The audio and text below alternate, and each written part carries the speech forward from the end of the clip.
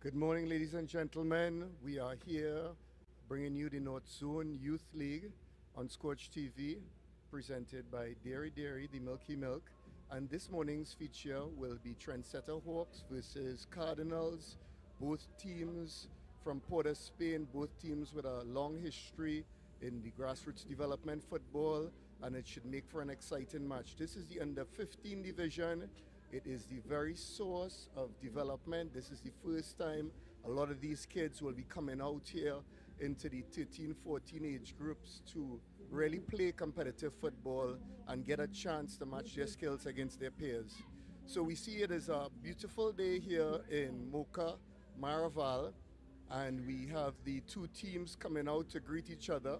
They're both from the Port of Spain and environs. They've played each other many times. Many of these players will be familiar with their rivals, either through school football or club football.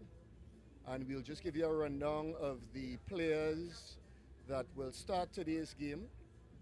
We have for Trendsetter Hawks, number 24, Amari Gay. Amaziah Riley, number 54. Domain Scott, number 29. Number 5 is Ajah Charles. Keelan Joseph, number 28. Kaim Atiba will be wearing the number 35 jersey. Kyle Padmore, number 16.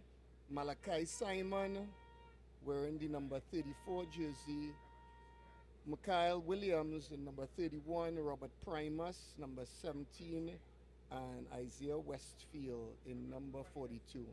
So that is going to be the starting team here. We see the Cardinals boys getting ready to play. For Cardinals, starting in today's lineup will be Akil Williams, number 19. Angelo Fairchild, number 6. We have Dominic Voisin at number 2. Dante Simmons, number 7. Daniel Rodney. And Kamani Jordan in goal, number 1. Naeem Granger. Number 13, Obadiah Steele. Number 5, Samuel Winchester. Number 44, Johanse O'Neill, number 67. And Zane Boudou, number 17. Referee just making sure that everything is in place for the start of the game. We see the captain of the Cardinals team getting ready, organizing his troops. That's Angelo Fairchild on screen now, one of the leaders of this Cardinals team. The coaches today for each team, we have former national player and now coach Travis Mulrain will be coaching the Trendsetter Hawk team. And for the Cardinals team, we have Michael Tinto who will be coaching them. So we expect an exciting matchup. As I said, these teams, these players know each other. They have competed against each other for the club at grassroots level and school. So we expect an exciting game. A lot of fans here to watch this matchup. Earlier we had City play Project Pro in the under 17 division, and we expect an exciting game here in the under 15 division. So Cardinals is going to touch off the ball. Just waiting on the referee to set things in motion.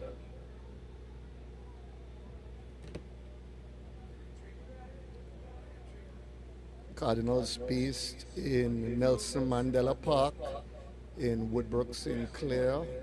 And Trendsetter Hawks, a legacy team trained in the Savannah, founder Coach Dada, who many of us know. Dada has been looking the same age for the last 50 years, so we're not exactly sure, but definitely a mentor in youth football, responsible for a lot of the talent that has come out of Trinidad and Tobago. And Cardinals, of course, led by Coach Jassy. He's grown his club very organically over the years and now have over 150 kids under his guidance. So the game is off. The first couple minutes, both teams will try to establish control. We always have to keep in mind this is development football. So just like we see here, the idea is for these kids to express themselves, not get overwhelmed by tactics, and really enjoy the game that they practice during the week. Cardinals start off trying to establish a rhythm. Dylan running down the line, powerful player. Nice cross, but it is blocked off. And Cardinals still maintaining possession. Trendsetter Hawks just observing, trying to be cautious. Nice tackle there by number 11 for Cardinals. And it's going to be a throw-in. Puts it down the line. So with these under 15 games, the first 10 or 15 minutes, first 10 minutes often you find these players trying to get a rhythm. There's always that excitement at the beginning of any of these games for kids this age, excited to come out here and play Northzone League football.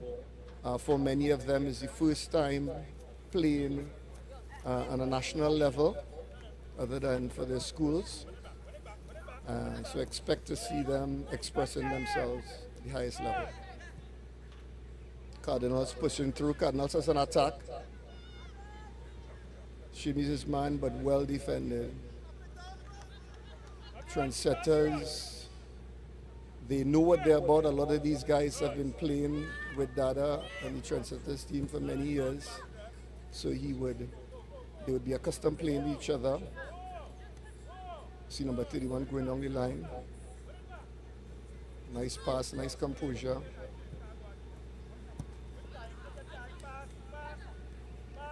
Now we have Trendsetter Hawks now starting to get a rhythm, now starting to take control of the game. And the first shot on goal for the day registered by Trendsetter Hawks. Nothing to trouble the keeper. Warm up his gloves a bit. And the first infringement. No malice in it, a high foot. All part of the game. Direct kick, and Trendsetter is going to try to now make the impression on the game.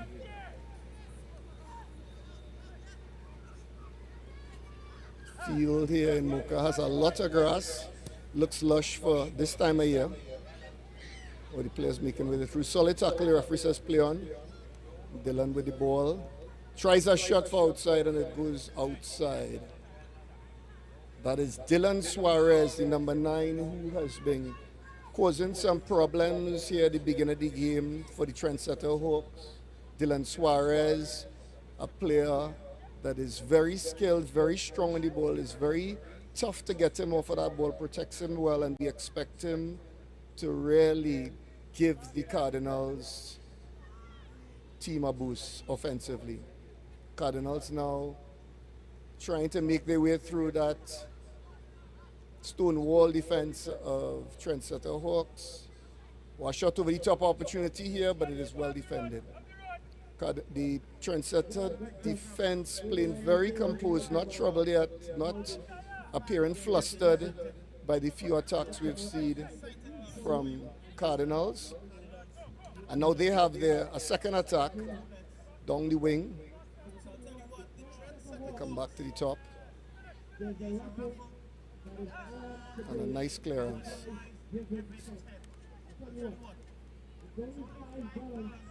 So this game's still sort of settling in.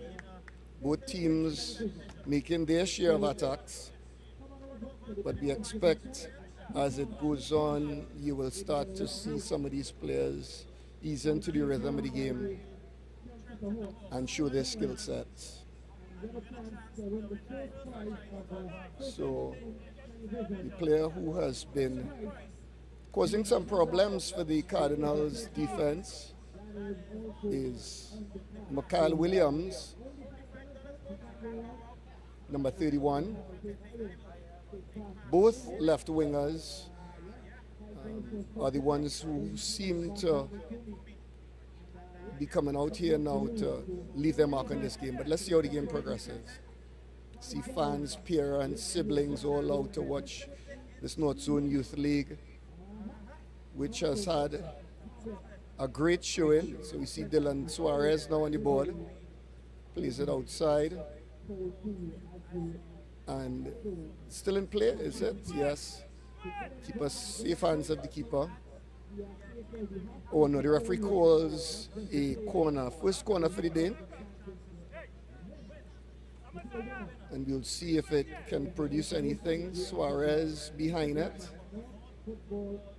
But he leaves it for his teammate to kick. Keeper setting up his defense. Waiting on the referee now to set things in place. First corner of the game. Nice corner, first post, and the keeper is safely behind it. Tall guy, easily 6 feet for such a young age. And he dumps it up, but the attackers for Trendsetter, and it is going to be a throw for Trendsetters Hawks. That was Amaziah Riley, was checking himself after that tackle, being welcomed into the defense. Seems like he's okay though, but it stung a bit. Oh, it's going to be a free kick. Won his team a free kick. Team setting up. High ball over the top. Early, dropping a little deeper. Dropping a little deeper to get himself in the game. Another long ball. And that is headed out. It's going to be a throw for Trendsetter Hawks again. So both teams still a very competitive game. Neither team allowing the other to take control. Trendsetter Hawks are now in control. Trendsetter Hawks are now fully into it, expressing themselves. Some nice dribbling skills, but he has 4 defenders around him. Nippy player on the right wing. Just took the free kick there, took a very good free kick. And it's going to be a throw-in. And as Scott is going to take it, he goes short, his back is headed out. Less panic, is okay to make mistakes. And now we see a nice cross by Dylan Suarez.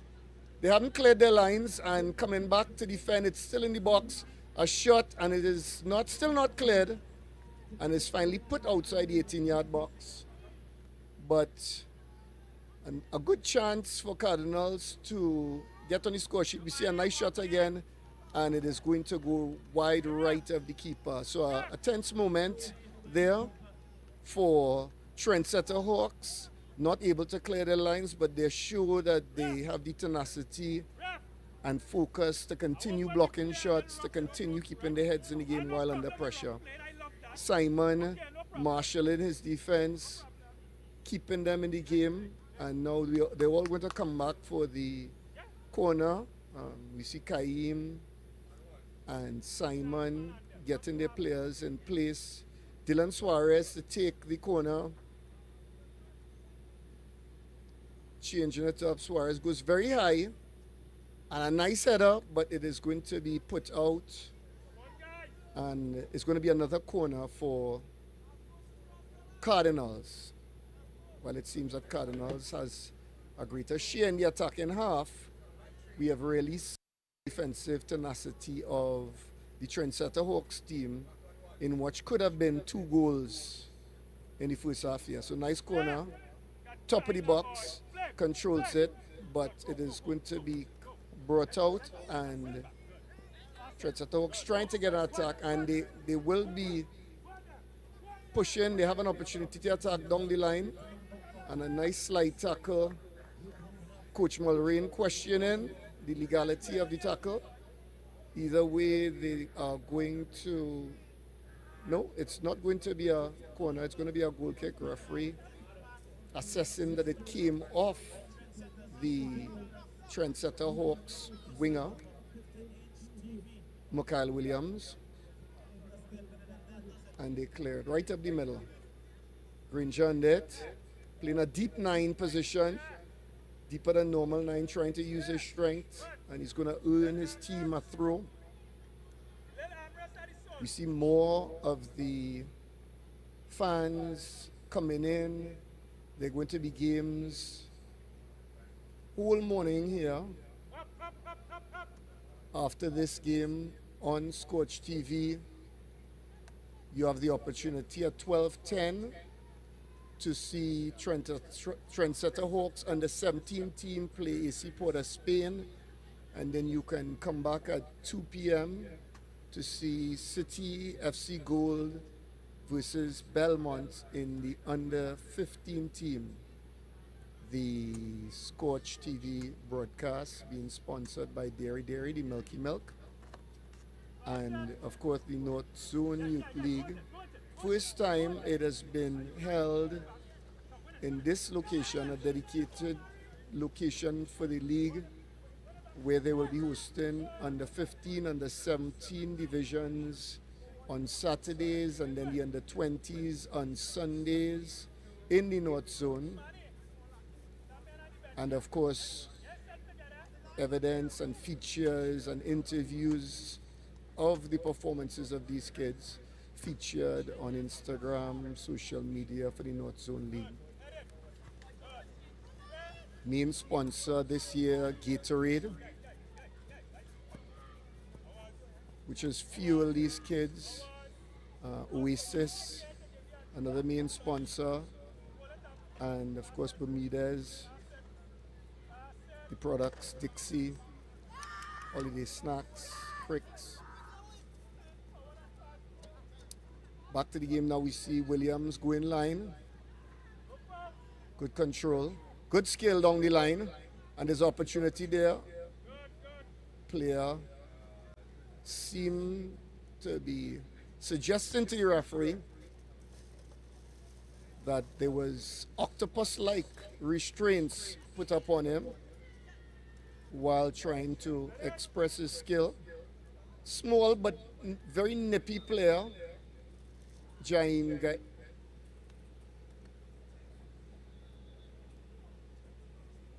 guy. Still looking around. He is focused on passing his man over the top. Granger with a head, and it is cleared. Nice touch over the top. Ball is, doesn't want to stay on the carpet. Ooh, nice cut off of a through pass. That could have been a one-on-one with the keeper had it not been intercepted by the Cardinals center back in this case. Sweeper. Ooh, some nice skill, but closed down. Cardinals playing a shot from outside, but it doesn't seem like they will trouble the keeper. That's Williams. Williams wants to get his shot quota today. He has taken the most shots for Cardinals, playing a little wider than Granger. And I believe we are going to see our first break, first water break, Oasis water break. During this break, coaches are going to give the players a little encouragement. We see Coach Mulrain seem to be firing up his players. And similarly here, we see Coach Jassy and Coach Tinto encouraging their team to remain calm. It seems players guzzling that Oasis water. It is currently 31 degrees in the shade here in the beautiful Republic of Trinidad and Tobago. Human service at the end of that first period, not the first half, by Dominic Voisin, stopping what seemed would have been a one-on-one with the keeper, Mikhail, for Trendsetters, was off to the races had he not intercepted. Trendsetter Hawks stoic defensively and looking for their opportunities in attack.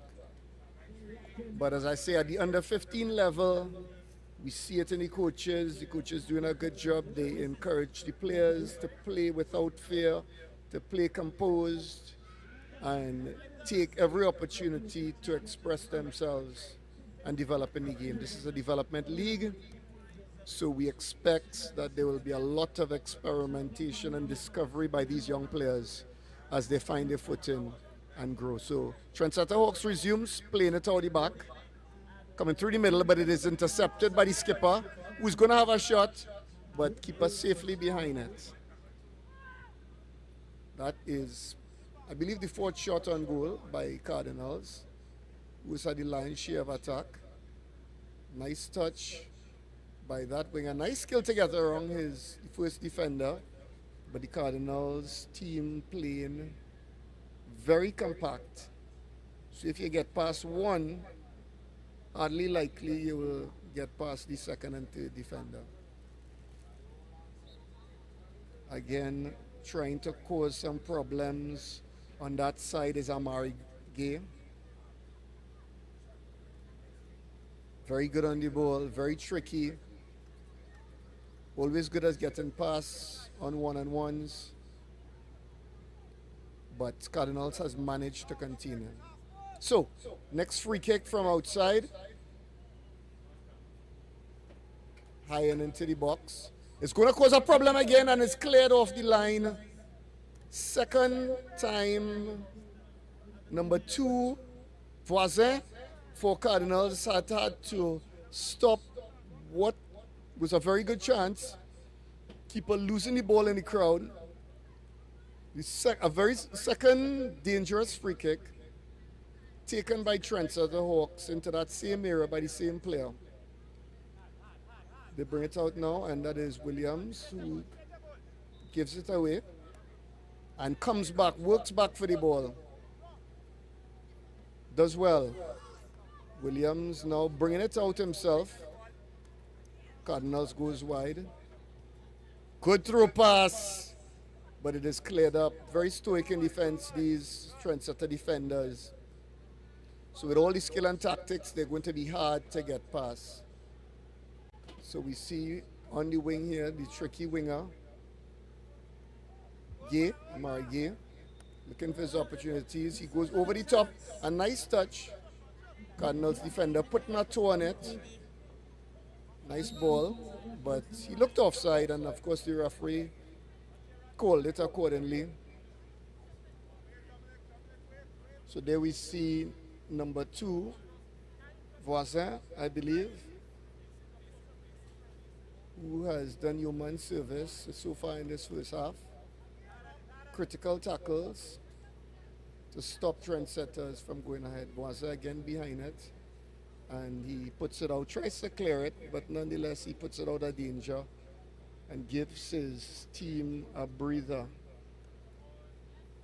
Trendsetter Hawks with the throws.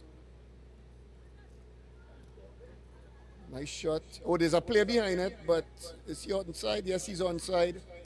And it is cleared. For a second, it looks like he was offside from where we sit in the commentary box. That shot was taken. I mean, in hindsight, he wished he had done a little better. But that's the game of football. That's Joseph, Taylon Joseph, registering a shot on goal. And corner to be taken here. Riley going into the box. Cross short of first post. And it looks like it is going to be a goal kick. Taller players coming back.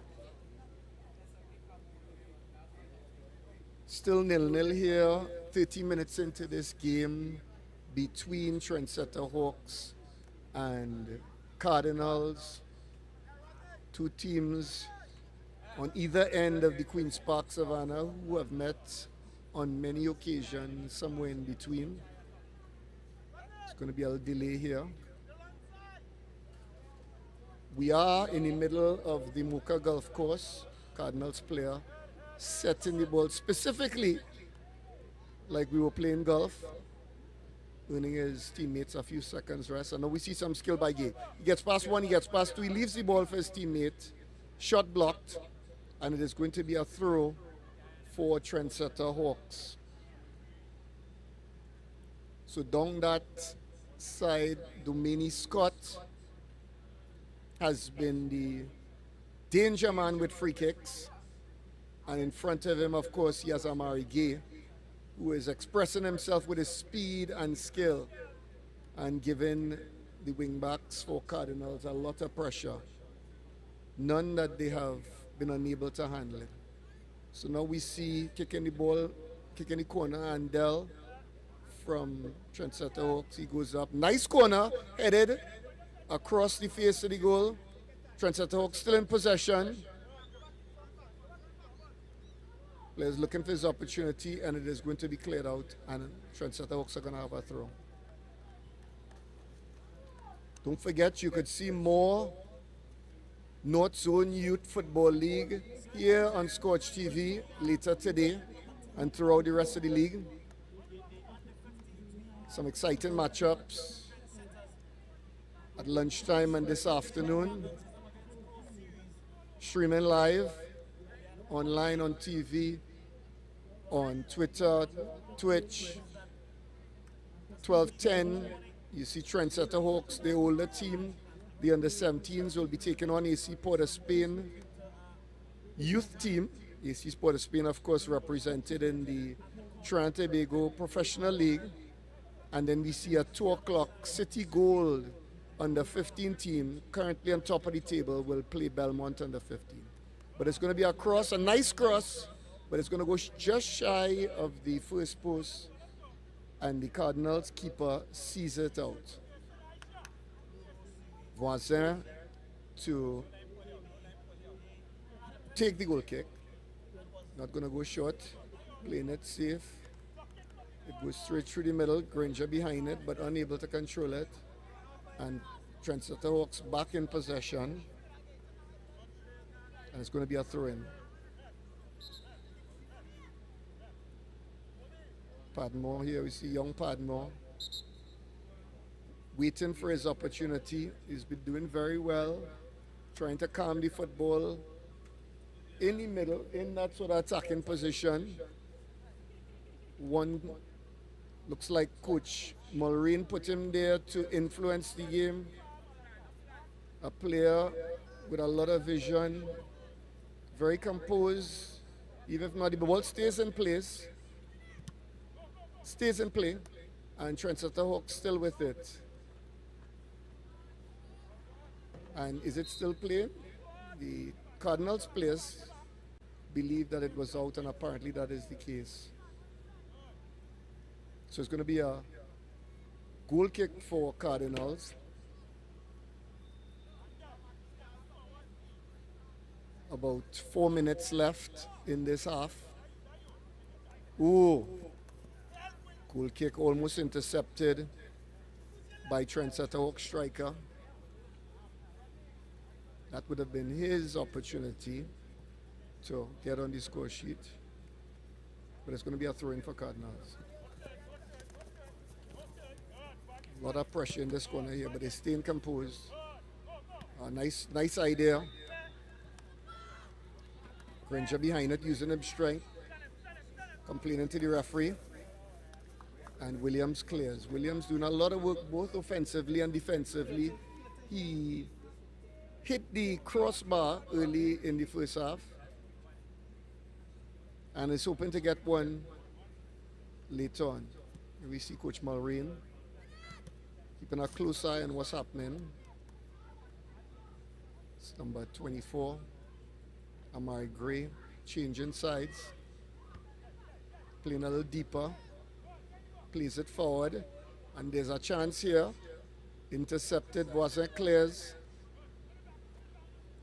And nice work there by Cardinals in getting it out. Very composed, they won't startle by the pressure. And they're going to earn a throw for it in the Trendsetter Hawks half. Here up in Maraval, surrounded by the Still lush hills of Marval, even though we are in the middle of the dry season. Dry season being late this year. Trendsetter Hawks. This man has been knocking on the door whole morning. That is Mikhail Williams. He had been dangerous down that left flank, and then later in the game, Coach Mulrain pushed him a little more forward, bringing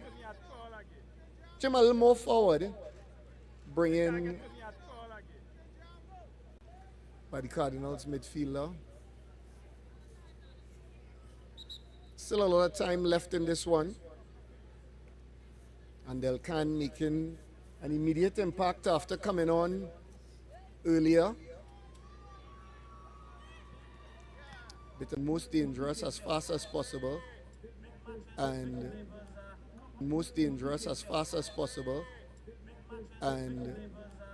the referee now reaching. It seems like he's reaching to his pocket, to Dylan Suarez. Didn't see much in it, but given that he has had a few infringements against him, I guess the referee is hoping to throw some cold water on his approach to tackling. Suarez very strong on the ball. A nice shot, and it is going to whisk past the far post. Cardinals keeper seemed to just have the body language that it was never troubling the goal. Either way, it's going to be a goal kick for Cardinals. Cardinals pushing up. They want that ball in the half where they've had the possession, opting not to knock it out the back. They do not trust the service perhaps, but they have really been most effective in the Trendsetters half of the field. Good tackle. Suarez on the ball. Suarez goes past. Goes past again.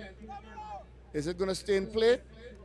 The Trendsetter Hawks trying to put two players on Cardinals, but he has the ball.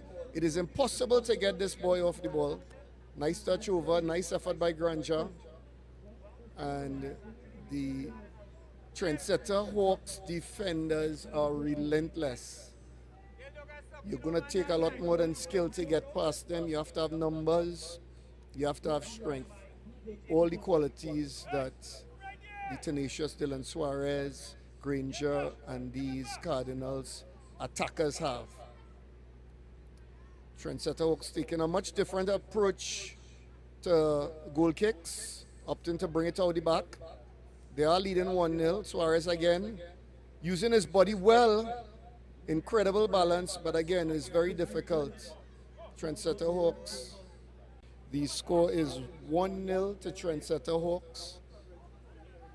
The goal scorer for Trendsetter Hawks, Mikhail Williams, placing with his right foot in the far corner. The Trendsetter Hawks team growing in confidence, but Cardinals continue to press.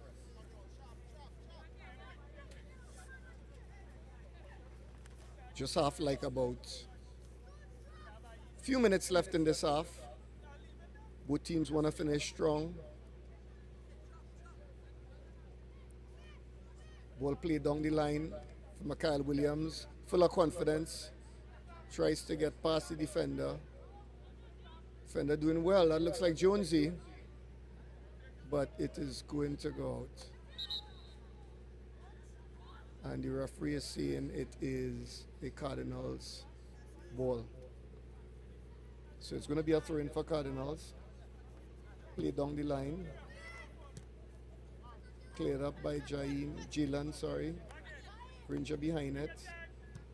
Tries to head over, but he was the most advanced player. The ball up in the air.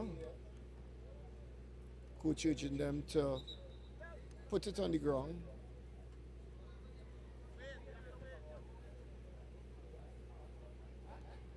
Referee taking a second. The defender. Jonesy goes long. Goes over the top. Granger's behind it. But is he going to get it? Yes, he's going to get it. And he's going to earn his team a corner. So Jones making an impact. after coming on for Cardinals. Number 8, very lanky, skillful player, good with his feet, and we will see the kind of pressure he could exert. So it seems like the referee is saying it is a goal kick instead of a corner. It came off Granger, and the keeper looks 6 feet tall, but he could be 10. They played back, and that is going to be the end of the first half. A great half of football for these under 15 players, showing their skills, showing their tenacity. 1-0 is the score to Trendsetters Hawk, scoring in the 37th minute. Cardinals had their chances, hitting the crossbar and exerting some sort of dominance, showing their skill. Here we see the shot first half off the crossbar. The keeper could have been 20 feet tall and he still will not have gotten it. And in that case, the crossbar saving them. You see some more of the highlights here, most of which were Cardinals, but the important ones, of course, right here we see Mikhail Williams slotting corner pocket, 1-0 Trendsetter Hawks. In the end, the only stat that matters in football.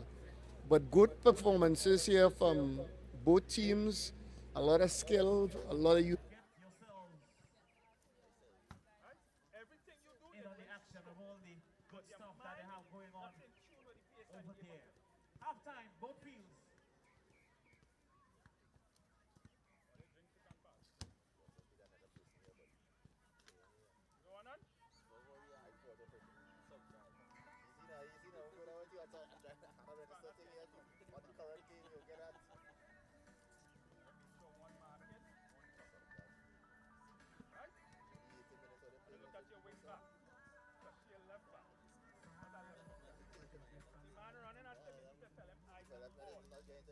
Same thing from center back. They're not helping him.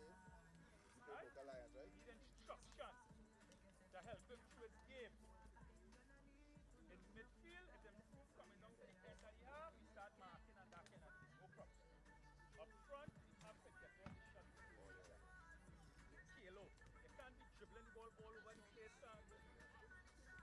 Control, pass, look for the space, then you do it. Sometimes you have to go line. You're looking for the cut. So 2 men, you wing back, gain you the line, and our next man come and help you. So they're looking for you to cut. What? Yeah. And go line. And then you can cut back and left. But all your one-dimensional, look at you looking all over the place. No focus at all. Don't worry, you bring in more players and more players. He'll always big ball. Right?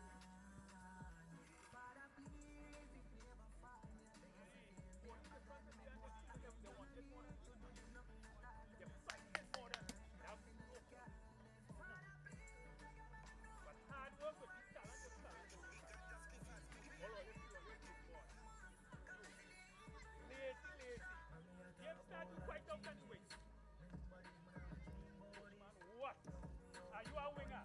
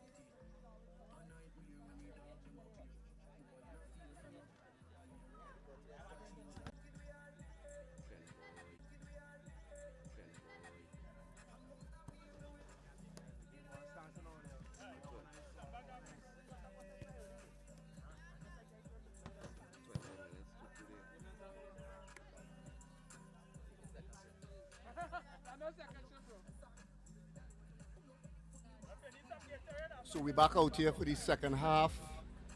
Cardinals versus Trendsetter Hawks in the under 15 division of the Northzone Youth League. Cardinals down 1-0. And Trendsetter Hawks are no doubt going to try to expand that lead that they have. Well taken goal by the striker, Kyle Williams. So some changes made by both teams. Officials taking their time. I guess it's sunning that hot. And here we see our sponsors, 3 gold sponsors. Holiday Snacks, Dixie. Cardinals will have to make a comeback in this game. So it's going to be a free kick for Trendsetter Hawks.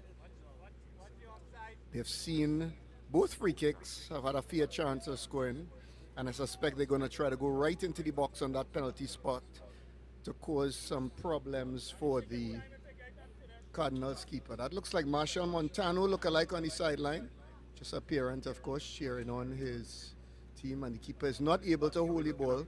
And he's going to continue pressuring the corner. And he is he going to be rewarded for it? It seems like the ball went out. Good job, keeper. That's exactly the sort of risk taking we want to see. No fear at this under 15 league. And see what call the referee is making here. Of course, Coach Tinto has a lot of questions. Not sure for who, but he has his questions. It's going to be a corner.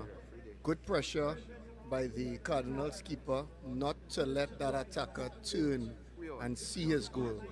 He doesn't want him to score in his goal, see his goal, smell his goal. Pressure. So it's going to be a corner. Referee is back to the goal, back to the kicker. Not sure why.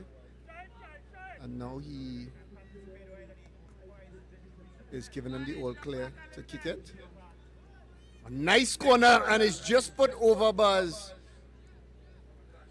That player, you see the expression on his face 3 yards out. That was the one he was going to tell his schoolmates about.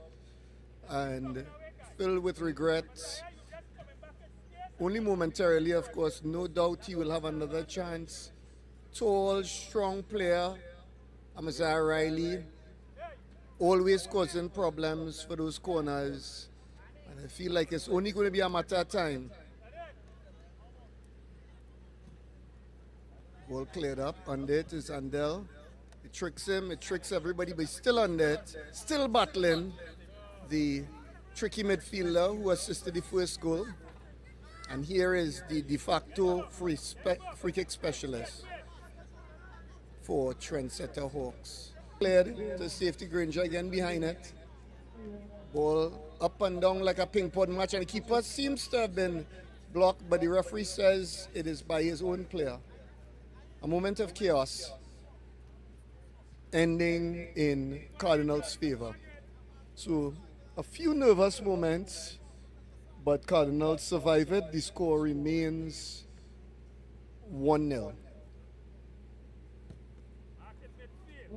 So Cardinals sticking to their strategy, going long, putting the ball in the part of the field where they have found some measure of success.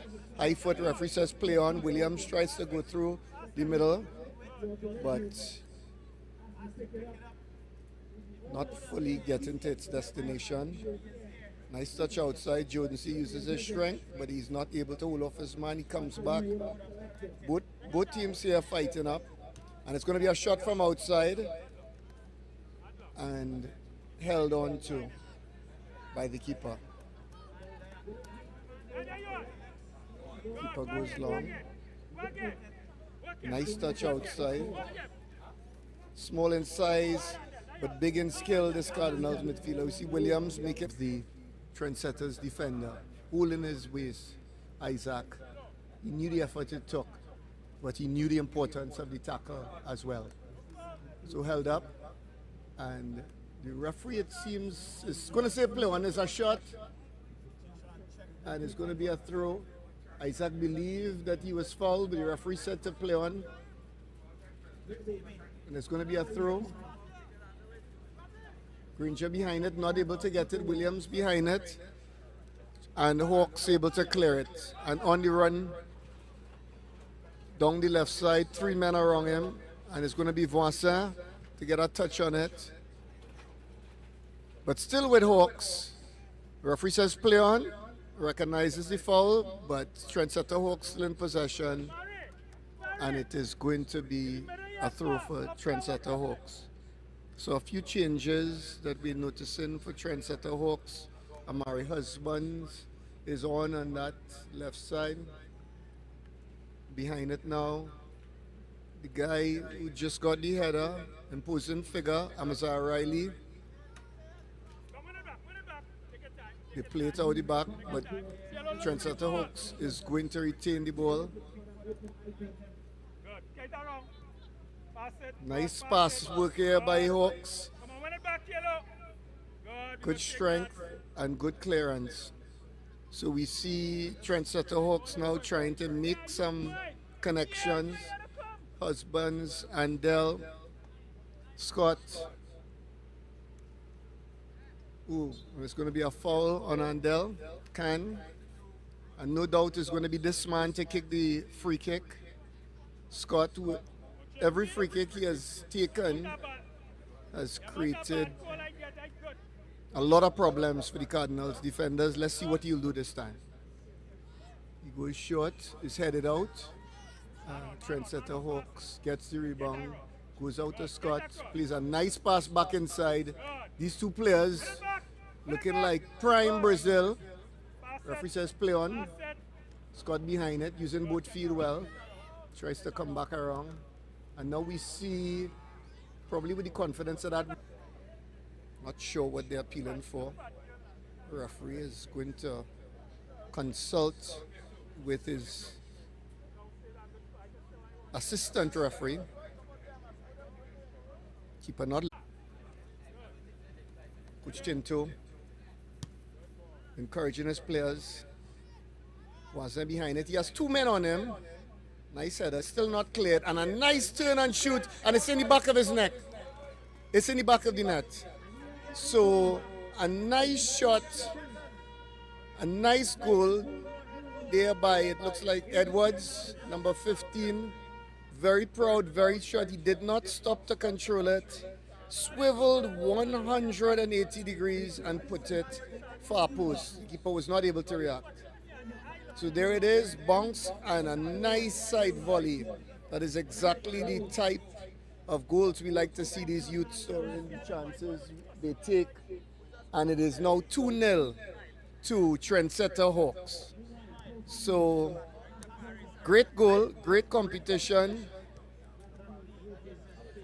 And we will see where this takes us. Wazin encouraging his keeper to come. Keeper did not get the call, but saw the text message.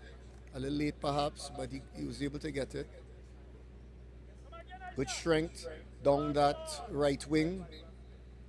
But again, this Trendsetter Hawk team, they are tenacious. You may beat them once, but they will come back. And now we're going to see a long kick into the middle of the field. Intercepted by Trendsetter Hawks. Attack played down the line, and now we have Voisin behind it. And he puts it out to his man Jonesy. Jonesy using his strength. He gets past one. Jonesy gets past two. He makes a nice pass. I don't think his teammate was completely ready. Spending time perhaps admiring the skills of Jonesy going down that line. And by Jonesy, of course, we are referring to the number 8 player on that wing, that right back, right wing position for Cardinals. Good touch there by Granger under pressure, but it's recovered by Trendsetter Hawks. Granger under it again. And these players are now getting their shot quota up, getting their numbers in. Trendsetter Hawks, after the success of that first swivel and shoot, have decided they are going to shoot and take their chances. Scott tries to go outside, and now he's behind his own pass, trying to get it. And nice pass forward. Clearance. The game just exchanging control, each team trying to get a hold on it in the second half. No doubt the tank is at half tap, so they don't have the energy that they came into the game with, but no doubt they have the will, especially this Cardinals team who wants to find a couple goals. So we see young Dylan Suarez, after getting a little rest, back into the game. One of the more dangerous players for Cardinals in the first half. Going to try to change their fortune out here. Williams behind it. Jonesy. Jones getting around one man. Makes a through pass to Dylan Suarez. A little short to him. And they're going to look for Suarez now that he's back on the field. Nice touches. Williams behind it. We know what he can do shot-wise. And this one goes over the goal. But Williams coming the closest to scoring for Cardinals in the first half. Off of the crossbar, Bruce Williams. Keeper fetching the ball from the lush background of the field. Just north of this field, we have the upper field in Foundation Park. Both fields hosting matches in the Northzone. Nice foot skill, but equally matched by the Cardinals defender. Seems like the referee has called a handball. Williams giving his opinion on it, albeit respectfully. Let's see what will come out of it. It's going to be a free kick for Trendsetter Hawks. 56 minutes gone. We play 40-minute halves here at the under 15 level in Foundation Park, Maraval. Out by Jonesy. One of the taller figures in this fixture. Of course, along with Riley and Williams.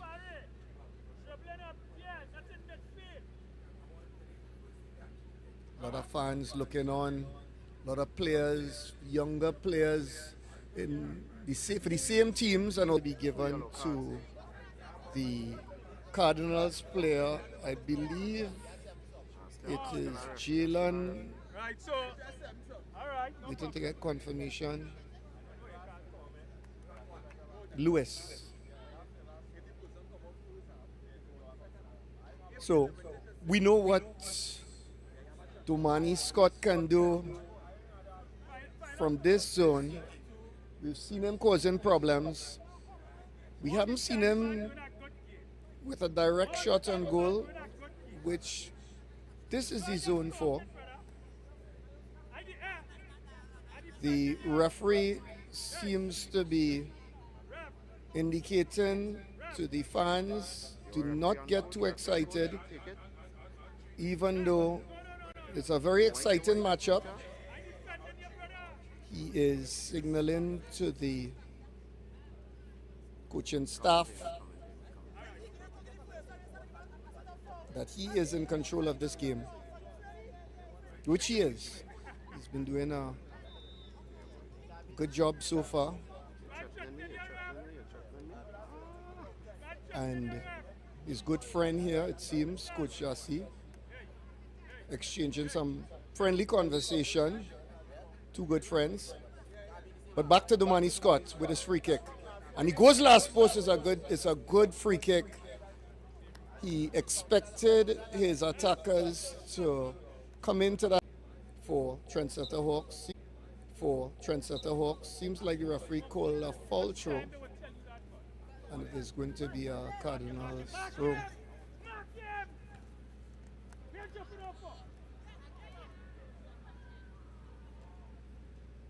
So Trendsetter Hawks trying to make their way through. This man Voisin said no, and they respected his decision. Williams, Jocelyn, the ball is down the line for Williams. He has Suarez with him. He tries to play it in, but well intercepted. This Trendsetter defender acknowledging that that is his job. He has one job, and of course he's going to do it, despite it being a very good attacking idea. So a throw in by Jones. It's headed back, up in the air. Jalen Lewis tries to. Seems like there's a head collision between the two players. With that shot, referee has called on the officials, of course, with head collisions.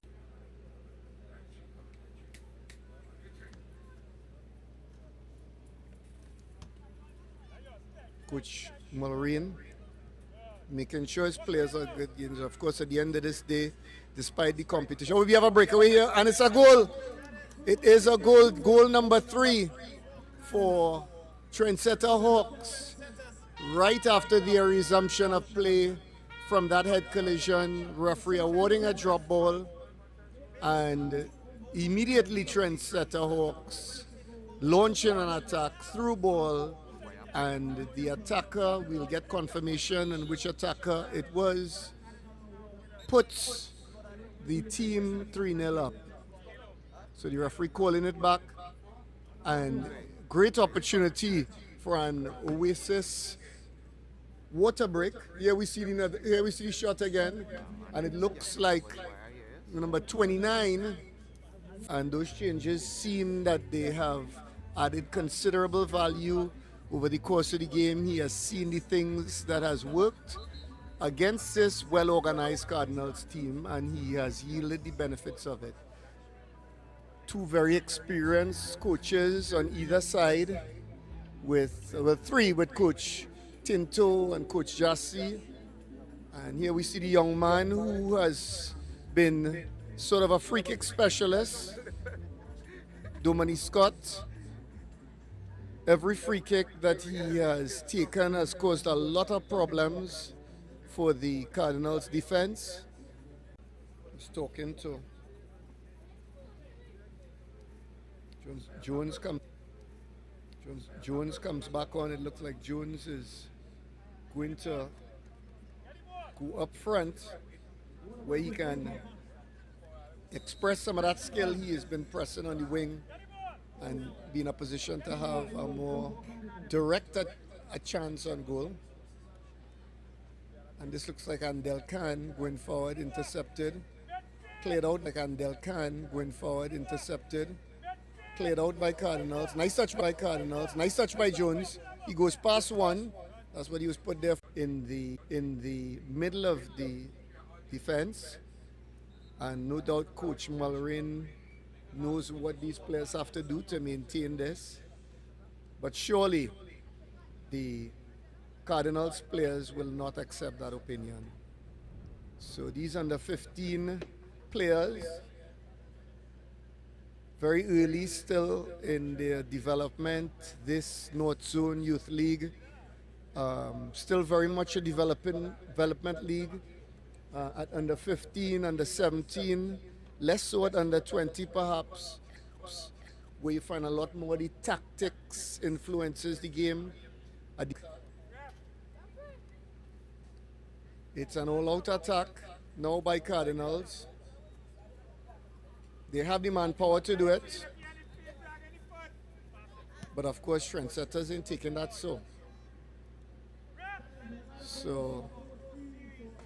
Voisin doing human service again, very difficult player to pass. Good human service again, very difficult player to pass. Good strength though. a different route than he expected. And down this line now, can't see who that is from all the way in the commentary box, but it's going to be a Trendsetters attack. A nice cut and turn, and a shot a bit high.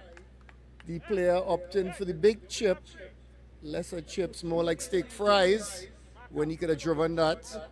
But still, good skill for him to cut in and hit. That is Edwards.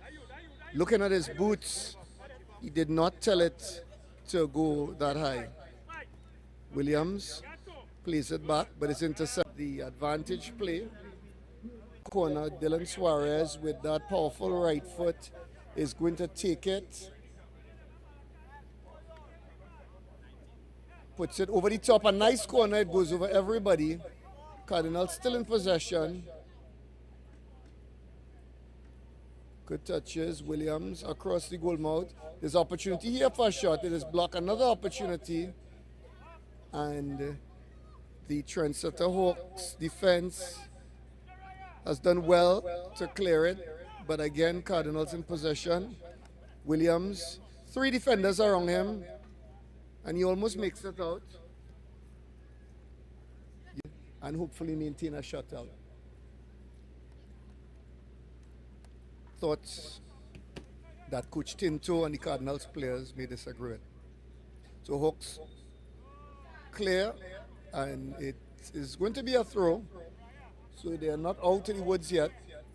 We currently have 7 more minutes, and any time that the referee may want to add on. Jones is behind it. Nice turn by Jones. Oh, is the referee going to say play on? Yes, he does, but there's still opportunity here for a shot. And it's a shot. He doesn't hold it, but it is cleared out. A good strength. And that is number 51 for Trendsetter Hawks.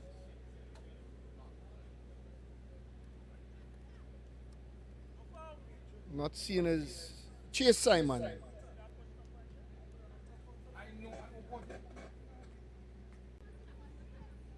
Cleared out. Dylan Suarez behind it. Nice back heel. Suarez tries to go up the line, but Domani Scott says no. And it is going to be, I believe it's going to be Cardinals ball. Dylan Suarez, we see here, has been very effective very early in this game. And they brought him back to exert some pressure on this Trendsetter Hawk defense. But a flick over the top and one-time shot, which served him well earlier with over 200 players in and out of this zone for the different teams in the North Zone. Despot of football talent. And Cardinals taking their time coming out. Tired legs. This defense has done a lot of work. Ball up, Cardinals behind it. Good tackle. But I believe it is going to be Trendsetter Hawks ball. Trendsetter Hawks, no doubt, being 4-0 up, will now have the confidence to put the ball down and play it, something Coach Travis Mulrain will encourage. But this man is on a different mission. He earns a foul, and the referee is showing the yellow card, rightly so. No malice in the tackle, but sometimes you have to tell a man slow down and line a little bit. And it is going to be a free kick. Straight into the hands of the keeper. And now Trendsetter Hawks not taking any chances, keeping the football in the Cardinals' half. For Andel Khan. Nice corner, first was nice corner, but it is stopped. And now Dylan Suarez, showing his strength, touches it wide, and they're going to get it through. So, just about 2 minutes left in regulation time. Damani Scott clearing, not allowing the ball to go up the line. They pass it into Jones. Jones tries to come around, but it's stopped. Cleared out. No team has possession really, but it seems like the referee is calling a free kick in favor of Cardinals, it appears. Jalen Lewis behind it, calling for the ball. Wants to get this going on quickly, give his team a chance to score a goal. He's going to go long. Skillful midfielder, Jalen Lewis. A lot of touches. He's done good work out here today in the midfield. There are going to be 2 minutes of additional time to be played after the 80-minute expires, and we'll see if it will be enough for Cardinals to find their self on the score sheet. Dylan Suarez not going to get past Trendsetter Hawks midfielder. Now he still has it. There are 4 players around him, but he still has possession. He tries to go around, but a nice slide tackle by the Trendsetter Hawks defender, Mark Clement. Coach Mulrain just doing the referee a favor, letting him know the ball went out. Part-time referee, part-time linesman, assistant. The referee holds the game up a minute. Seems like a change is going to be made. We're going to get at least 2 minutes of time added on. And we're going to resume with a throw for Trendsetter Hawks. Down the line, over the top, and cleared out. Suarez tries to get under it, but doesn't get there. So this has been a good competitive game of under 15 football. What we have missed in tactics, we definitely made up for in skill. These players have given us a lot to look forward to at, of course, older divisions and ultimately at senior team level in Trinidad and Tobago football. And they have showed us, not just in terms of their effort and skills, but also their tenacity, which is exactly what you want to see at this age in youth football. So now, Trendsetter Hawks looking for a 5th goal, but are not going to find it. So that's going to be end of today's game. Trendsetter Hawks winning this one 4-0. A great game of football by these young footballers from the North Zone of Trinidad and Tobago. Trendsetter Hawks, of course, slowly growing into the game. Travis Mulrain, very experienced player and coach, knew what was up against him, knew Coach Jassy and Coach Tinto. These teams have played against each other a lot in the past, and we got a good game of football, which is exactly what we wanted to do. So, Scorch TV later today, don't forget, after this game, immediately in like the next 10 minutes or so, we will be broadcasting the Trendsetter Hawks older team under 17 against AC POS Spain. And at 2, you can see City FC Gold, who are currently on top of the under 15 division. They're going to be coming up against Belmont. This broadcast, of course, brought to you by Dairy, the Milky Milk, and the Northzone Youth Football League, of course, main sponsor, Gatorade, and we also have Flavorite, Oasis, Fruitopia, Graphic House, Screen Vision, Be Creative Designs, Food Express, Kiss Holiday Snacks, and Dixie. Here today at Foundation Park, we also have a lot of food provided by Food Express, some great food, smoked barbecue ribs, barbecue chicken, fries, pies, and assortments of drinks. A great venue for youth football, a great family venue to watch football. brought to you here by Scorch TV. So a great game at the under 15 level, 4-0 to Trendsetter Hawks, and stay tuned for the next fixture in the next 10 minutes.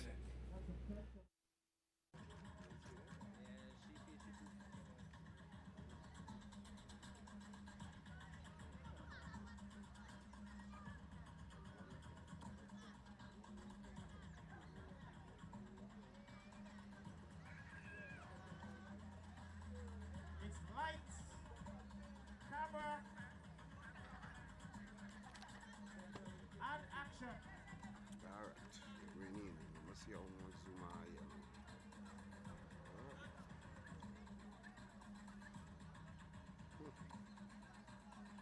Well, almost.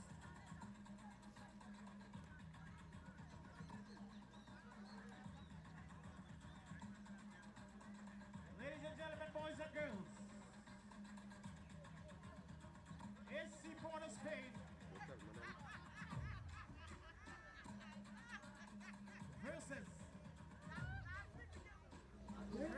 Welcome to the Trinity College Mocha grounds, better known as Foundation Park here in Mocha, Trinidad and Tobago, as we get ready for Northzone football youth action. It's under 17 and it is Trendsetter Hawks versus AC POS Spain in the TTFA Northzone Youth Football League 2026. We are here live on Scorch TV. It's Liu Chin here in commentary alongside Joshua Fletcher. Joshua, a massive game here, the second game of the afternoon. How excited are you for this one? Well, Leo, I'm very excited. A lot of talent on both ends of the field. It will be a great game, two strong opponents. Looking forward to a great showing of football.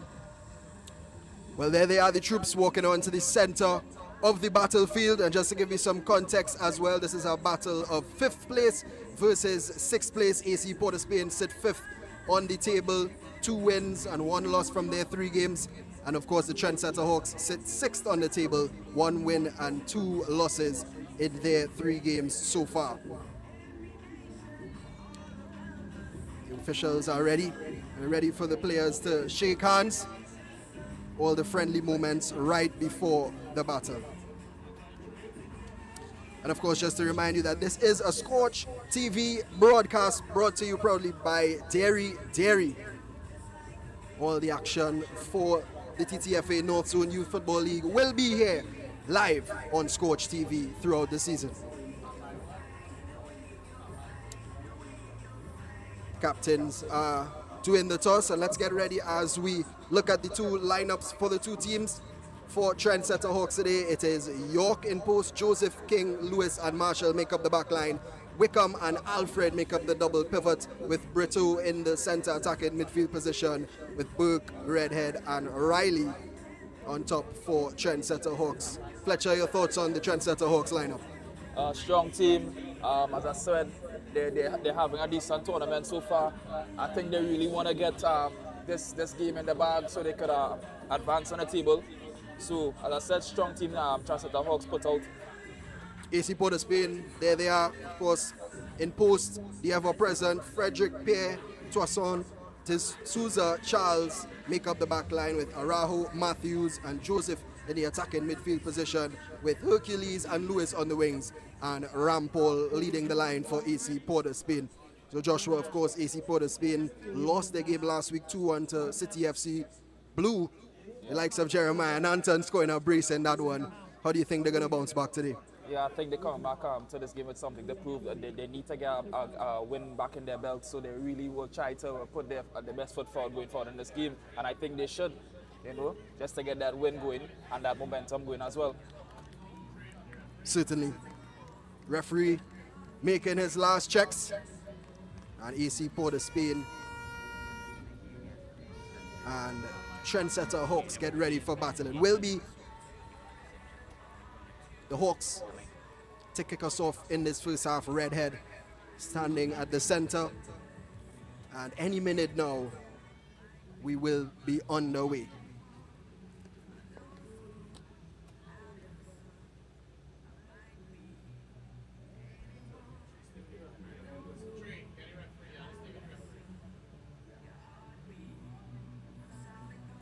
course, the second game for the day, and the referee has gotten things underway, and it is Trendsetter Hawks who start off action for game 2 of under 17 Northzone Youth League action here on this 28th of March, Saturday. Joshua Fletcher.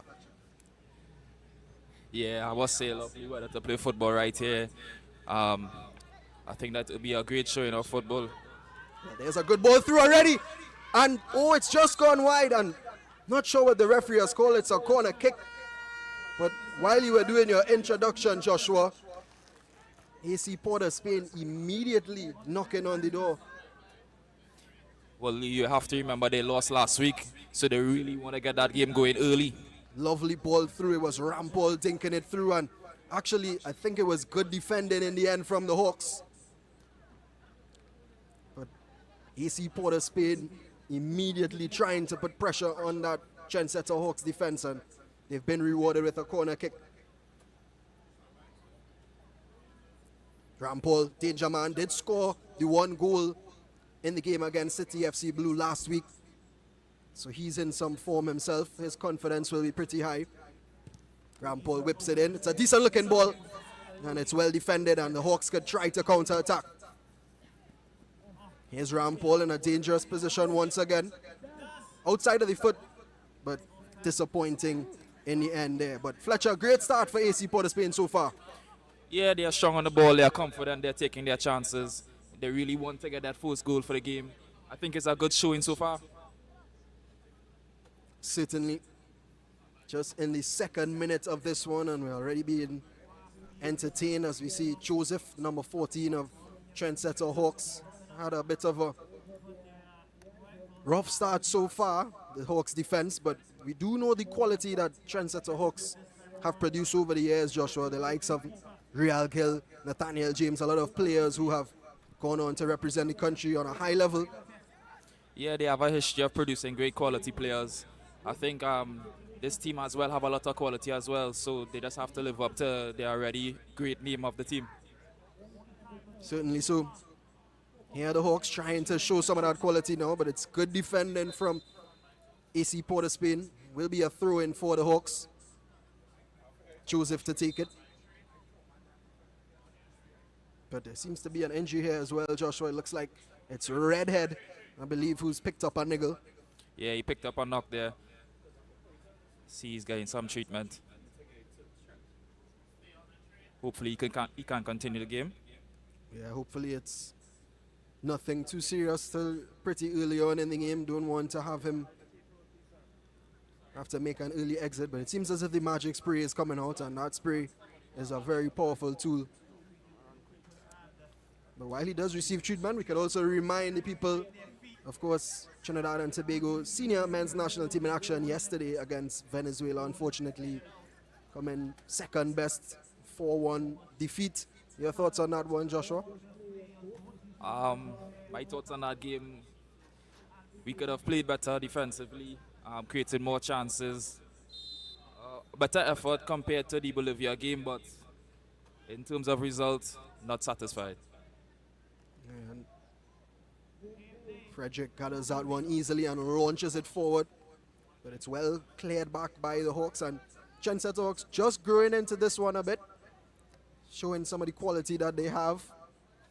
Yeah, Leo, you could see it's a really physical game in the middle of the field there. Absolutely, and here are the Hawks trying to build in the midfield, just composing the ball a little bit. Good possession and given away, and further cleared by the AC Port Spain midfield. Bit of a scrappy passage of play there.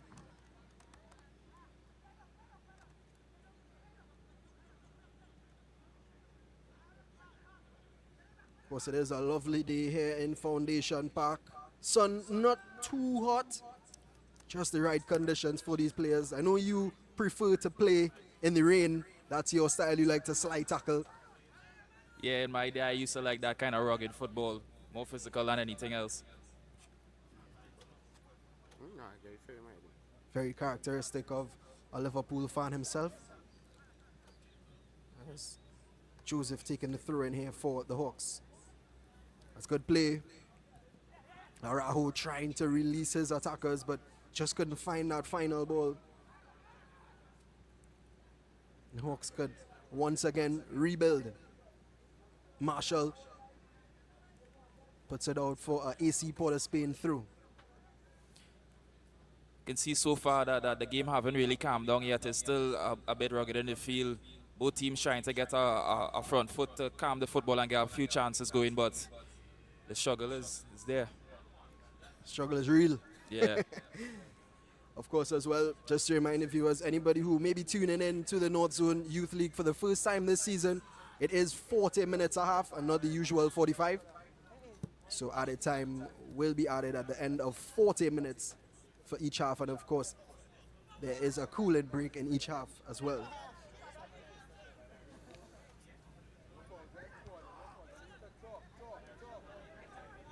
But you're right, Joshua, ever since that first opportunity that AC Port Spain had, really both teams have been a bit scrappy. Yeah.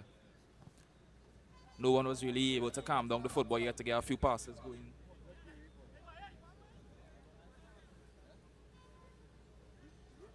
We did mention, Joshua, the national team, and this is really the foundation of it all.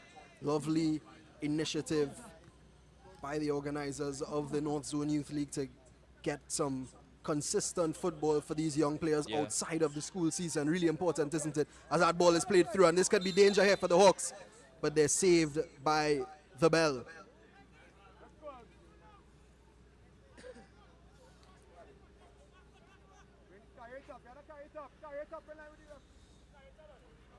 But yeah, Joshua, really good to see these guys being able to play some high-level football throughout. What's the importance of match sharpness for these young players? You know, I think, you know, this is developmental football. You know, these players need this, as much game time as possible, as much experience under their belt going forward, because I'm sure all of them have dreams to play professionally. So these games are fundamental, you know, helping them work on the basics and even improving on their individual skills as well as a collective team. Well said. And of course, the competition is also good for their growth as players as well. This pair right back for AC Port Spain, taking that through in there. AC Port Spain still knocking on the door, and also a Trendsetter Hawks as well. That one is cleared out, and a throw in and a good position here for AC Port Spain. You know, one thing I can say about Trendsetter Hawks so far, that they are defensively sound so far. Even though AC Port Spain is trying to create chances, they are holding up their end and doing a great job defending. Yeah, for sure. A lot of high expectations, as we said, of this Trendsetter Hawks team. We know the players that they have been able to produce, as I mentioned earlier. Pair with a long throw. And comes to nothing as goalkeeper collects it, but actually the referee has signaled for a corner kick, so it's going to be another opportunity here for AC Port Spain.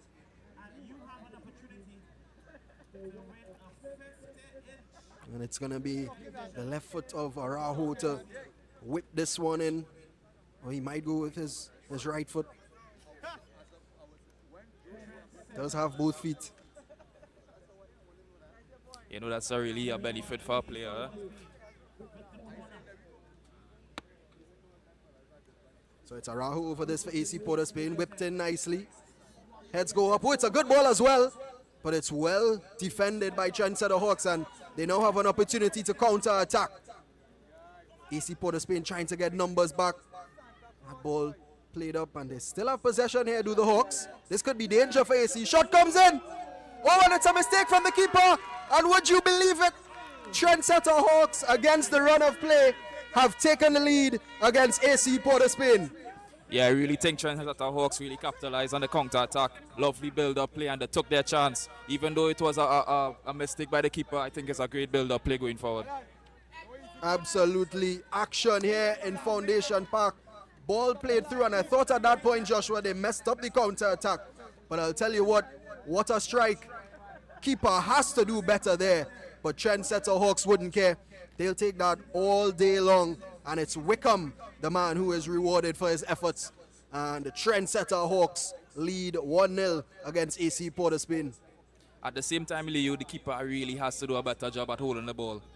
And another mistake here. This could be more problems for AC Port of Spain.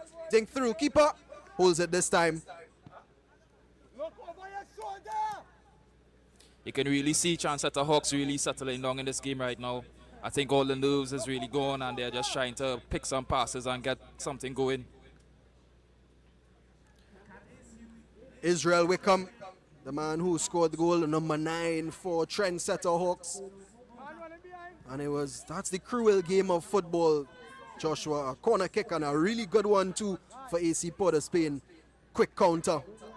And a sucker punch for the boys from Port of Spain. But can they respond here? Keeper is off his line. This could be problems. And it's 1-1. Would you believe it? Well, the referee has blown his whistle. Not sure what that was for. Still has the whistle in his mouth. Just waiting on confirmation, but definitely isn't a goal. Might have been offside or something. Let's take a look and see. Ball played over the top. Didn't look offside at all. Keeper slipped actually. And I'm not sure. Maybe the ball went out. Or did it even go in the goal? Yeah, it is a possibility the ball might have gone out of play. I think actually it didn't even go in, Joshua. It didn't even go. Look at that. Wow. Well, that's just how it is sometimes. So, TRENDSETTER keep their lead. But a good response from AC Port of Spain nevertheless.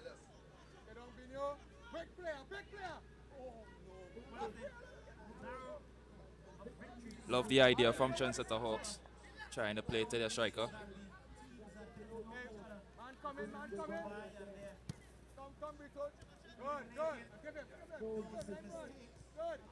This is good play. They really have improved since scoring that goal. That's a lovely ball through. Here's Burke. Good defending though from Toussaint. Still battling the Hawks. It's a very fierce encounter here and they're rewarded for their efforts, the Hawks. Here's the goal scorer once again. Has a strike. What a tackle actually though. Don't think it was the tackle I thought it was, Joshua. That was a dangerous tackle. And a free kick in a dangerous area. You do suspect that they will probably go to goal here. Frederick had a shaky start to the game, so they're going to try to put as much pressure on him as they can.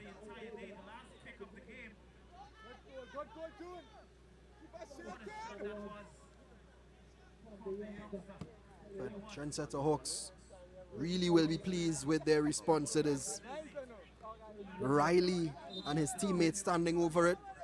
Will it be the left foot of Riley?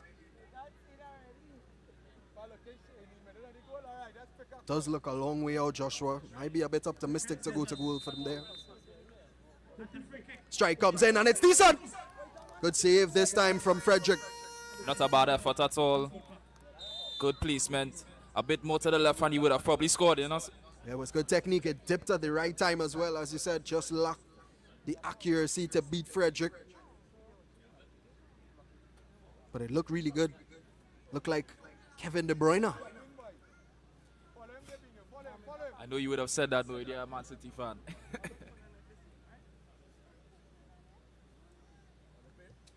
AC Port of Spain really need to find an equalizer here, because if they don't, you do figure that TRENDSETTER Hawks will extend their lead. They have looked the more likely team in the past few minutes. And here they go again. It's a nice run.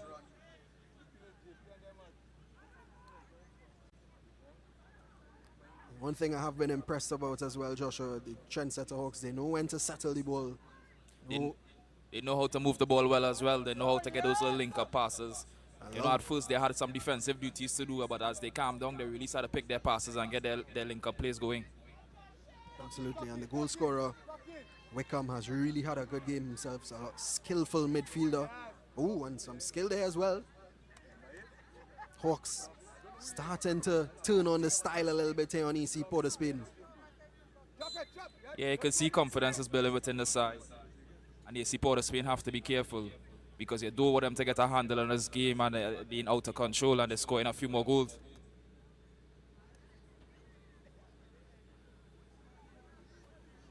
It's a free kick here for Trendsetter Hawks, and they can build from the back once again. Here's Joseph. Lovely skill in field. Thought about the long pass, but decided to go short. Got to his teammate eventually. Hawks trying to build something patiently, but Pear is there and he defends it well. Look over your shoulder,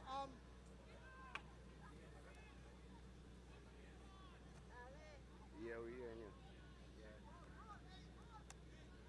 you. In no rush to take this throw in here at Trendsetter Hawks. They know they have the lead.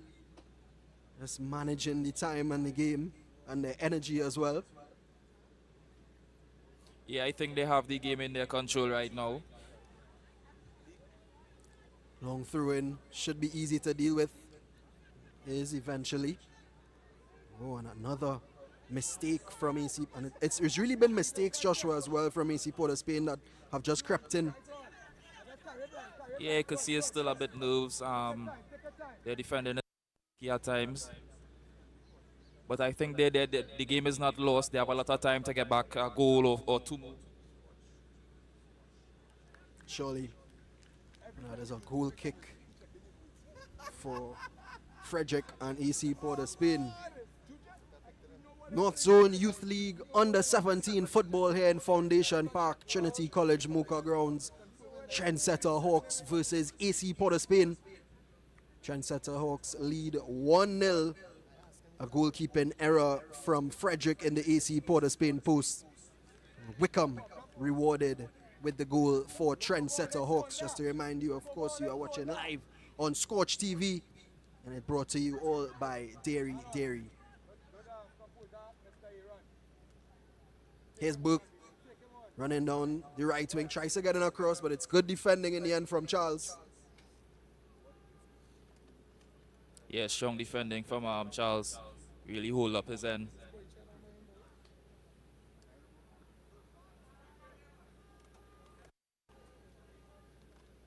AC Port of Spain actually the team that come into this game with the better form. 2 wins out of their 3. Hawks only 1, 2 losses as they have an opportunity here to score. Well, a lot of action in the box. Goes on top, shot comes in. Oh, and it's off the post. Danger still not cleared. Hawks. AC Port of Spain really have to do a better job of closing those spaces, not allowing the shot to go. But not a bad attempt by the Trendsetter Hawks again. Well, it is a corner kick for Trendsetter Hawks here, right? Joshua, they haven't been able to clear their lines comfortably this game at all.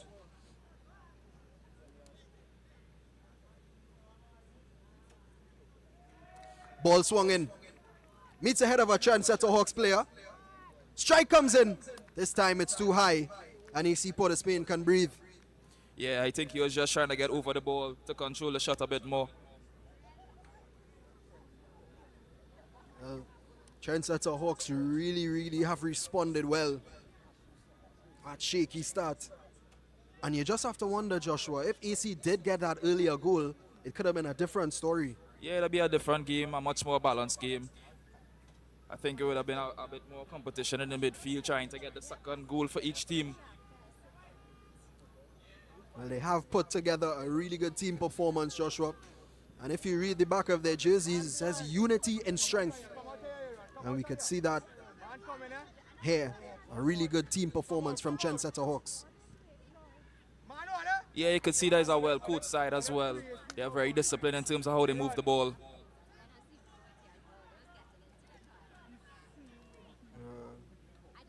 AC Port of Spain still trying to find that equalizer as we into the 20th minute of action in this first half. Ball whipped in from Pear. Keeper makes a meal of it, but it's cleared away. And it spins out for a corner kick. Dangerous ball in Motley. Well, once again, AC Port of Spain knocking on the door. Charles eager to take the corner, but leaves it for his teammate Rampol. Yeah, you can see Rampol is the more set-piece specialist.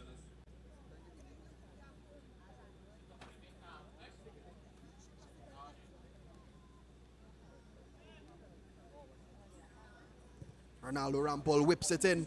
Nice ball as well. Again, That was defended nicely. Rampol thinks it back over, but yeah, he was offside. I think he knew it as well. Great defending by TRENDSETTER Hawks. Yep, and it is a cooling break in the 21st minute as we see the scenes here. Lovely shot of Foundation Park here, the Trinity College Mocha grounds. Joshua, what have you made of the action so far?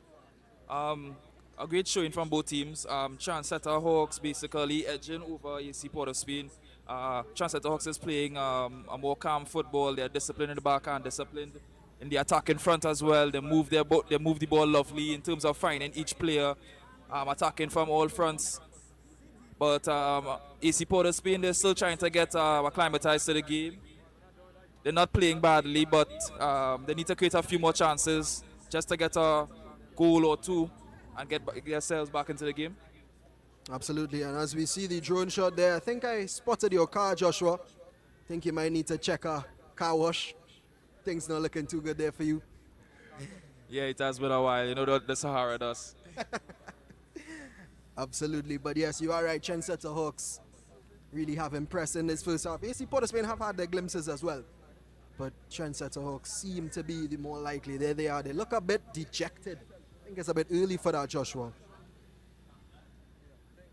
Yeah, you can see a bit some frustrations in the team, but I just think they need to calm the football, get a few passes going, get comfortable on the field, and they will see the openings, they will see the spaces. I think we are at the end of the cooling break. Referee has blown his whistle. Teams are getting ready to get back to action. What do you think the message would have been to the AC Port of Spain players from the head coach? That they're not playing too bad. They just need to calm down, look for the passes, knock around, just get comfortable, calm their football a bit, especially in the middle of the field, because that is where the struggle lies. Yeah, they do have a lot of quality. I think they also need to get the ball into Ronaldo Rampol as well a lot more. He is a danger man, as I said. Did score last week in the 2-1 defeat to City FC Blue.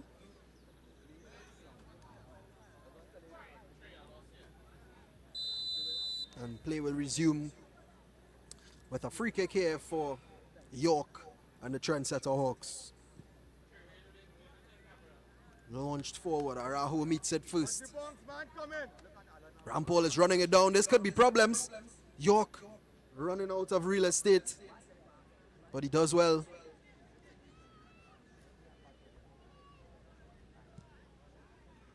Launches it high upfield. And another missed clearance by D'Souza. But he gets back possession in the end. Good skill. Yeah, confident defending by AC Port of Spain. Looks so far like that talk from their coach is really sinking in and helping them. That one whipped up. Oh, it's a decent touch. But Charles trying to clear it. Still bouncing around in the AC Port of Spain box. And yeah, figured that would have been a high boot. Free kick once again here for AC Port of Spain. But that's about the third or fourth time, Joshua, where a ball has been whipped in and AC Port of Spain just haven't been able to clear it. Yeah, they have to be the first to try to get to the ball, first ahead of the ball. Don't let it bounce, try to get it before it bounces. They have to remember, they have to protect their box.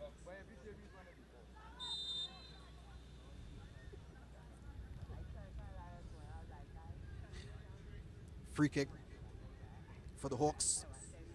Referee has had a decent game today. Made some good decisions. I think he's managed the game well. Yeah, not a lot of decisions for him. Most of the calls is basically straightforward. Burke working hard. Can't keep possession and falls to the ground after the fact. Slowly getting back up. York just managing himself, managing the game, as we said. Lewis, how often, Joshua, do you see a centre-back wearing number 10? Well, I remember in my day I was wearing number 10 playing centre-back, so I'm quite familiar. You know, sometimes when we're lacking up some players in the team and you have to play a position you really don't want to play. So what you're saying is that you filled in as centre back and you normally wore number 10. Yeah. I don't believe it. You look more like a 18. Well, I have worn that number as well. Well, the referee has made a decision here. Penalty there? Or free kick? We're not exactly sure what he's called for. Or out the box? Looked like there was a foul higher up the pitch. Yeah, I think you're right. He's calling for a free kick. Yeah, it is a free kick here for AC Port of Spain in a very dangerous position. Another number 10, just Yeah. as we were talking about them. Yeah, it's lovely range. Not too far. It is a possibility he can place this. I think it's actually an indirect free kick here. Oh, really? Looks to be, I'm really not sure.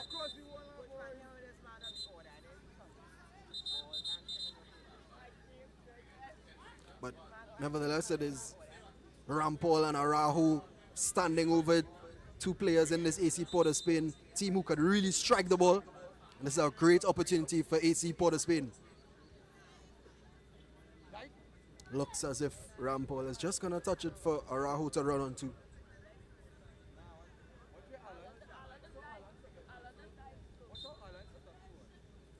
Playing through, Arahu strikes it. Wall does its job very well. And here go Hawks. That's a good defensive intervention there. And AC Port of Spain just can't keep the ball. They're just giving it away. AC Port of Spain really have to be careful. You know, Trendsetter Hawks are really good on the counter attack.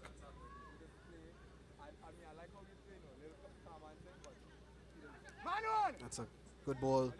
Composed play from the Hawks. Good work from Rampol. Wins it cleanly as well. He's strong as Ronaldo Rampol, and eventually he's fouled. That's excellent play from the number 10, Joshua. Yeah, really strong on the ball. Reminds me about Erling Haaland, won't you, Silly? Absolutely. You took the words right out of my mouth. But another free kick in a very dangerous position here for AC Port of Spain, similar to the last, but I think this time it's going to be a direct one. Ronaldo Rampol looking for his second goal in as many games.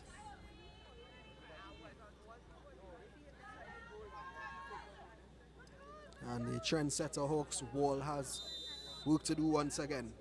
Rampol strikes it. It's a decent one as well. And it's just over the bar. Not a bad effort at all. The ball just sailed over the bar really close. It was just a bit late in dipping.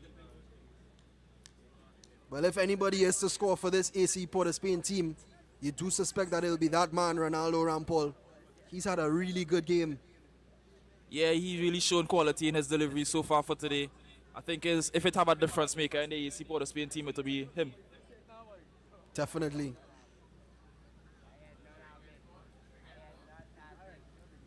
About 11 minutes and some remaining in this first half. Trendsetter Hawks have the lead, but it has to be said, Joshua, in the past few minutes, it's been all AC Port of Spain.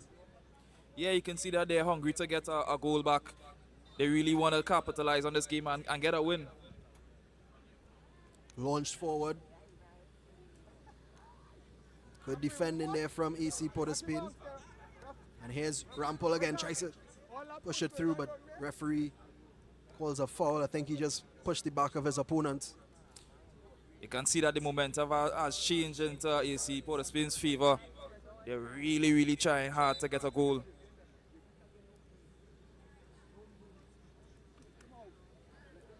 Lewis launches it forward. Decent ball as well. This could be problems, but it's good defending in the end from Toussaint. Pair can't get it clear. Danger still here. Whipped in again. It's a decent delivery. Oh, and he misses it back post. Could be problems again for AC Port of Spain. But it's disappointing in the end from the Hawks. And Joseph just can't keep the ball under his spell.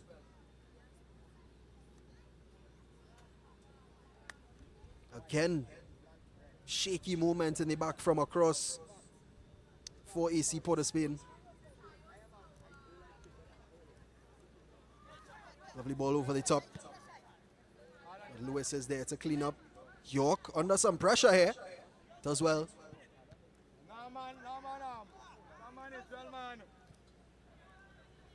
Better scrappy football from both sides, and especially in the midfield.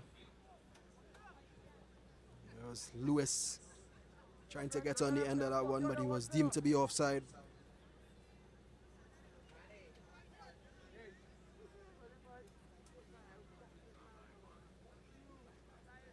Right back, number 14, Joseph launches it forward for Trendsetter Hawks.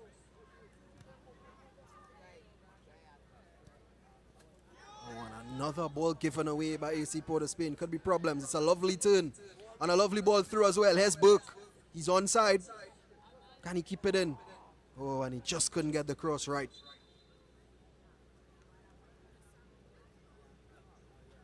Yeah, wouldn't you say it's a much more even game going forward, Leo, so far?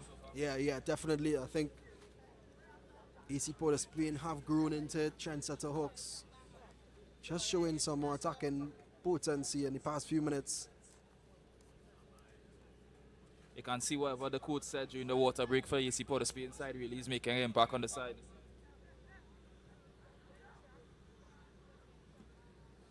And it is Frederick to take this goal kick. Was his error that led to the goal for Trendsetter Hawks. Launched upfield. It's a short goal kick. Flicked on.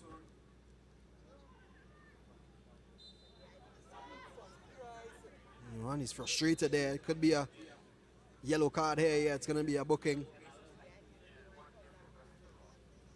It's referee showing, I believe it was Riley out on that left-hand side for the Hawks, who reacted in a frustrating manner and was definitely booked.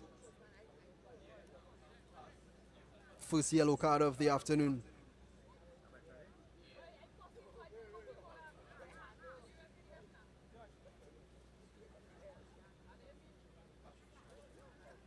Arajo to launch this one upfield.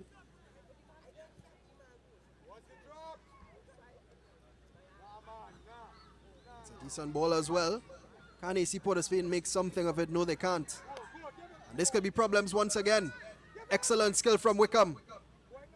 Ball played through, and look at that pace from Riley. Trendsetter Hawks. Poor strike in the end. Yeah, Riley's really a dangerous player on that left side. It's really hard to keep up with him. He's quick, he's nippy. He has a problem. Joseph. Decent looking ball, but should be easy for Frederick. And is, but as you mentioned earlier, Joshua, this Trendsetter Hawks team know how to counter-attack. Yeah, they're really patient in their build-up. They choose their times to attack. And that's why I said AC Port of Spain really have to be careful, especially when Trendsetter Hawks are on a counter-attack. Another good run down the left-hand side, and ball comes in, and they have to deal with it. Toussaint does well. Pear hesitated on the ball.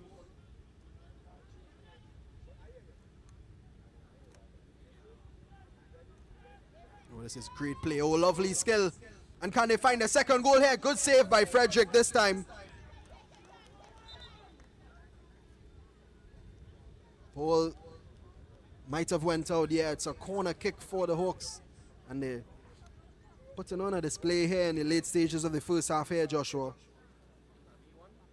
Yeah, needed a lesser good save from the Trendsetter Hawks, the AC Port of Spain keeper. Corner kick for the Hawks. Whipped in. Strike comes in again, but unconvincing and easily cleared away by AC Port of Spain. Rampol battling for that ball. Can't keep control of it. He's been the most dangerous player this half. Yeah, I have to agree with you there, Leo. He is their danger man. Oh, lovely skill. Another missed ball, and this could be problems for AC Port of Spain. Strike comes in. And again, just couldn't find the finish. Yeah, I think it was a bit difficult to get under control. It was red head. And another missed clearance by the AC Port of Spain defense. I think it was Toussaint again. But they really have to do better, because one of these mistakes is going to lead to another Trendsetter Hawks goal. Let's take another look.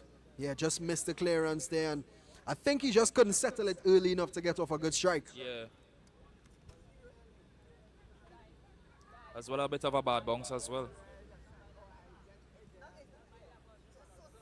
Lovely ball.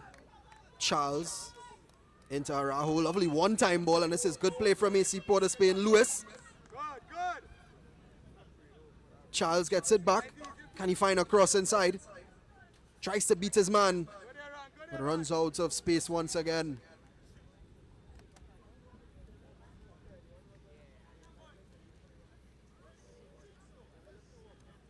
Yeah, you could really see AC Port of Spain trying to get some passes going, trying to look for the true ball.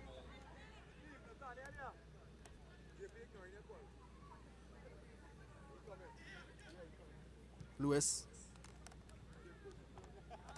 Redhead fighting and gets possession. Lovely skill from him. It's a good interception by Pierre. But danger still there. Riley has a strike. It's blocked. Here they go again. Wickham plays a nice 1-2, and that's a lovely ball across as well. Well dealt with by Frederick. That was a tongue twister there, Joshua. Yeah, Frederick is really having a good end of the half. He's playing very strong. Really trying to compensate for that earlier mistake. Yeah, I think he's responded really well. Joseph. Ooh. Put Lewis on his pants. I'm sure we'll get a replay of that one later on. He might have to check on his ankles. I think even he laughed.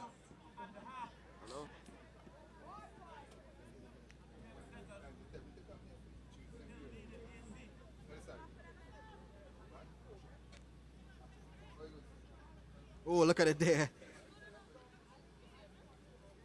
Lovely skill. That's what we love to see here in Trinidad and Tobago.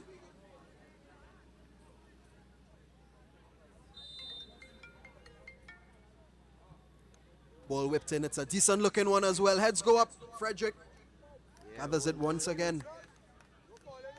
Oh, needs to work on that distribution. Actually, it's a beautiful ball. Here's Lewis. Pings it across, and that's a decent ball himself. Can AC Port of Spain find a goal here? Ball across. Nobody in the center, and the Hawks could get it clear. Nah, they have to do a better job trying to pick a proper pass there. Rampola's right in the middle, waiting on it. Wickham was pulled back there by Matthews, and I think this might be the second yellow card of the game. Yeah, deservedly so. There's a lovely piece of skill by Wickham, and Matthews was having none of it. Just took a tug at the Trendsetter Hawks man's jersey.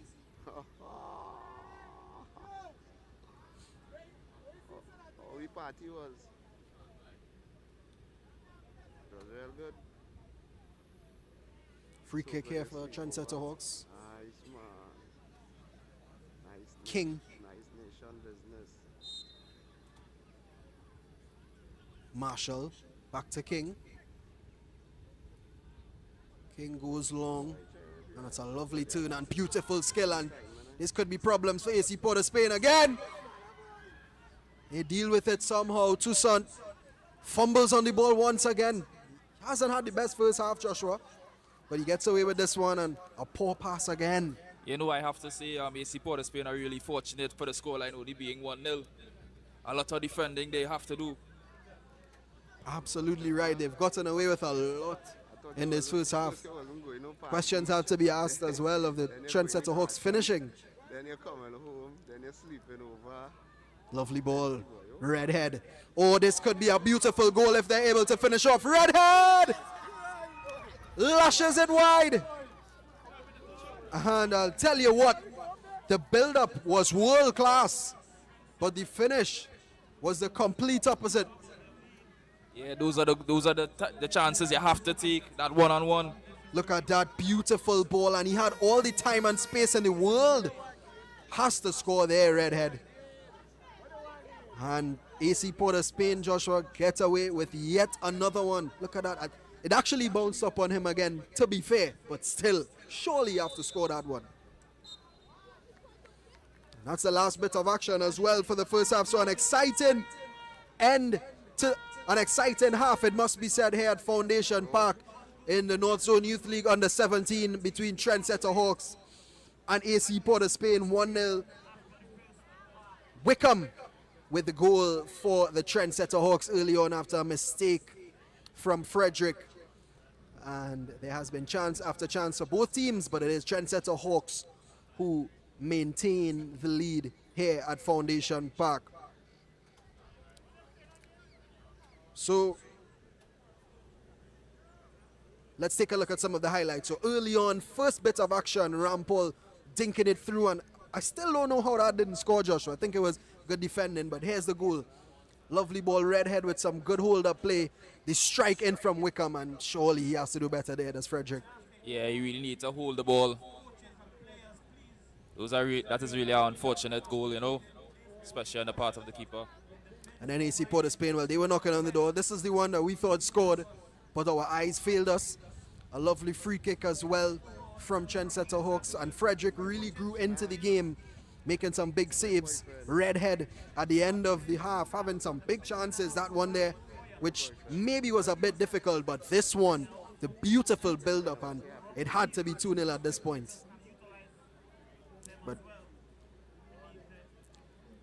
But it wasn't to be, and 1-0 is where we are at now. So we are going to take a break. It is Trendsetter Hawks who lead AC Porter Spain 1-0 in the Northzone Youth League under 17. You are watching live on Scorch TV, brought to you by Dairy Dairy. Don't go anywhere. We'll be back with second half action.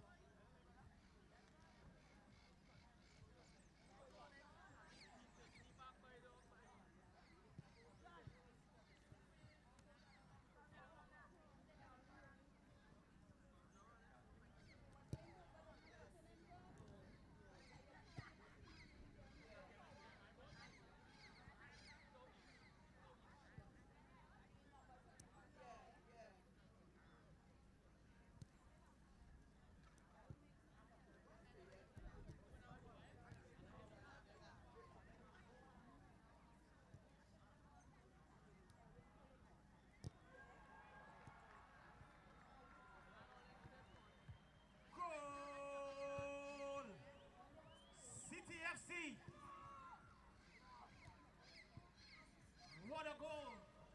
What a strike from distance to level things up. Walker seems stunned. Goalkeeper bit off his line and unable to stop that cracker of a shot.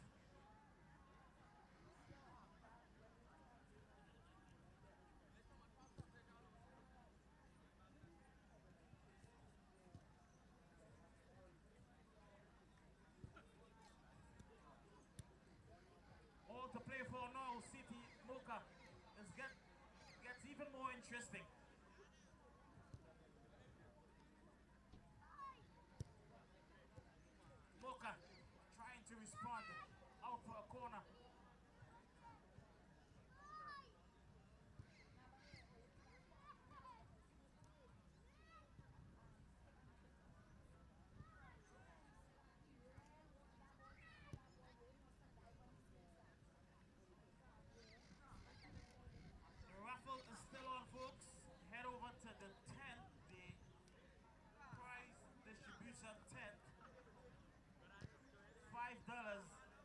gives you a chance to win a 50-inch television. Doesn't get better than that, does it? The tablet also up for grabs. And also up for grabs, I can tell you, a trip for two to the Sister Isles. Would you believe it? Yep. Head on over and be sure to take part in the raffle. All courtesy Trendsetters. City FC got the equalizer. Now they're trying to get the go-ahead.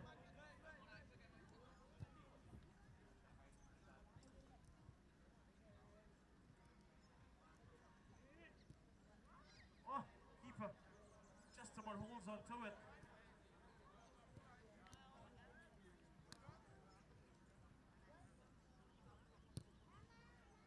Okay. And they restore their advantage. Top the 18. Takes some shooting. Does. But here comes City.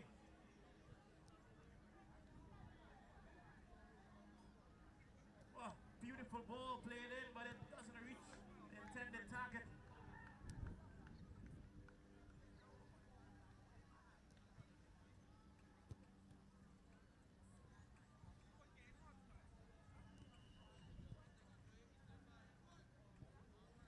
Offside, says the referee.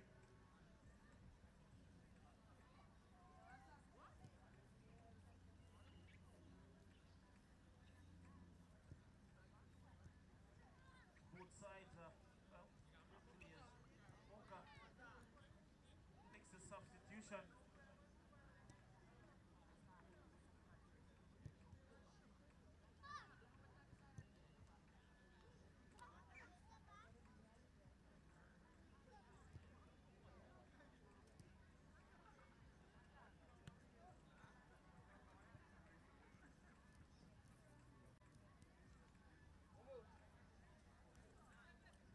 Here comes City. Keeper was out for a moment. The attack is still on.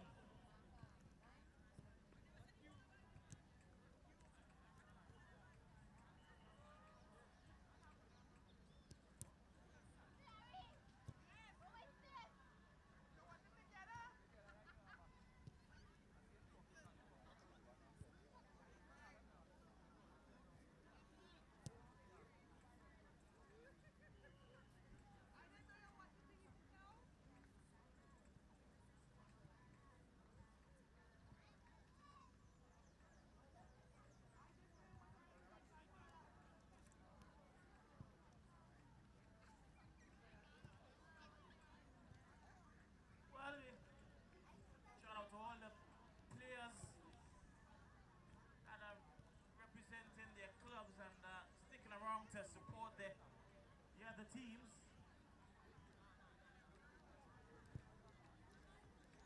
Just gotta request a big up man like what? Hardmore? Nah. Shout out to all the youth, all the young ones, man.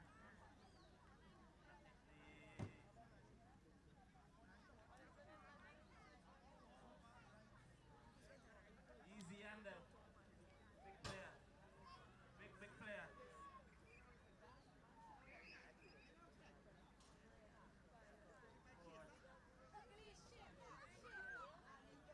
Alright, so we almost ready for this action.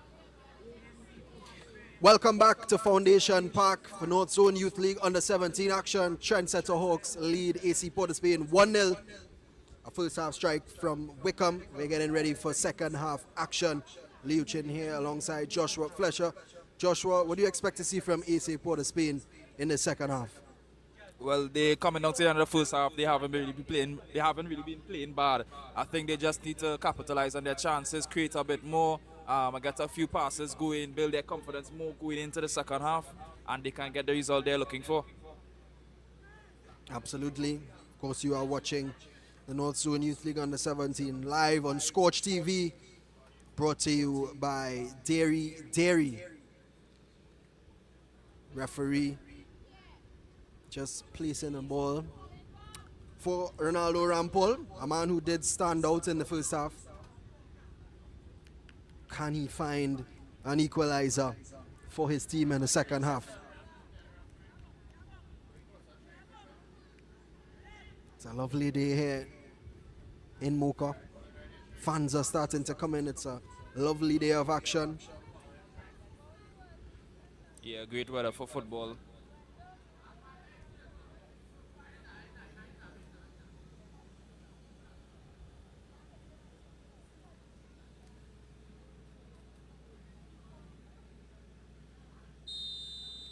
And we're off. Second half.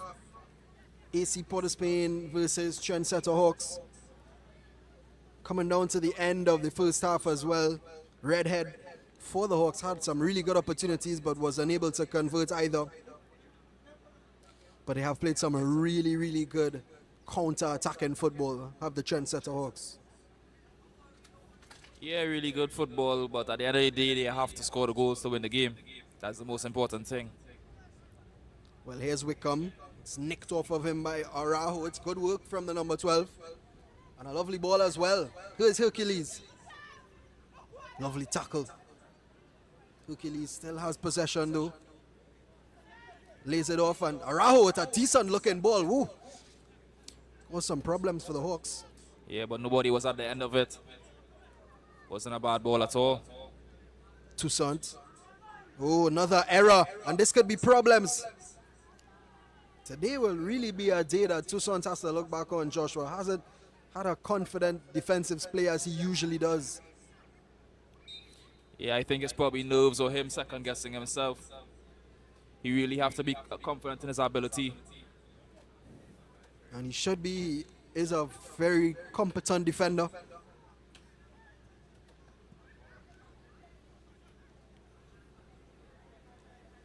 Poor clearance, and Hercules can gather possession here for AC Port Spain. Here's Pierre.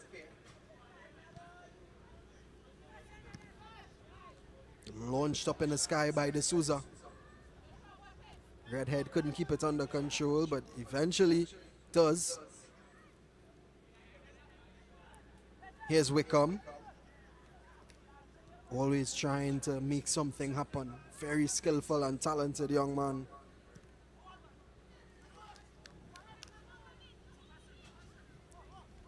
Riley. That's good defending by Pierre. Goal kick for AC Port Spain. Yeah, strong defending from Pierre from the AC Port Spain side.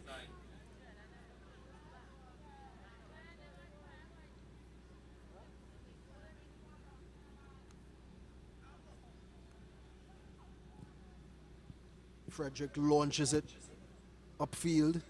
Redhead can't keep it under control.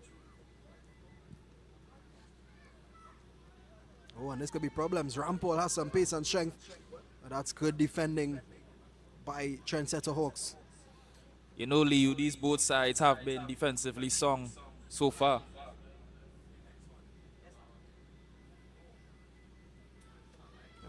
Here's Charles, AC Port Spain. Still, of course, looking for that equalizer. Only takes one goal, and this man could be the reason. Rampol plays it through to Hercules. And he just couldn't control it. But he does well to win it back. And he is fouled, so it will be a free kick here for AC Port Spain. Yeah, I think Hercules should have just tried to get the shot off, you know. Tried to take a bit too much touches in the box. Well, it is the set piece specialist who's going to stand over this one for AC Port Spain, Araujo. Whips it in, but it just came up short. Toussaint. Poor clearance in the end. And Trendsetter Hawks back in possession. Here's Wickham.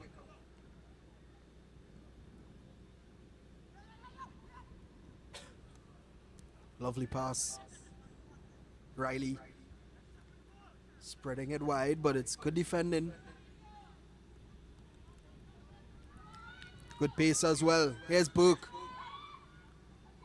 Just couldn't keep it under control. And Frederick did well.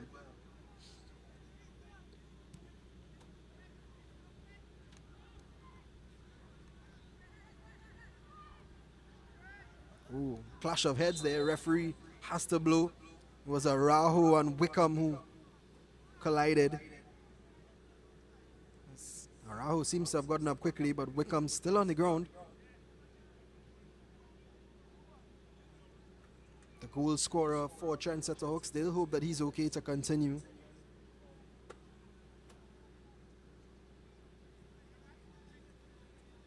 Yeah, that was a bit of a nasty clash. Yeah. Yeah, didn't see too much contact between the two heads. Now I think Wickham just maybe picked up Araujo's elbow a bit. Could be. But he is back up to his feet, which is a good sign for him and Trendsetter Hawks.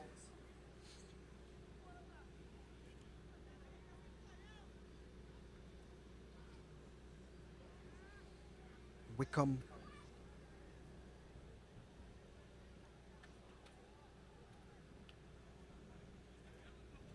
The referee will resume play with a drop ball here for pair.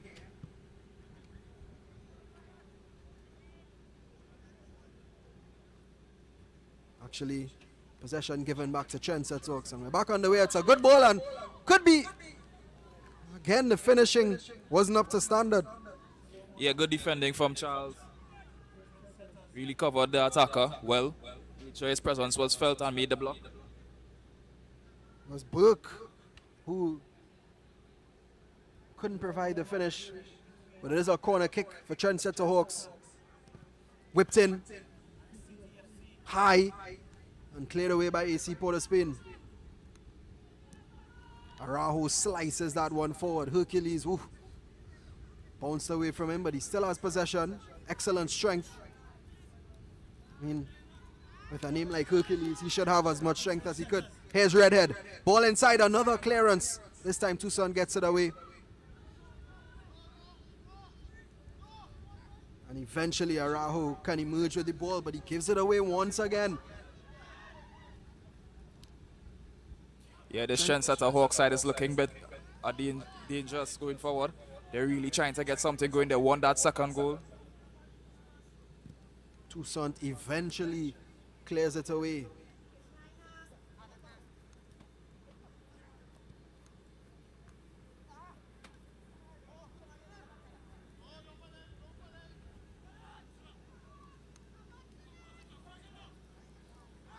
Oh, that's a foul for sure. Yeah, right outside the box. Good work from Riley out on the left-hand side. You know, Riley has been causing a lot of problems in this game. Really doing well. There's the challenge again. Oh, yeah. Just late. Was the substitute actually. Ramon Edwards did come on at halftime.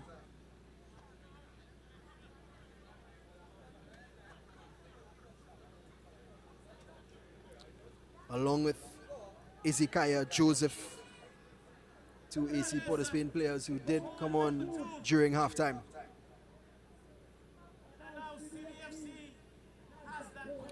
But it is a free kick here for Trendsetter Hawks.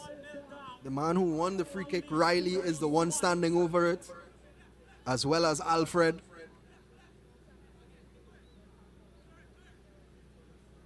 Jada Riley.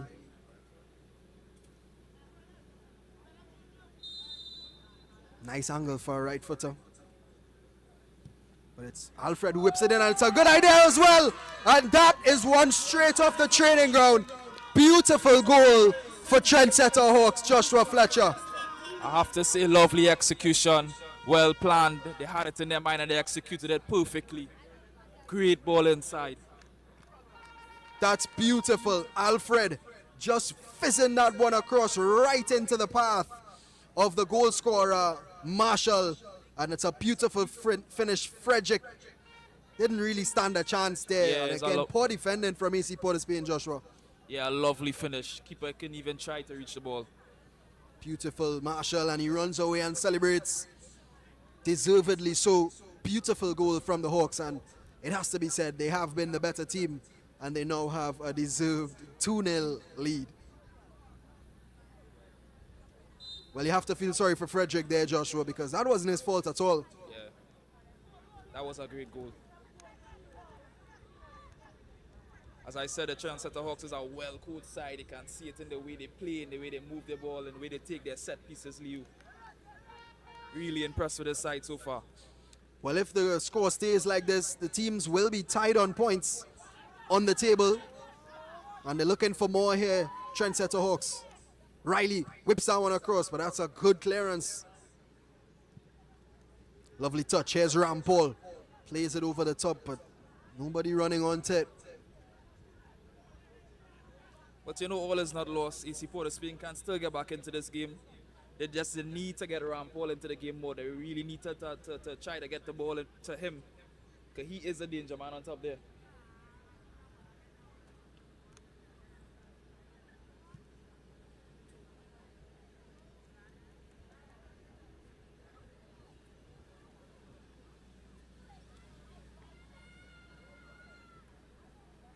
Of course, we have players like Nasik George in action in this youth league and the under-15. The young man from Pro Series. Likes of Jeremiah Nanton, Kimani Nichols, a lot of household names, a lot of top youth talent in this Northzone Youth League in both the under-15 and under-17 divisions. Really is the future of Trinidad and Tobago football. Yeah, a lot of talent on showcase. These young bowlers are really good, you know, and they haven't even started to really develop. I don't think they could see them using your hand on the broadcast, Joshua. You're gonna have to say something. Just was a bit lost for words there, Leo. But I know exactly what you mean.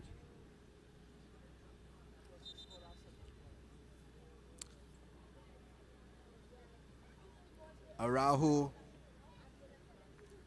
standing over this one for AC Port of Spain. If they can't find a goal here, Joshua, it could make things interesting.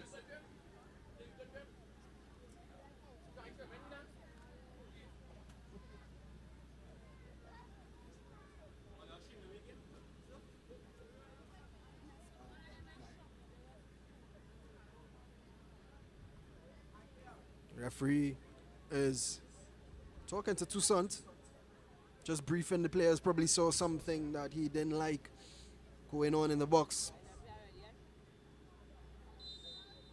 And Araujo can finally cross that one and whips it in. It's a decent looking ball as well. Toussaint is under it. Good defending. Ball still not cleared, but eventually is. Not bad distribution from AC Port of Spain.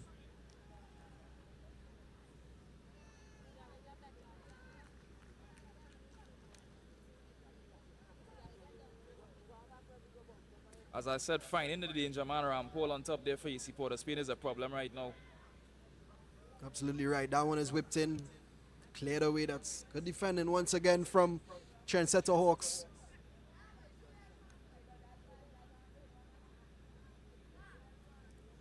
And this time it's going to be Rampol to whip it in for AC Port of Spain.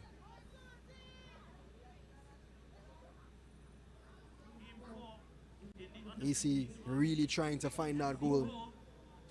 Rampol swings it. It's very high. But it's a good ball. Toussaint again at the back post, getting his head to it, but just couldn't direct it goalwards.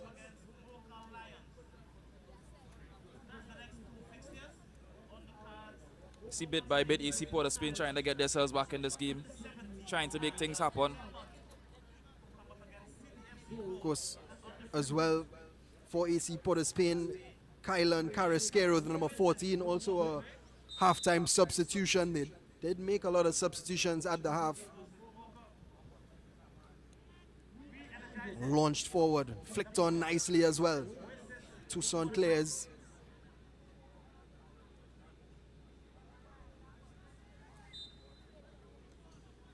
And ball went out, so it will be a throw in here for Trendsetter Hawks.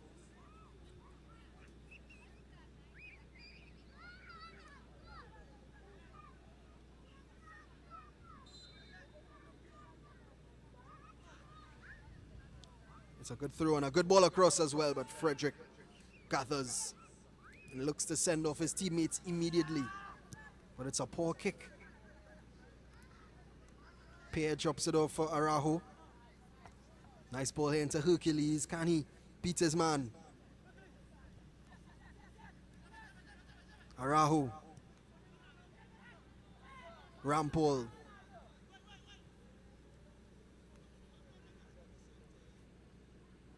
You know, Liu Araujo has really been playing all over the pitch for AC Port of Spain. He's involved in every little thing. Again, look, he's on the missed pass, but he was supposed to be on the ball there. Yeah, I think he has been really good. He's worked all afternoon. Lovely ball over the top. Hercules. Oh, and that's a crunching tackle. Love to see it. Marshall, the goal scorer, with that one.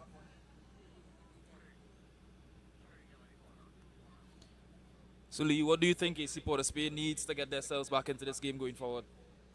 I think they just need to settle it and just convert one of the chances, because they have had a few off of those two corners. Toussaint couldn't score the headers that were presented to him. And they also need to get the ball into the danger men, the likes of Rampol.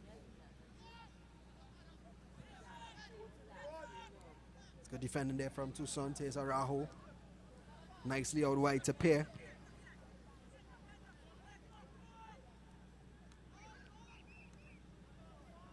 Ball just bouncing around there. Couldn't get it under control. Either of the teams rather. Here's Riley running at Pierre, who stood strong. That's good defending from Pierre. Yeah, that's really strong defending. Kept his eye on the ball and did a good job. Ball into action again and does well again. Cleared up field and a decent ball. Rampol is running onto this one, but he's well marshaled by the Trendsetter Hawks defense.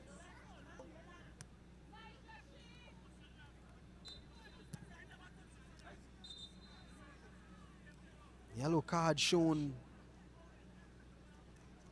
I think it was Lewis. He's not happy with the decision. Actually, it's Alfred, man who got the assist for the second goal. Nevertheless, a free kick here for AC Port of Spain, and Araujo standing over it. Might be a bit too far for him to go to goal, but he does have that in his locker.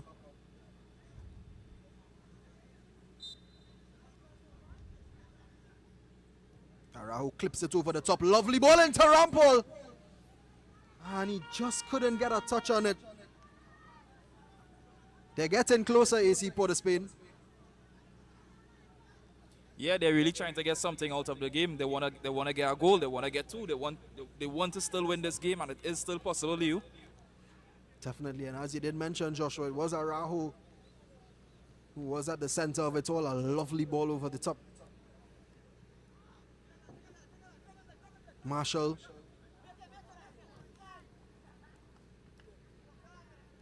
That's well held up. That just might be too much on that one for Riley and his, and it's a throw in for AC Port of Spain.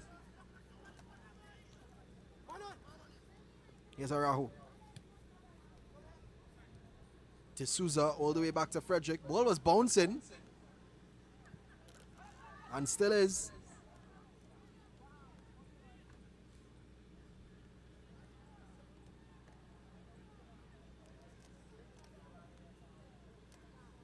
Joseph just can't keep that one in. But you do sense that if AC Port of Spain get a goal, Yeah, this game can shift for sure. Momentum can go to in favor of AC Port of Spain. yeah, that's what goals can do. Shift the momentum of these kinds of games.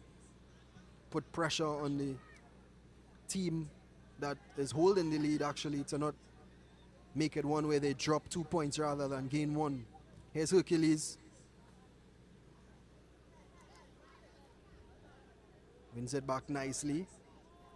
Trying to work something, a lovely ball from Araujo. Carrasquero, the substitute, just couldn't get on the end of that one.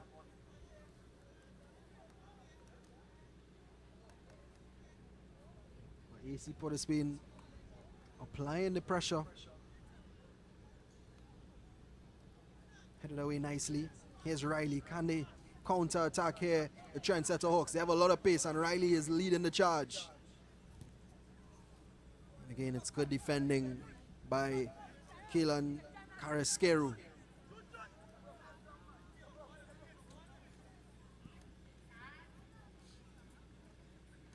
Just approaching the 60th minute. AC Port Spain have about 20 minutes to get something out of this game, but it is a cooling break, so an opportunity for coach to get his message across to the troops. But it is Trendsetter Hawks who are in the driving seat right now. Joshua, can you see it happening? Can you see AC Port Spain possibly getting something out of this one? Yeah, I do. You could see glimpses of potential. You can see glimpses where they're getting shots off, they're creating chances, they're getting close. But I think it's just, as you see, getting their danger man more into the game. Paul, he is a problem on top there, and they needs to get him into the game a bit more, you know. So once he's going, I believe they can get something out of it. Agreed. And as I said, if Trendsetter Hawks are able to hold on to this lead, they will go tied on points with AC Port Spain on the table, who currently sit 5th. Both teams will have 2 wins and 2 losses from their 4 games. Of course, AC Port Spain losing narrowly 2-1 to City FC Blue last week Saturday.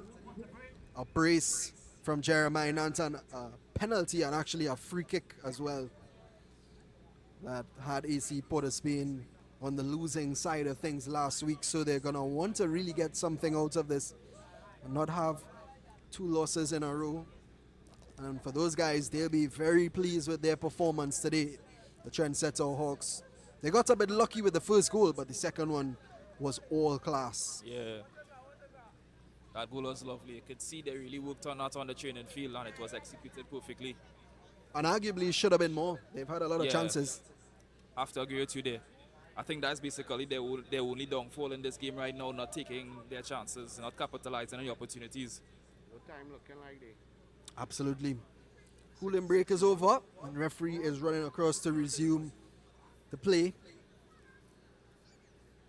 And we go into this last period of action here.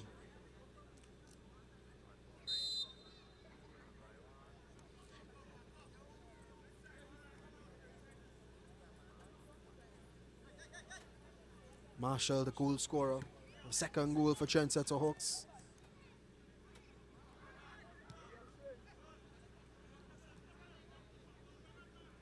It's good composure. And able to keep possession as well. Actually, it's given away. Too much on that one there. And throw in for Trendsetter Hawks.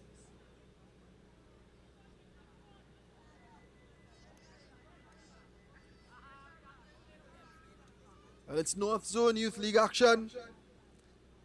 Under 17 Trendsetter Hawks versus AC Port Spain.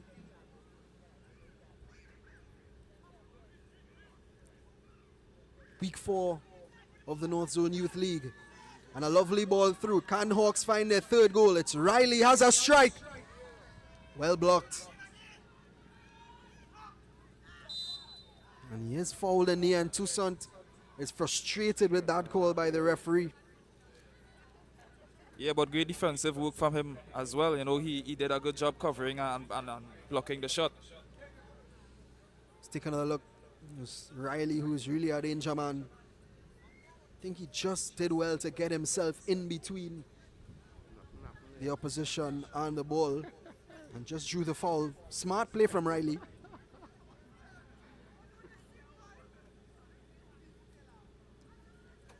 I know you said earlier in the game he had some questionable moments, but I think he really has grown into the game a bit more. Biscuit and concols there. Absolutely.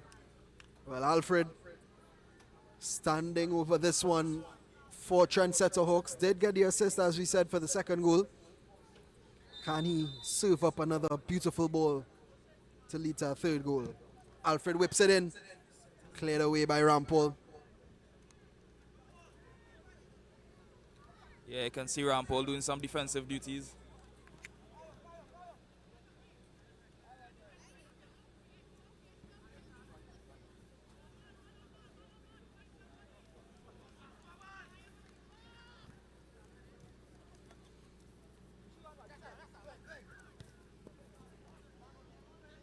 Here's Rampol.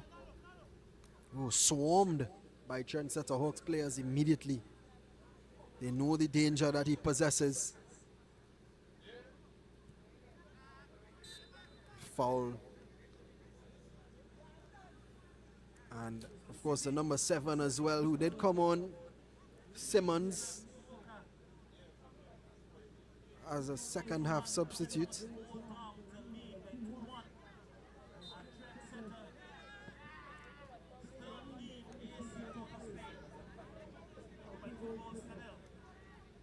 Lovely ball through.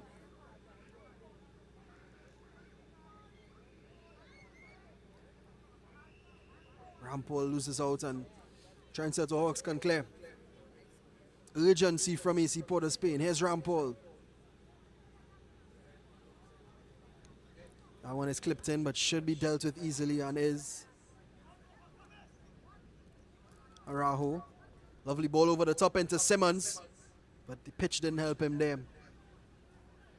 Yeah, he just ran out of real estate, you know. But not a bad idea from Araujo. Yeah, Araujo has had a really good game. He's a really creative midfielder, but also puts in the defensive work. Yeah, he has a high work rate. He's everywhere on the pitch, making his presence felt.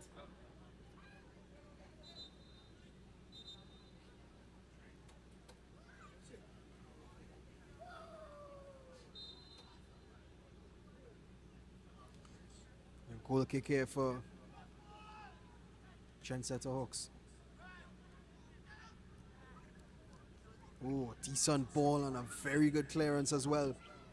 Araujo launches that one skywards. Lovely control from Redhead. Can Trendsetter Hawks find a third goal? Oh, wasn't expecting it there, was Brito.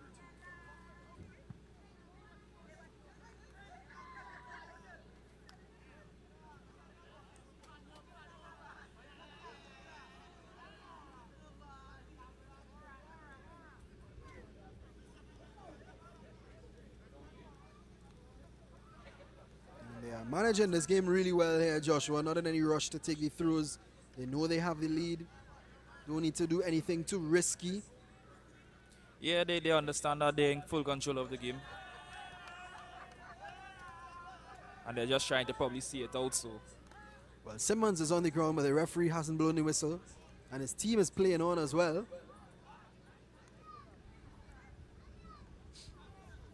So we have Ambrose. raffle winners to announce. The car park raffle as the referee pauses this game for a foul. And he's still down here. Simmons, referee, has finally taken notes of the injury. Frederick has come across to check out his teammate. He looked like he's in a bit of discomfort. I hope it's nothing too serious. Mix it up and we're looking for ticket holder. Seems to be very frustrated as well. He probably thought that he was fouled. He's upset that the referee didn't give the decision.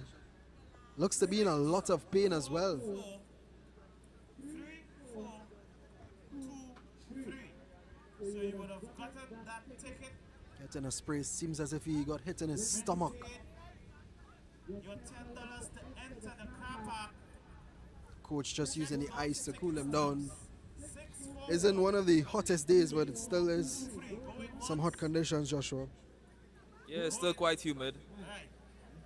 But it's still good weather to play football. You know, the place is a bit overcast, you know, but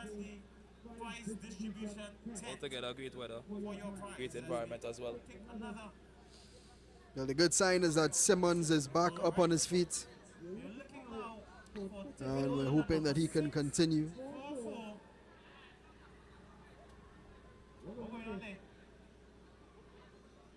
Coach just marshalling him off the field, and play will be resumed with AC Port of Spain with 10 men until Marshall joins us back. 3402. Check your ticket stubs right now. Do we have a winner? We got one person coming forward so far. We are looking for the next 6443402. Going once. Going. So play will resume. The Trendsetter Hawks free kick as we near the final 10 minutes of this under-17 Northzone Youth League encounter. And he's going to be booked here as Joseph. Referee thinks that he was wasting time. Sorry, so in terms of this raffle, guys, my apologies. It is a penalty save. So it's still City 2, Boca 1. Joseph launches it upfield this time.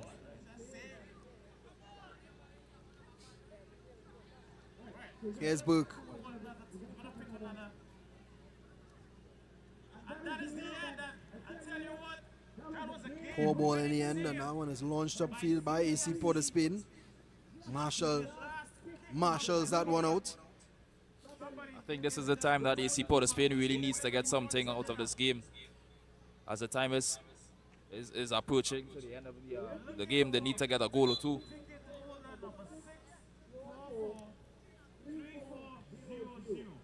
Simmons. Oh, a slip there. Rampol is lurking. Didn't want to commit the foul. And here's Riley using his pace. Oh, that's a decent touch as well. But Toussaint this time comes up and deals with the danger. Draws a foul as well. Does Edwards.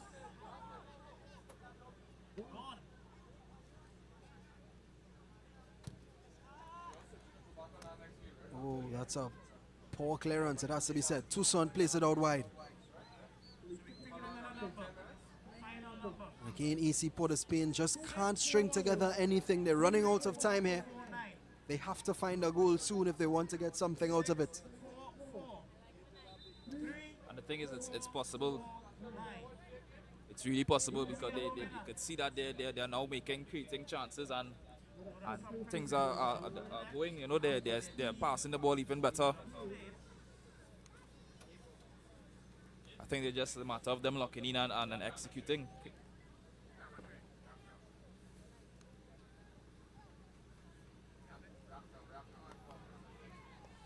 Lost possession there, they carry Scaru. How much games we already doing, boy? Once again, a foul in the defensive third for Trendsetter Hawks.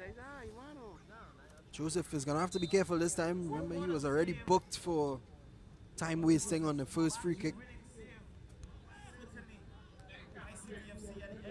And launched upfield, cleared away nicely by AC Port of Spain.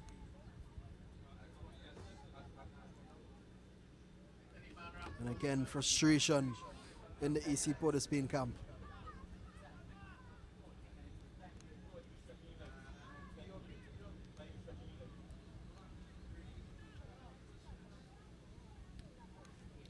Launched upfield. Burke trying to get on the end of it. Keeper is coming out, and well, they dealt with it in the end there, the AC Port of Spain. Lovely touch there from Arahu. Here's Simmons. Ambrose couldn't get on the end of it. Again, Joshua, the quality of Arahu showing through. Yeah, he's a really good footballer, great midfielder, especially for his age, where he plays with a lot of maturity. Rampol into Carrasquero, who has a strike. And it's well saved. Better from AC Port of Spain, but they're going to need a lot more than that if they're going to get themselves back into this one.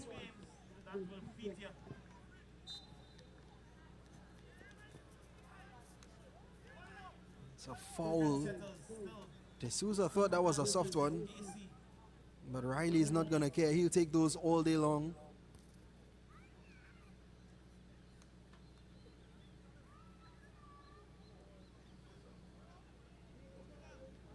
Riley has had a really good game.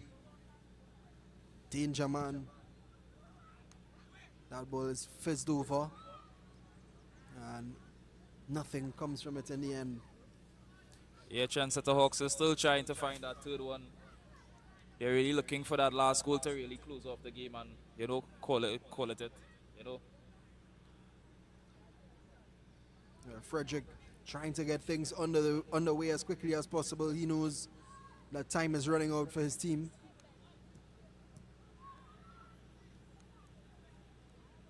Araujo with another lovely touch into Simmons, and that's a good ball over the top. Can Ambrose get on the end of it?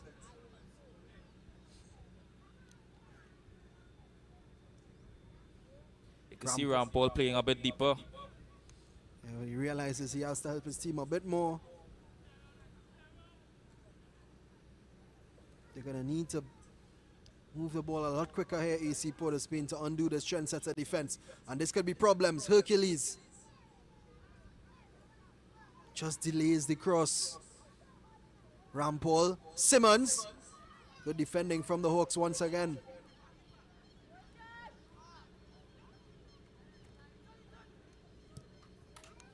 Frederick launches it upfield.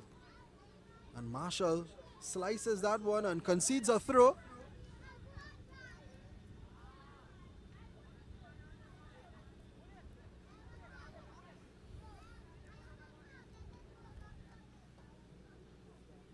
Araujo is looking for his options. Finds Ambrose. Here's Carrasquero. It's a nice touch. And he looks for his teammate. Hercules! What a tackle from Joseph.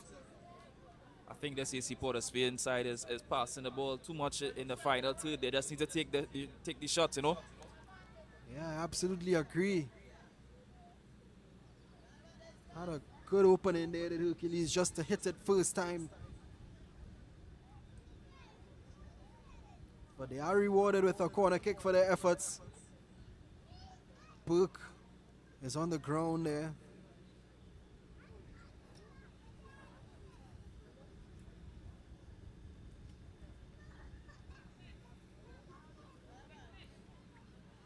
Yeah, he looks like he's in a great bit of pain there.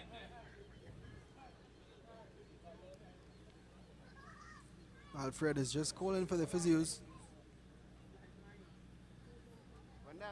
And they've reached. Rampol will be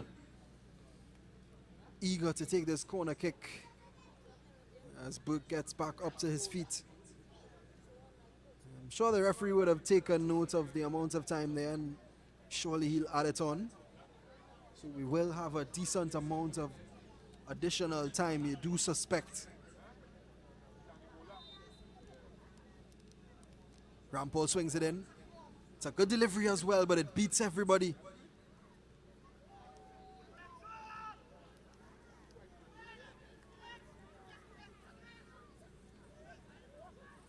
Naim Cummins, the substitute, plays it over the top.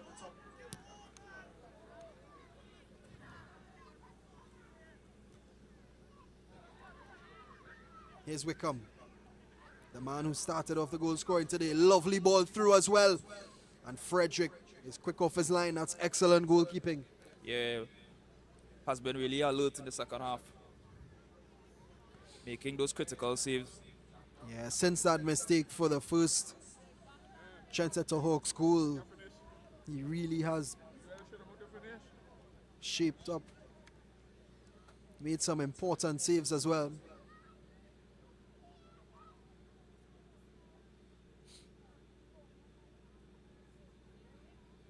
Trendsetter Hawks do look to be seeing this one out in a very professional manner. Here's Ambrose. Trying to get through that Trendsetter Hawks defense, but they're impenetrable at the moment. Araujo, lovely ball over the top into Simmons, but that's excellent defending from Cummings. Yeah, I think Trendsetter Hawks is really trying to see out the game, really trying to calm the football a bit. We are in the final minute of action, normal time.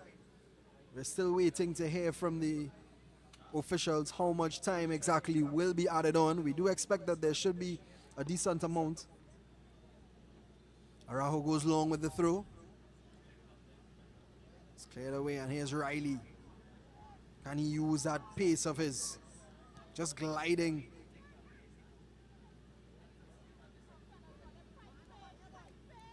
Simmons.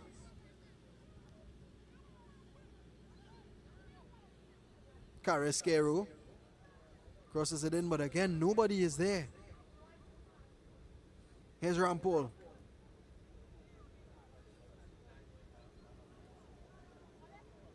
Has very limited options and goes himself, and it's good skill. Still has the ball, Rampol.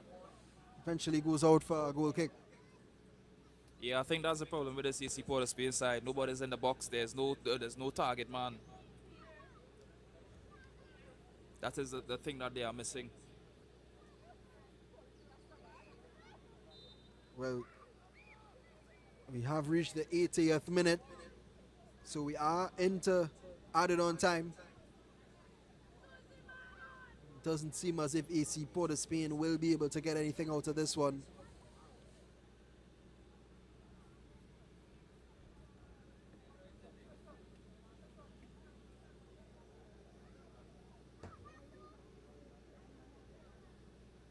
Trendsetter Hawks really did impress in this game.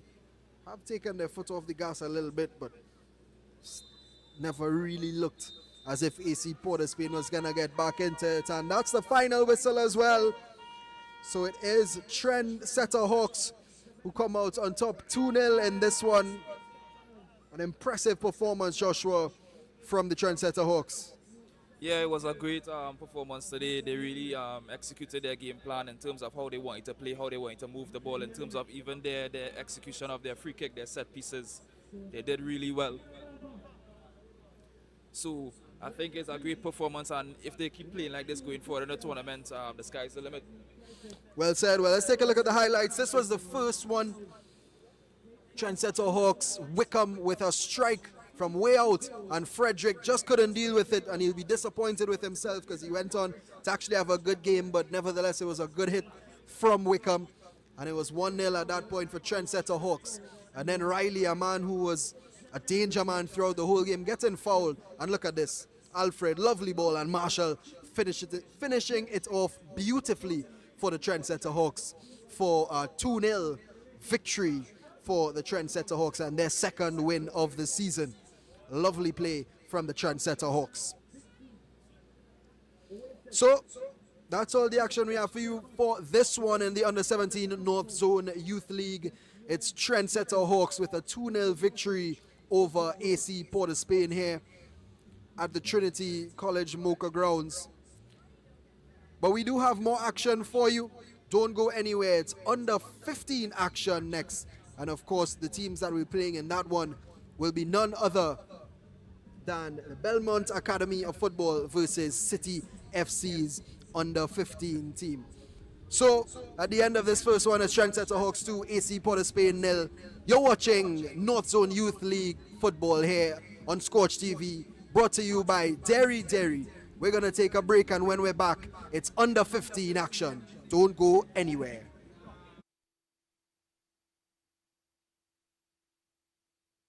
And here we go. It's City FC Gold versus Belmont.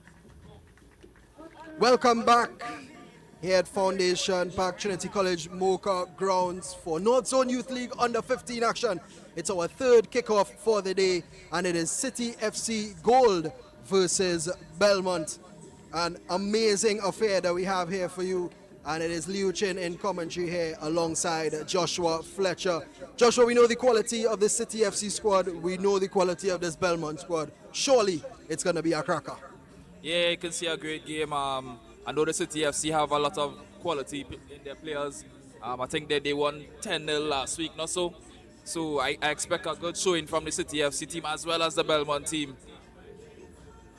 Absolutely. As you did mention, the City FC team will be coming into this one with a lot of confidence. A 10-0 win over Boys Academy last week. Belmont with a 0-0 draw versus Pro Series. So both teams will be looking to get a victory today. Of course, Captain Daniel Shaves there for City FC, along with the captain of Belmont as well, just doing the toss. But while they do that, let's run through the lineups for City FC. Of course, it is Plymouth in goal, Risk at the right back, Salandi and Cummings making up the centre-back pairing, and Trestrail and the left back. In the midfield, in the CDM position, Alzola takes up that number 6 position. Daniel Chaves, the captain, alongside Nelson, and the front three of Jair, Nanton, Correa, and of course the right wing, the number 46 for City FC. For Belmont, of course, Kalu in post, Reno, the right back, Andrews and Leith in the centre-back positions, left back Perry, a midfield three of Johnson, Gill and Strong, and a front three of Pope, Lake and Kerr. 2 strong lineups, and we expect to see a very good game. A lot of household names in this one, Joshua. Likes of Daniel Shaves, Nanton, Trestrail. Sound familiar? Yeah, yes. You see some football heritage there, Leo. Of course, Daniel Shaves, the brother of Michael Shaves, top player in Trinidad and Tobago, made his name in the secondary schools football league and has gone on to do greater things. And brother Jair Nanton of Jeremiah Nanton, who's currently in the under-17 division for Scorch FC. And of course, at left back, Trestrail, family of Caden Trestrail as well, who's currently playing his football in the Pro League for Jablati, the former Fatima College man.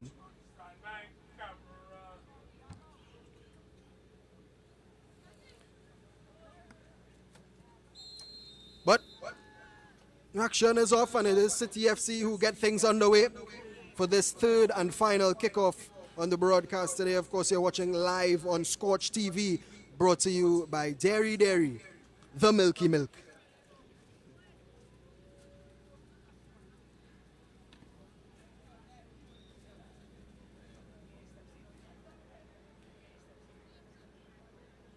Can see the corner being taken. City FC is over the ball. Lovely in-swinger. Oh, a close one.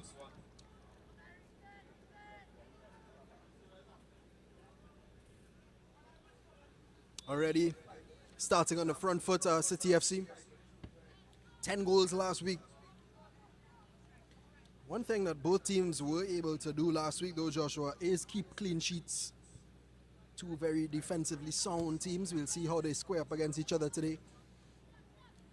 Yeah, you can see that the discipline for both sides speaks when they say they kept clean sheets last week. That means that they're defensively sound. One notable thing already is the height of the Belmont team. Very tall unit, centre-back pairing. So shouldn't be any aerial battles won by City FC, or at least you would think so.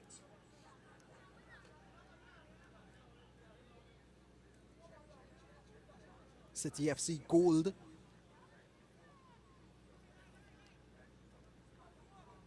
But here's Belmont trying to create an early chance, but it's good work by City FC. Lovely pace shown here as well. Lovely. And a good ball through. Could be problems for Belmont. City FC are in here. It's Nanton trying to work the angle, and Shaves has a strike. Wide. Yeah, City FC is already on the front foot trying to get something out of the game. Good link-up play from Carrera. Yeah, excellent link-up play. Of course, Correa as well. Another brother of a former Fatima College player, Luke Correa.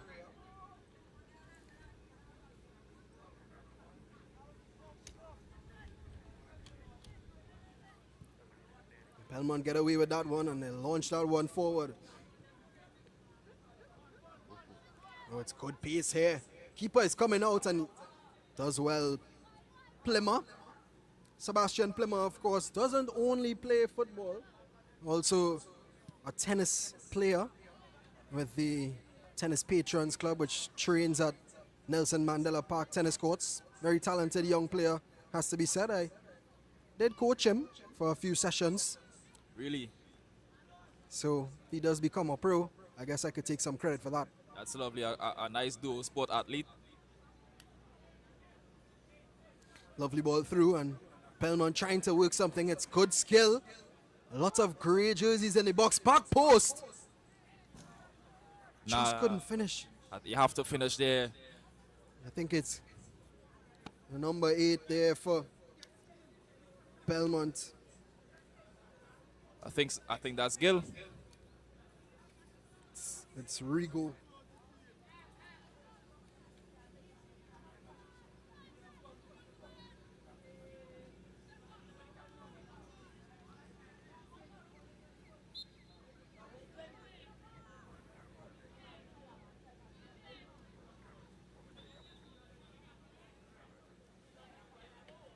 Of course, in our broadcast, just before this one, in the under-17, Trendsetter Hawks getting the better of AC Port of Spain.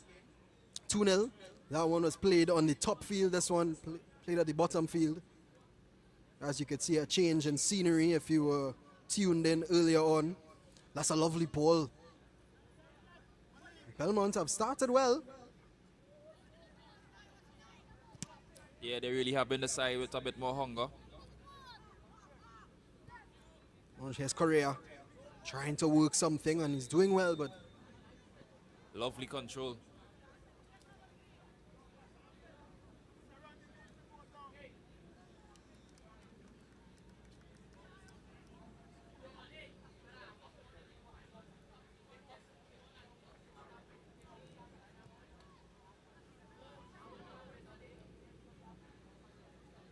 Cummings.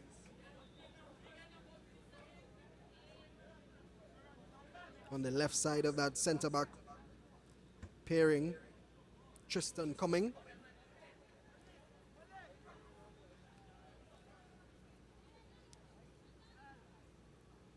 Neither team really fully settled as yet. They've shown some quality, but nothing to speak about really.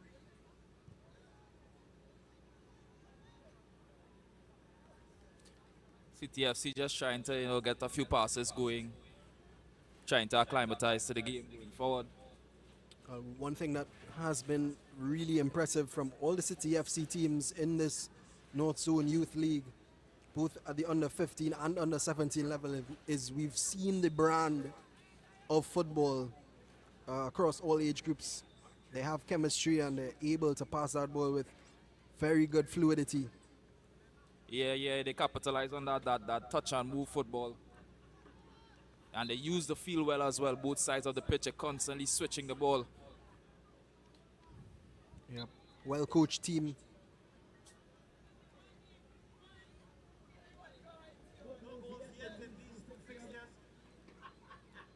Oh, here they go. Here's Nanton.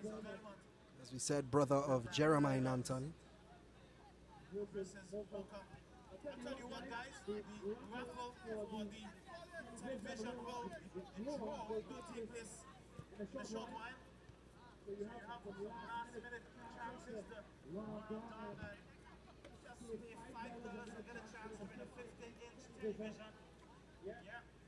Belmont trying to build something, but City FC still in possession. Nanton showing his quality. Is a very tricky left winger. Tricky.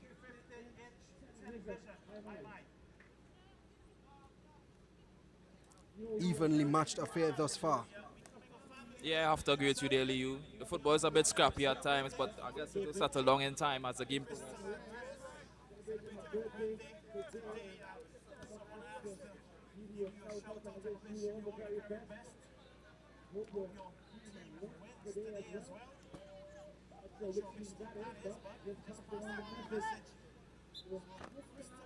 That's a bit scrappy there from City FC, unable to really clear their lines. 8th minute of action. You just think that both teams need time to settle in still. Decent ball over the top, but Plymouth claims that one with ease.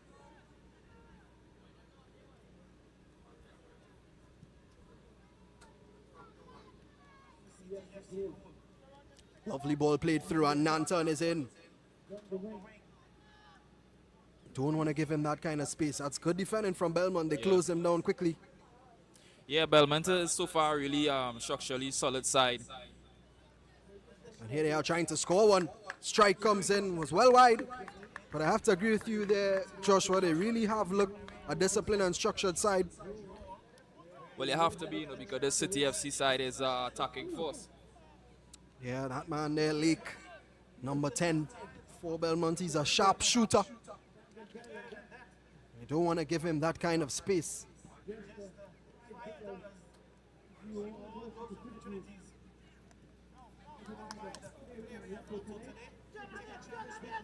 Here he is, Lake, trying to work an angle, but looks for his teammates instead. And again, Plymouth, easy pickings for him.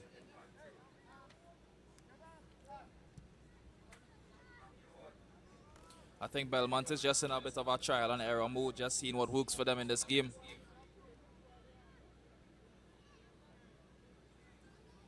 Well, they emerge with the ball once again. That one is played into Kerr, who eventually controls it. Here's Rigo. Back to Kerr. Good build-up play here from Belmont. Over the top as well. Keeper comes and claims well. Plymouth has been pretty solid in the early stages.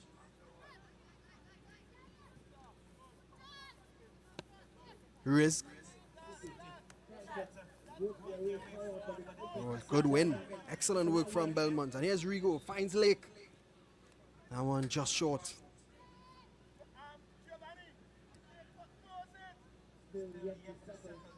Good work from Correa.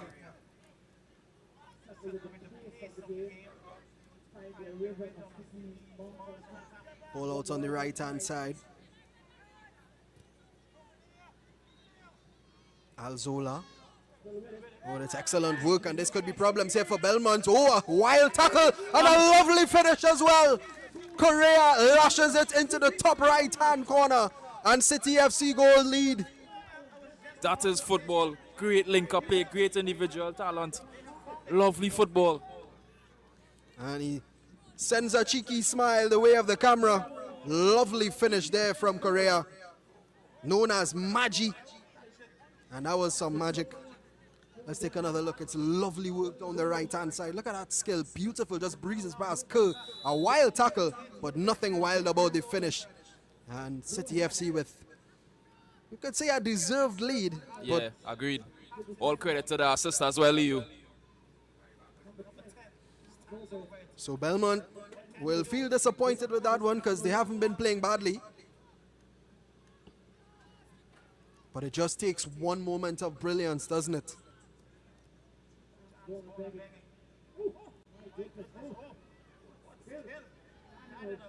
A bit of skill on display in the middle of the pitch by Belmont.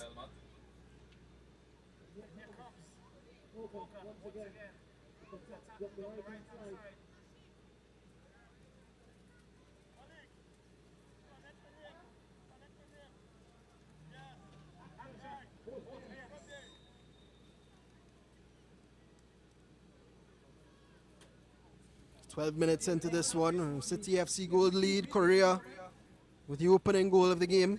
Here he is. Belmont win the ball back nicely. City FC likewise. That one cleared away, and City FC have a throw in.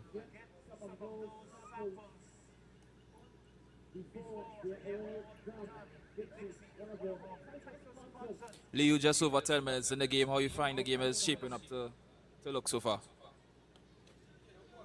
Yeah, definitely set up for a nice one. I think Belmont have been playing well. Unfortunate to concede. So I would still say the game is in the balance, despite the scoreline. Yeah, I have to agree with you there. It has been a pretty balanced game. Both sides have created chances. One came out on top, but you know, great display of football so far. Lake puts a nice ball over the top, and this could be a goal for Belmont. Lovely. Oh, and he skewed it wide. Can you believe it? Lovely opportunity there for Belmont. But they just couldn't find the finish. It was strong. who just couldn't find the accuracy. Not a bad effort at all. He's disappointed with himself there. Strong. It was a beautiful ball over the top from Lake. Let's take a look. Look at that. Just dinks it perfectly. And he got the weight correct, but the accuracy just wasn't there. And that's why I said, Joshua, this game is still in the balance. I know this Belmont team has a lot of attacking firepower. Yeah, this Belmont team is rather dangerous. City FC has to be careful as well. Not to be overconfident or anything. Absolutely right.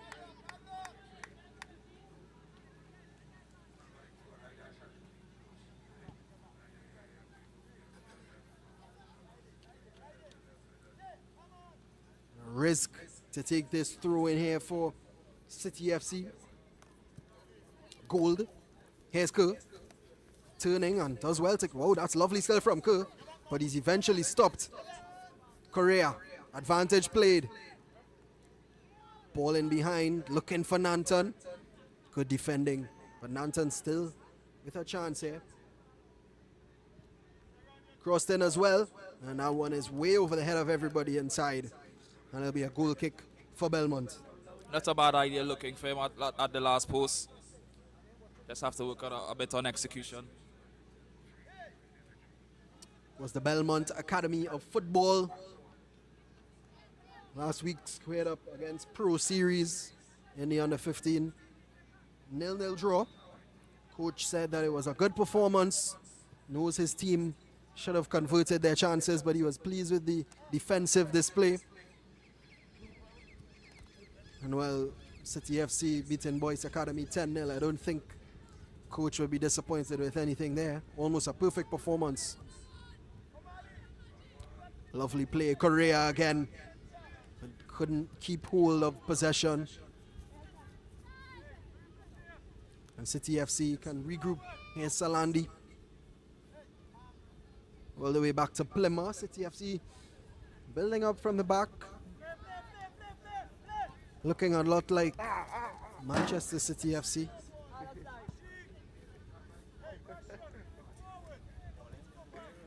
I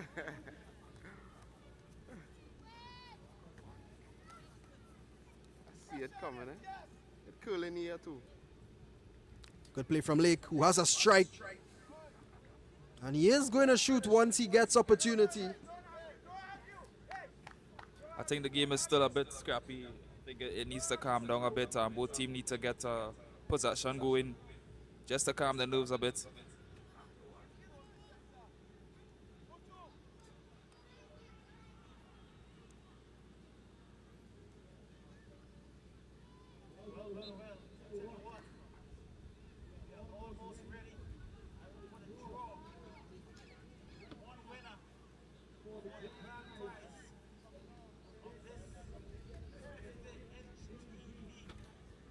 Free kick being taken by Belmont.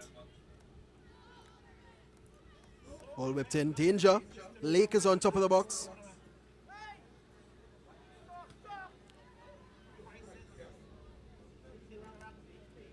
Here's Lake. And again, can't find a cross, and it's a corner kick for Belmont.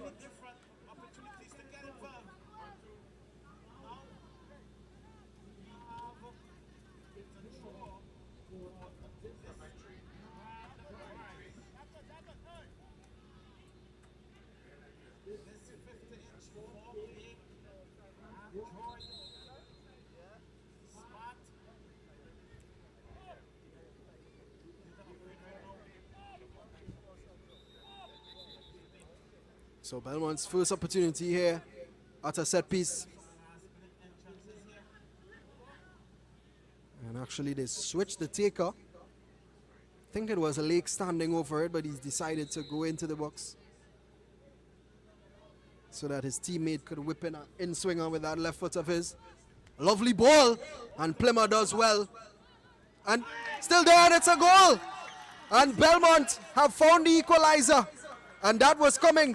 And I think it's Johnson. No, it's Andrews. Number five.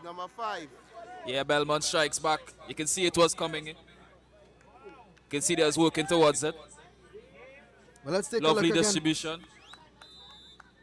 Look at that, and Plymouth couldn't deal with it. And it was excellent, excellent poaching, and you could see what it means to them. And I told you, Joshua, this game is well and truly in the balance. Yeah, Andrews did a good job just capitalizing on this opportunity there. A free ball in the box. Giovanni Andrews, the Belmont centre back, has equalized, and we have a game on our hands here, ladies and gentlemen. The fans really flowing into the Foundation Park grounds now.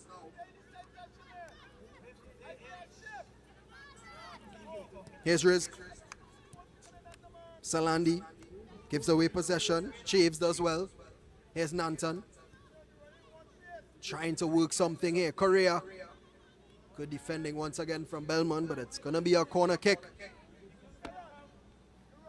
Yeah, that's good defending from Belmont. Really alert. And solid defending.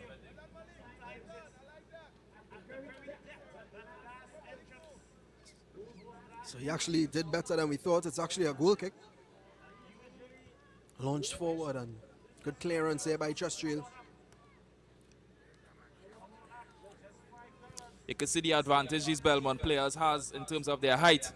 Aerially, they have the advantage over City FC players.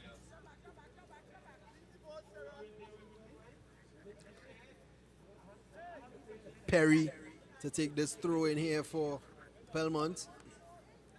High boot there call, and yeah, good call by the referee. Free kick for City FC as we are into the 20th minute of action. Should be a cooling break anytime now. And this one is set up really nicely here, Joshua.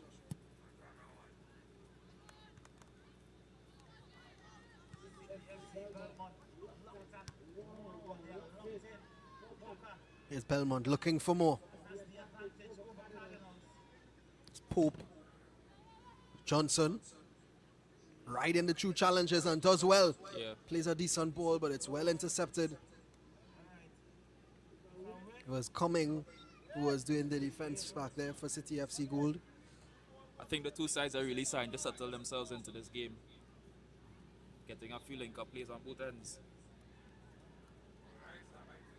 And yep, that's the cooling break being called there. Concerned faces from the City FC players. They thought they had Belmont right where they wanted them.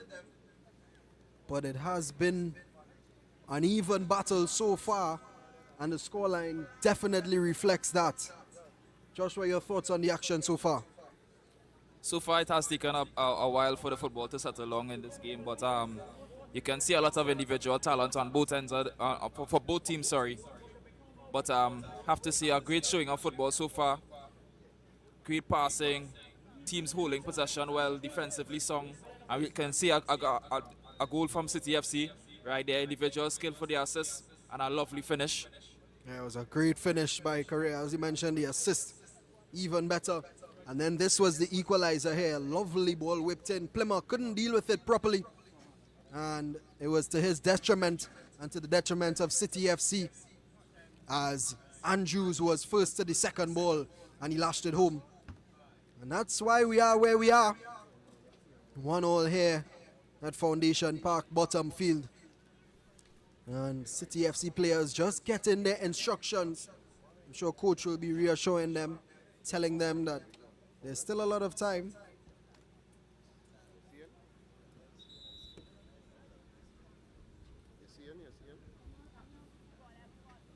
Peter, you see in camera one?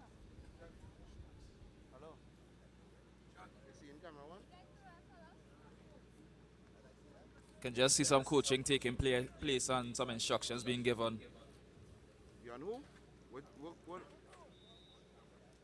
Nah, you gotta come off for me in the game.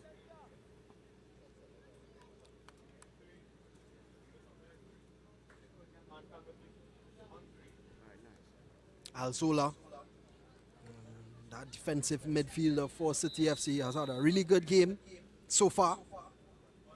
Is one of the taller players in the City FC setup. They're going to have to use his height to their advantage as well in those midfield battles. But I don't think that that height advantage that Belmont has really faces the City FC side. You know, they don't really see a problem with it, you know. Yeah, you're right. They're confident in their ability. Do have a lot of chemistry. Here's Nanton. Good ball over the top. But an easy one for Kalu in the Belmont post. And he launches that one forward. Rigo battling, trying to win back possession, but City FC emerge with it.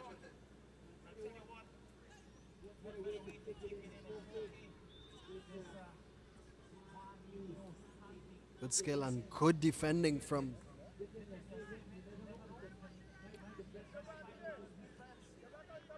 Belmont. But it is going to be a corner kick for City FC.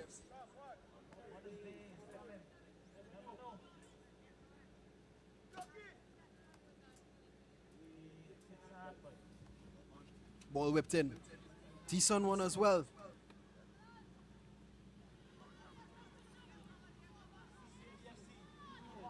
Terrestrial loses out, and this could be problems here for City FC. Lake is charging at the City FC defense. And good work to win back the ball.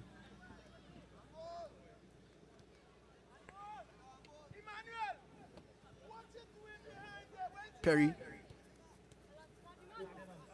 gives it straight to Correa. Alzola. Good work. There's Nelson there who just couldn't.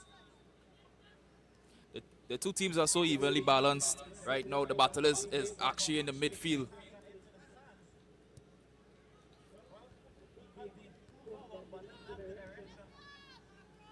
Almost like a game of pinball in the midfield. I think they both just trying to get possession themselves. Here's Rigo using his pace. But it's good defending from Salandi. Throw in for Belmont.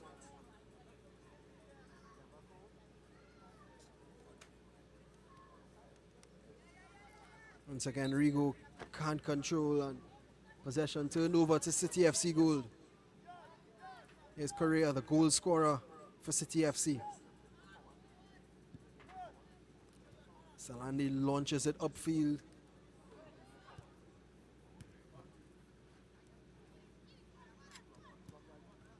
Nelson plays that one forward. It's a lovely ball through.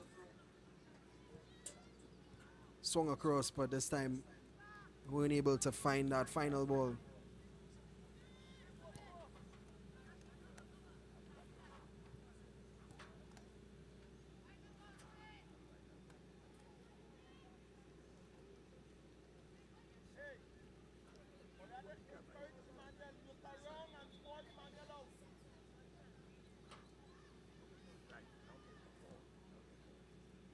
Short, eh?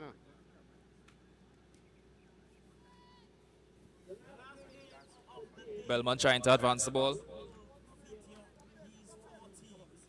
Good pace from Rigo, but wasn't able to keep it in.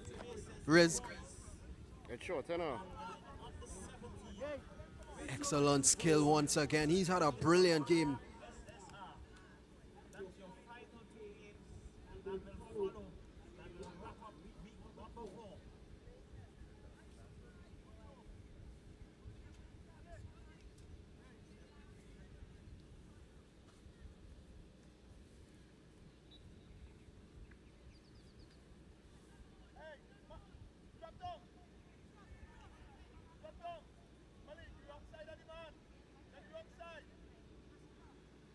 Bit of a drop in quality of the game since the cooling break, Joshua, so far.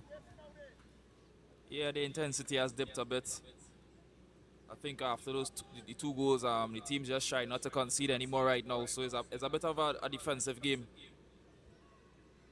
Ooh, lovely skill there from Nanton.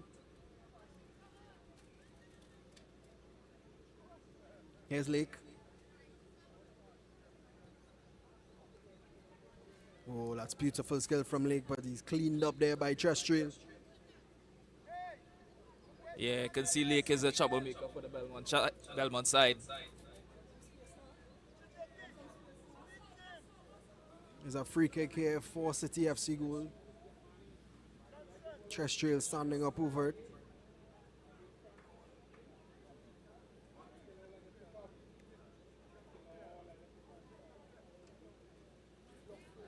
Decides to go short. City FC building from the back once again. Salandi. Correa holds it up nicely. Drops off for risk.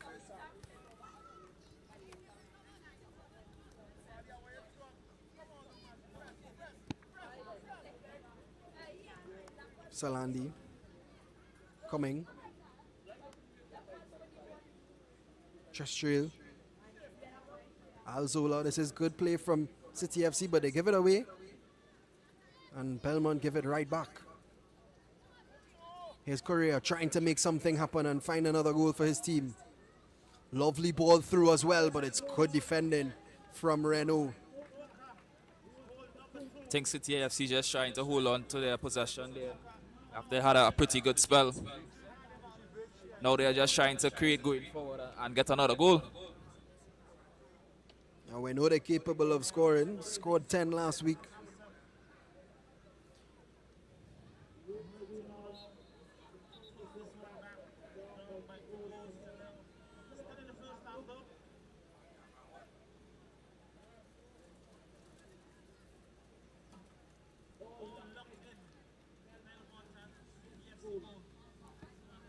Free kick here for Belmont. Remember, they did trail early on, did find their way back into it, showing that fighting spirit. And they did have a really good chance earlier on as well. Strong was played in by Lake, but just couldn't find the finish with the lob over Plymouth. Yes, Salandi. Lovely ball into Chaves, but look at the difference in height there. Joshua, and pace as well. Yeah, you can see the Belmont players towering over Chiefs. And you can see he's even stride for stride a bit quicker.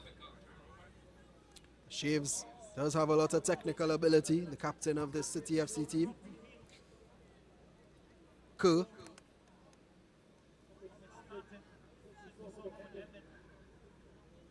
Good work there from Strong, showing his strength.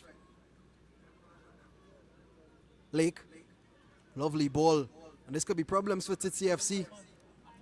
Ball swung in, and back post. It was Rigo again.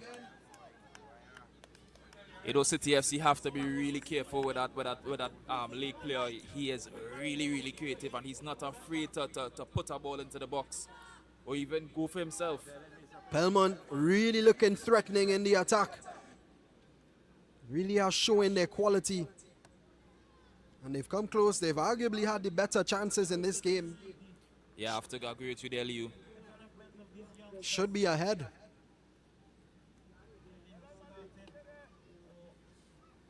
Nine minutes of normal time remain in the first half. City FC and Belmont 1-1 here in this third match of the day here in the Northzone Youth League.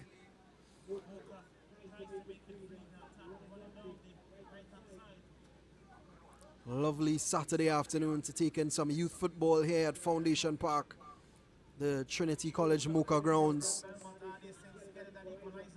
Perry loses possession. And that's some excellent strength from Johnson. And he does well to beat his man as well. Can Belmont turn this into something? Rigo is battling. Correa back doing his defensive work, and he does well. Yeah, Correa has been all over the pitch, won't you say, Liu? Yeah, he's been really brilliant. Of course, the goal scorer as well. See, head coach of Belmont there. I'm sure he'll be pretty pleased with what he's seen so far. Just might have wanted his team to be a better in the finishing aspect of the game. Yeah, I have to agree with you there. Belmont is creating all the Problems here. chances. And that just shows the heat of the battle and the intensity. Andrews, the goal scorer for Belmont, getting involved. Yeah, you can see tensions are high for both teams, you know. They want to get that second goal, both of them. It does look like the referee is just giving them a talking to, hasn't. Oh, he actually has brought out the yellow card, and both players, I think, are going to be booked here. Yeah, just taking that disciplinary action. You could see the frustration on the face there of the goal scorer, Andrews. And you have to think, Joshua, as a centre back, it's never good to be on a yellow card so early on in the game. No, it isn't at all.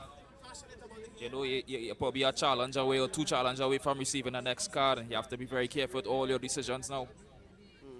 Coach there just reassuring his player as well. It's good coaching. At this young age, it's about setting the foundation for these young players, instilling the values of discipline, hard work, and that drive to be the best that you could be. The Belmont fans are in and around the area as well.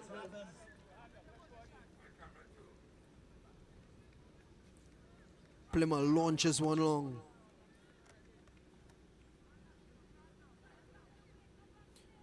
I have to say Plymouth has been having a decent game so far. Safe hands, very reliable keeper.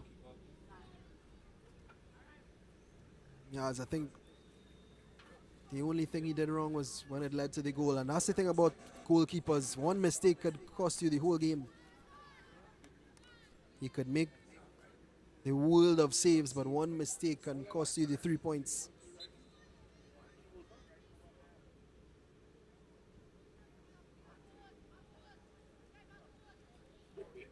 Nelson, also a household name, brother of likes of Philip and Micah Nelson.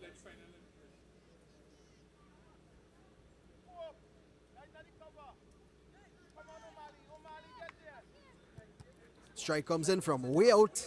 It was Salandi. It was an optimistic effort. Oh, and drama! What a save, though, from Kalu. Have to agree with you there, Leo. That is a really good save. He had to be on his P's and Q's there. Well, a miscommunication in the back, but it led to brilliance from the Belmont keeper. Corner kick for City FC.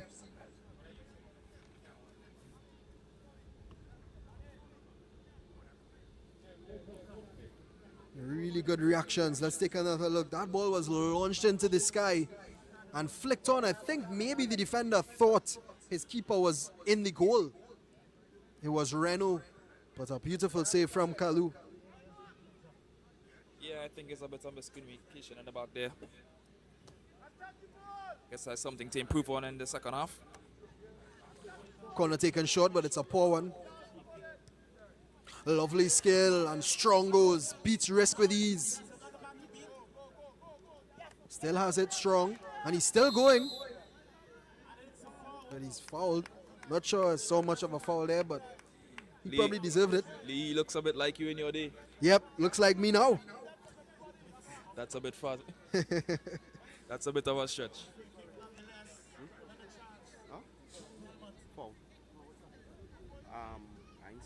Well, coach just instructing his number 10, From behind. Lake, to take this set piece. Interestingly enough, he was taking the corner initially for the corner that led to the goal. Switched to the left-footed in-swinger, and it ended up being the right decision for Belmont.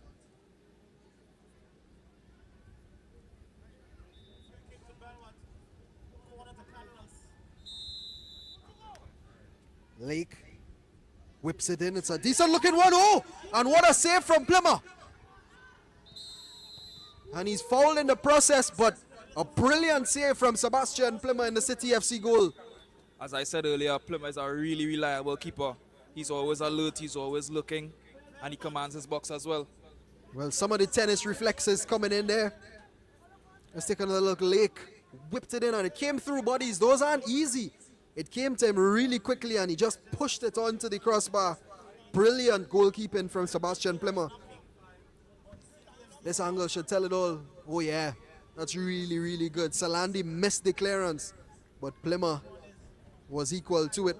I think what was the interesting thing about that ball that came in was the bounce right before him. I think that was the difficulty in terms of the save. Well, he's getting some attention here. He's could prove to be a hero, Sebastian Plymouth. If City FC do go on to win this one by a narrow margin, we all will remember that save.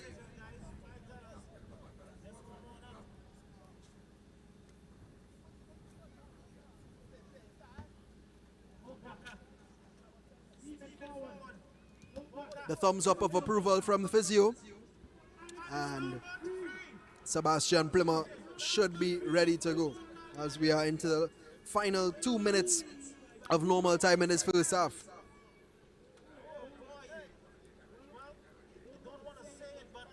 Just getting a briefing here from the referee. It should be a drop ball to resume play.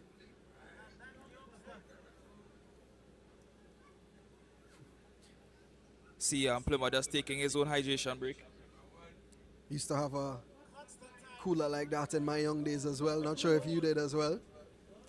Yeah, I didn't have a cooler like that, you know. Kept it simple. Blue water's bottle to the side of the post.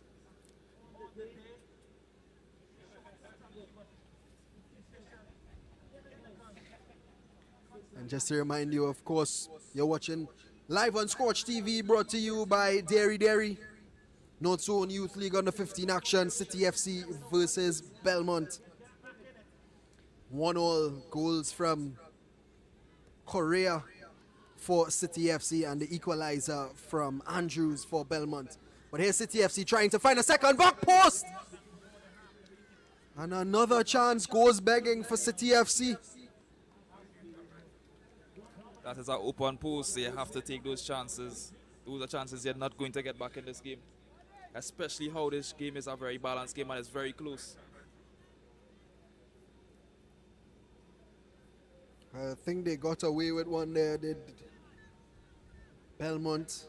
See photographer Ire Charles in the back there. One of the best young sports photographers in Trinidad and Tobago. One Ire, never two.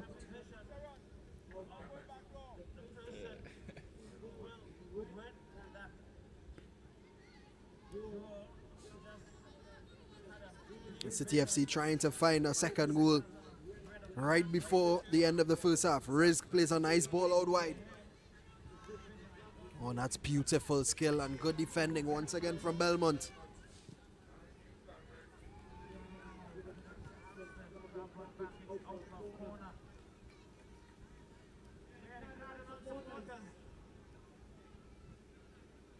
Not a bad display of football from the City FC side.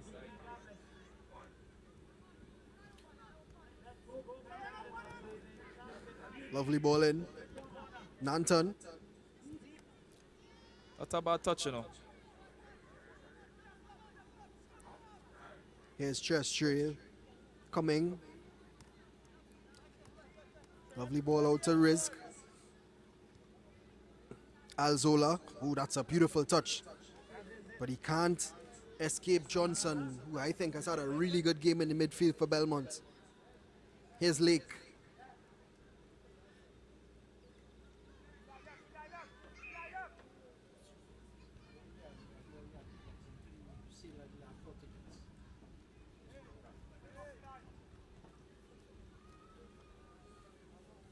We are into additional time here at Foundation Park in the first half of this final game here in the Northzone Youth League for today.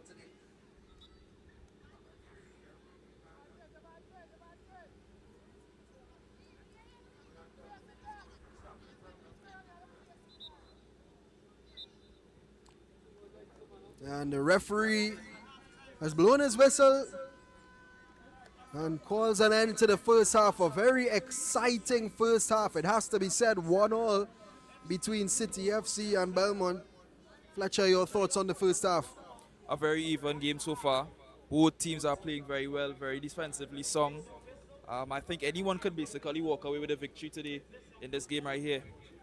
And this is the first goal here for City FC. Alzola did well to win the ball, and it was good work down the right-hand side and a lovely finish from Correa. Look at that. Brilliant assist. Just a perfect touch. Well weighted And a beautiful finish. Kalu couldn't do anything about that. And City FC led, but not for long, as Belmont immediately knocked on the door. Lovely in-swinger. Plymouth couldn't deal with the corner. Rigo recycled it, and Andrews lashed it home. And Belmont found their equalizer not too long after going down 1-0.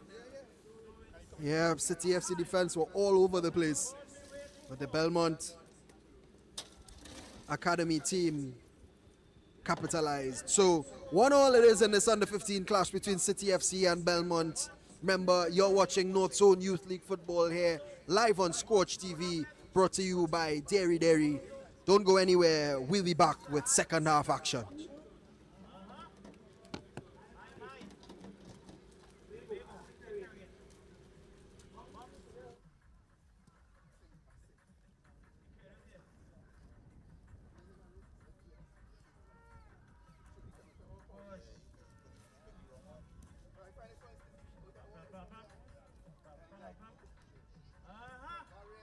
Give away time. If you paid your $5, lock in. One 50-inch Android Smart for you to take in the FIFA World Cup. This TV is so smart when you dictate it answers. This is a ultra-smart TV. I'll just hold it. Don't worry about it. You speak to this TV, it speaks back to you. That's how smart it is. AI wants nothing with this smart TV. Tell you that.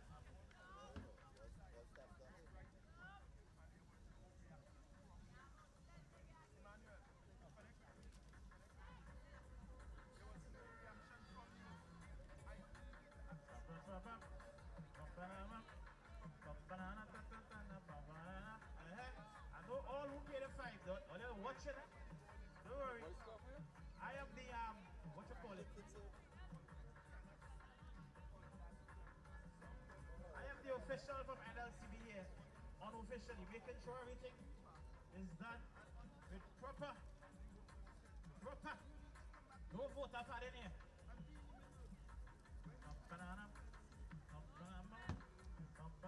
By the way, you have to have transport it. If you don't have transport to take it, forget that. You must be in possession of a vehicle.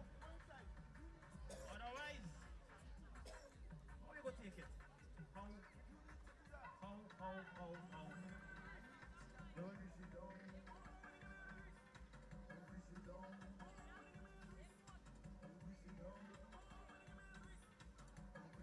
Well. Indeed.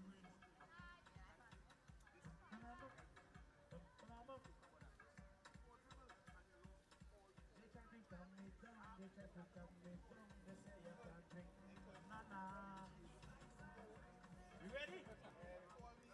We ready? Low, level. So, we're gonna call on one of the players to do the draw to make a pull randomly. Any one of you youngsters, come on up here and dip in and let's see what number. So you are responsible. This player from RSSR. Don't just pull the first thing and take it up and right. Search good. You sure how you feeling about this? You feeling good about it? You feeling good? Give the lady here. This lady here. Right? Bring me number. Bring me number. What's the lucky number? So this is the number for the television, right? For the ticket. I ain't gonna take it. Okay, sorry. So the lucky number is number 38. Number 38. This is the draw for the television. Number 38. We're gonna make a next draw. So your name and contact information would have to be written next to the number 38. You're making a journal now. This is for what? The tablet? For the tab? Bring it to me, sir. For the TV too?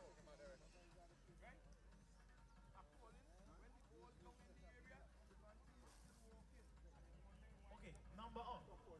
221-240.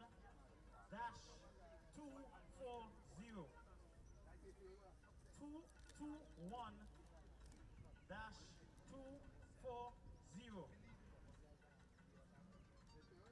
There's the winner. You lie. You lie. You lie. Wow. Well, I'll tell you what, I have the winner in my hand. And it is a guy. It is a guy. But guess what? This guy is a girl. We are looking for Marlene Guy.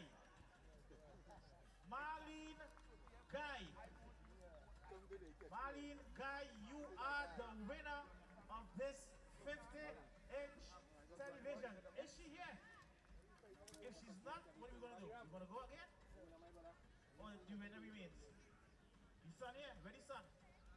Ready, son? Where is the son? Marlene Guy. Sheet number 38. She coming? Are you sure? You say what? Guy not there? So the person not there? You have to keep them plus in check, eh? Well, they will call you phone. Keep them in check. Are you sure?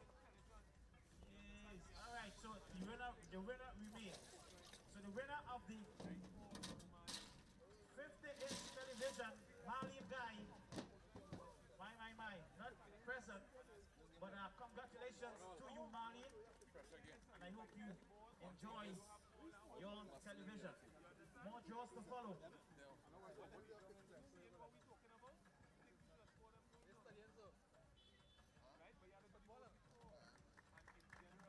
Next draw, 306. What are we drawing now for the tab? Yeah, 306. 306. This is now for the tablet. Is by Marlene boy. Really?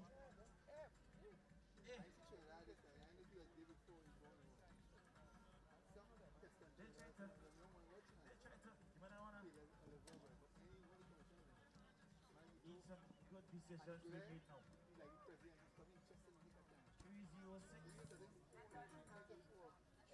306. We are looking for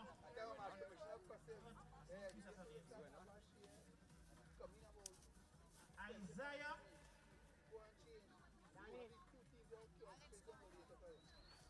Akila Henry. Akila Henry. Is Akila Henry here? Akila Henry. Akila. If you're here, raise your hand, please. Is Akila Henry here? Is she coming?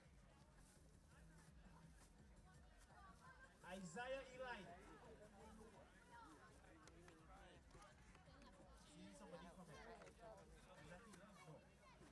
Welcome back to Foundation Park here for the Northzone Youth League Under 15 clash between City FC and Belmont Academy of Football.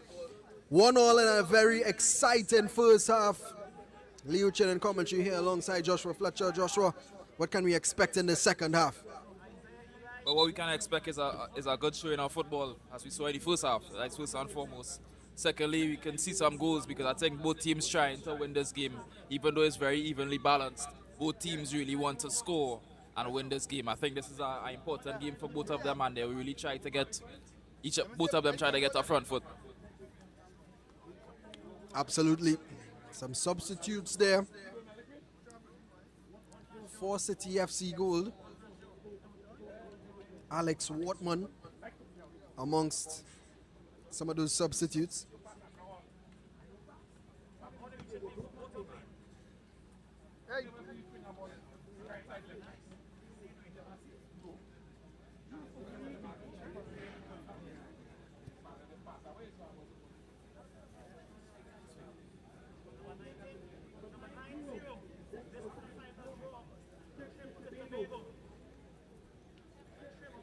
So the referees are making their way onto the team, onto the pitch rather.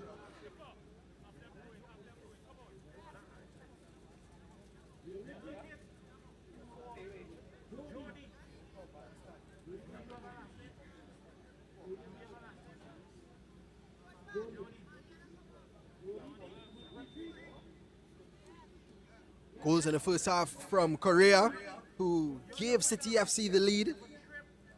And it was Andrews for Belmont who equalized.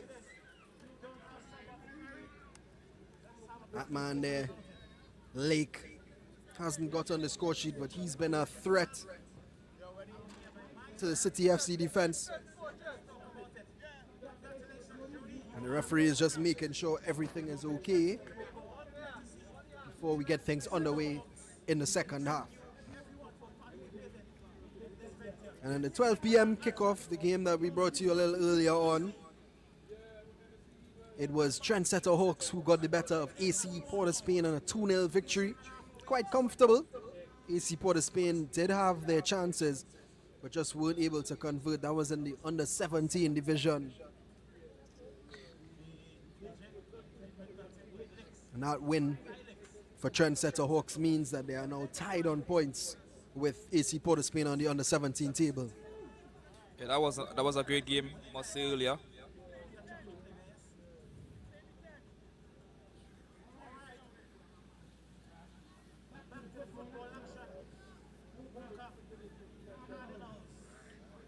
Well, everybody anticipating the start of the second half.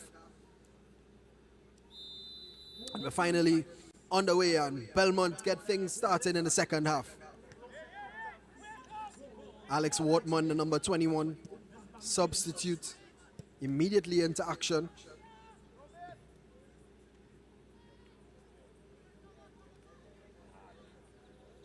One thing we've seen as well in this match so far here, Joshua, some goalkeeping brilliance. We've seen 2 big saves from both keepers, both Kalu and Plymouth. Yeah, I think the both keepers are really good. They're very composed and calm under pressure as well. You saw that from Plymouth earlier as well as Kalu. I think they are really doing a great job for both of their sides. Well, Pope there trying to get past his man, but couldn't find his way through. Leith looking to launch this one back into play.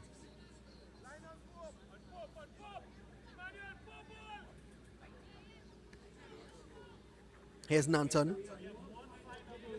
All over the top, but it's well defended once again by Belmont.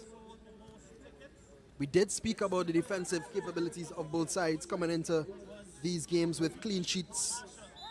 10-0 victory for City FC, 0-0 for Belmont. Yeah, we can see on display that the fact that they are very disciplined in terms of how they defend. They keep their shape and their structure, and they build from the back as well, I must say. Yeah, very impressive, especially at this young age. Well, it is Nanton, younger brother of Jeremiah Nanton, standing over this one for City FC goal. Nanton whips it, it's nice! And it's well defended by Belmont, danger still there. Eventually they get it out. Can they counter-attack here now, Belmont? Cleared up field, Lake is in pursuit of the ball and wins it as well. Pope. And is rewarded for his efforts. Pope still in possession here. Belmont really pushing. Looking for that second goal. Kerr. Closed down by Alzola.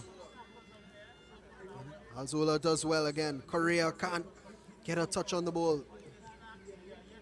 Chaves. Correa flicks it on, but should be dealt with by Reno. Oh, but there's a miscommunication. But Kalu deals with the danger.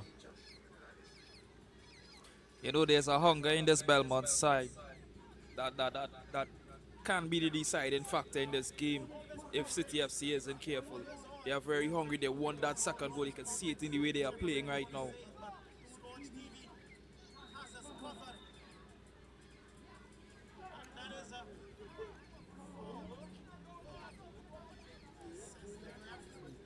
Goal kick here for Belmont. Quick start to the second half from both teams. Correa doesn't get the call from the referee. Kalu launches it forward. Alzola again using his height. I think he's had a really good game for City FC, the number 12. This man on the ball as well. Judea Phillip, better known as JP. Of course, getting that assist for the City FC goal. He's been absolutely electric. Yeah, if I had to choose a man of the match right now, it has to be him. Can't give you wrong there at all.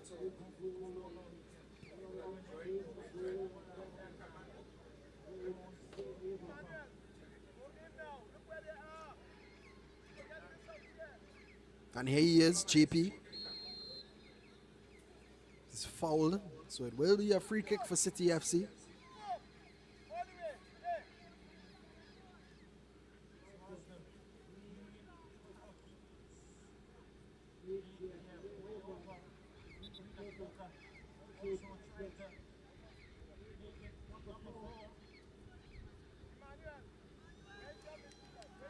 Northzone Youth League action, both under 15 and under 17, brought to you live on Scorch TV, brought to you by Dairy. Lovely football action here on this Saturday, the 28th of March here at the Trinity College Mocha grounds. And here come Belmont. Lake has a strike, but it's unconvincing. Danger still there. Can they find that second goal and take the lead against City FC? Correa driving at the Belmont defense, but it's good defending. And it's a corner kick for City FC. Not a bad result from Korea, especially being the only man on top there trying to cause havoc. Here's JP. Whips in a lovely ball. Back post. Strike comes in. Kalu saves. And Belmont lead a counter attack now. Chaves gets it back.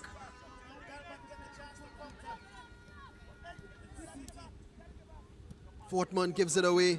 What a lovely save once again. It's Kalu this time.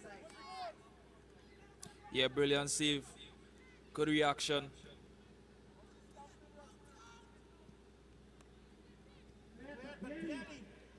And here's JP. Can he finish? JP! And he skies it over the bar! Can you believe it? It was on the plate. And surely it had to be 2-1. Kerr can't believe it. And neither could Judea Phillip. Right now I'm kind of speechless. You did all that work. You and the keeper and you sky it like that. Have to do a better job finishing those things. Well, the kind of form that Judea Phillip has shown in this game, you would have put your house and land on him scoring that. Tell you what, if you did, you would have been a poor man. Yeah, basically reaching the beach and cabin. Well, it stays 1-0. Let's take another look. He did everything right except the finish. And you don't have to go for that kind of power. Simple finish, pick your corners. And he's very frustrated with himself, and rightfully so. Yeah, simple placement would have done the job easily. Well, here they come again, City FC. That's the best chance of the second half so far. Lake.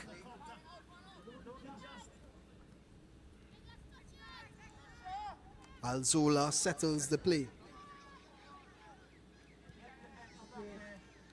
A really exciting game, Joshua, to end off the day. Many people might have thought, well, it's under 15 football, quality mightn't be there. Well, if you thought that way. Now, the quality of this under 15, these two teams are very high, very skillful players, and they play well collectively. So without a doubt, these players are of a high quality. And you could see in the background there a lot of fans watching along. The crowd has definitely built throughout the course of the match.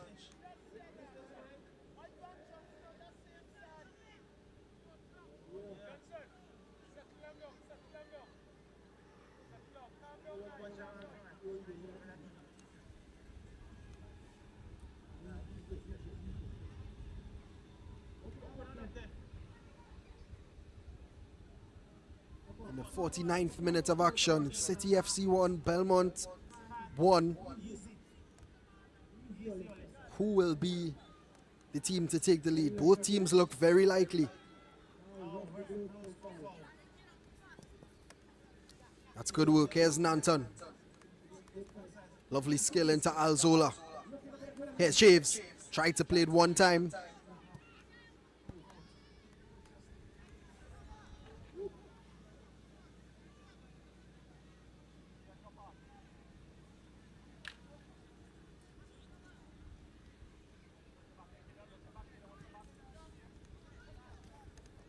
Good interception there. Here's Nanton once again. Lovely ball. Yeah, I think lack of communication there. I think it was a good idea, but Correa didn't really see the ball being played.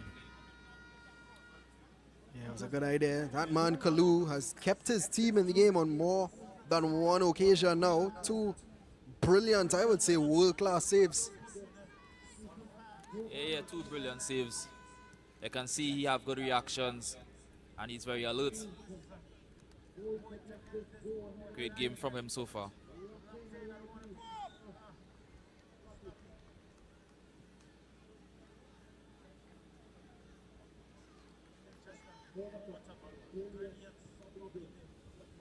But 30 minutes remain in this one. Lots of time for either team to find a goal that might just be the winning one. But you do have to think, Joshua, that if this does finish 1-1, that would be a fair result for both teams. Yeah, I think both teams are very evenly matched. Great defensively as well as very sound on the attack in front. They're playing, both of them playing really good football. I can't even complain or critique harshly at all. Good football, especially at this level. Certainly so. Ball whipped in. Here's Kerr battling against Chaves. That one is through. Nanton could be in here. This could be problems for Belmont. Danger man Nanton. It's good defending again. This time from Renault. He's had a very good game and he uses his strength. Still has the ball. That's brilliant play. And he sets Pope on his way. But it's put out for a throw. And that's excellent defending from the Belmont number 4.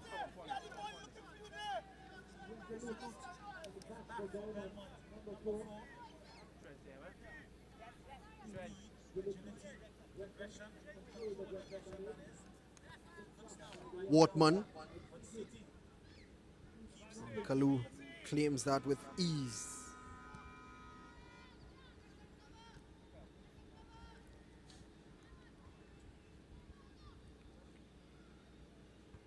Kerr. Oh, it's taken off of him by Correa. But they win back the ball there, Belmont.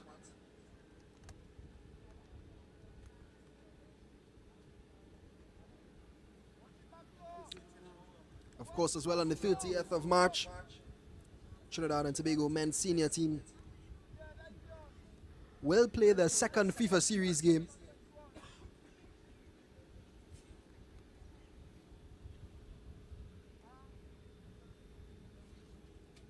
against Gabon on the 30th of March. That one to be played in Uzbekistan.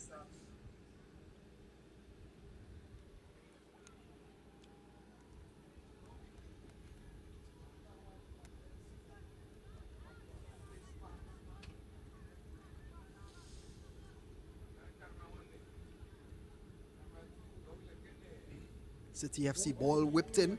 Flicked on dangerously. Nanton is at the back post, but can't find the ball across. But it is a corner kick for City. Play short. Nanton whips in a decent ball. Yeah, that's not a bad ball as well.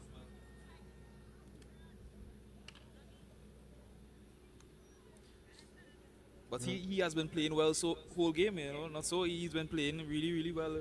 His delivery has been quite good. Yeah. Quality young man. Number 51 for City FC Gold.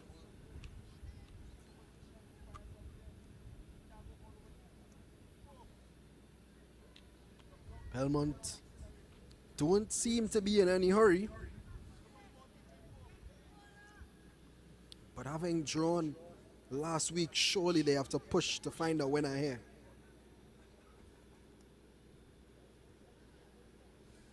And again, if City FC don't go on to win this game, Judea Phillip is going to remember that miss and think that he really, really should have scored that.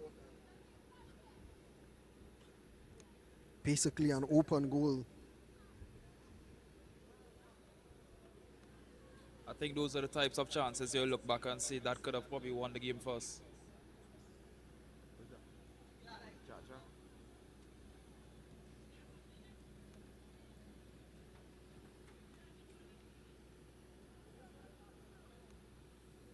City FC building nicely. Here's Alzola.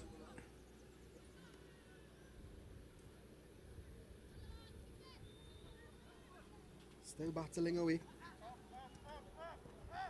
Nanton trying to turn. Wortman. Nanton. Again, it's good defending by Belmont. They've been really good today.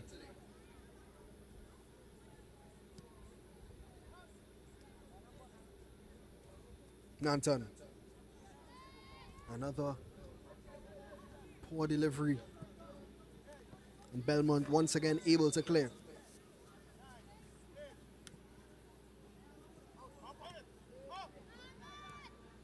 Alzola gives it away very dangerously, but he's lucky he got away with that one. Korea. I think those are the types of mistakes that could cost you the game. Seeing how close this game is, those are the type of mistakes that will genuinely cost you the game. If you have to stay switched on, you can't switch off in this type of game. Absolutely. Especially coming down to the tying stage, it's easy to lose focus when the fatigue kicks in.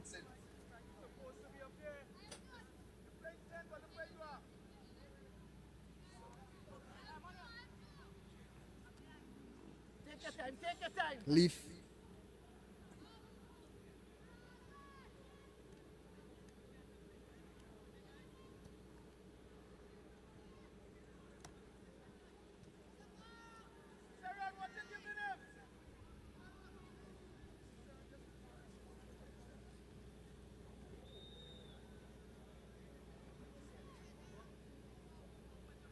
Game all over the place. They don't know kind of.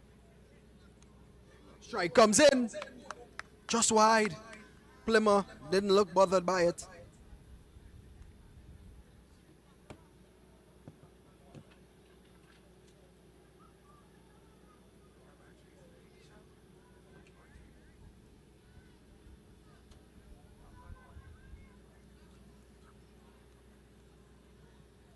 City FC with the ball. Just given away to Belmont. Here's Johnson. Pope trying to beat his man but can't. It's good defense there by the City FC left back.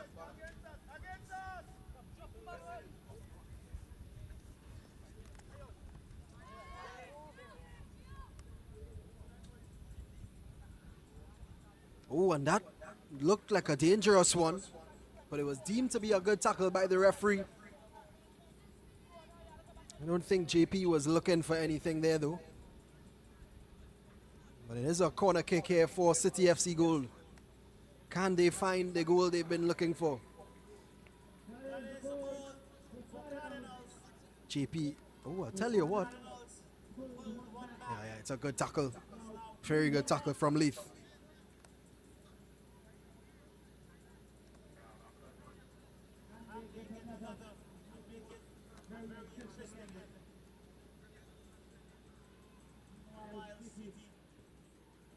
So it's another corner kick here for City FC. Nanton once again to take it, whips it in. It's a decent looking one as well. Header goes up, and it's cleared away. That was a great header. It's kind of unlucky that it was blocked. Can Belmont respond? They can't.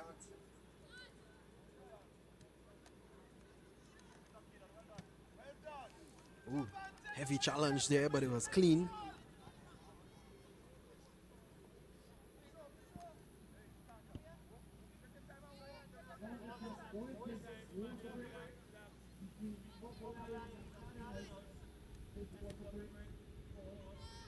Launched into the sky, Plymouth gathers it easily.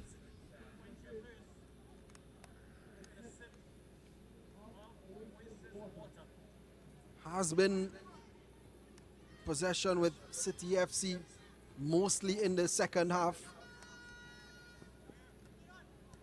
Belmont not really able to keep hold of possession in this second half.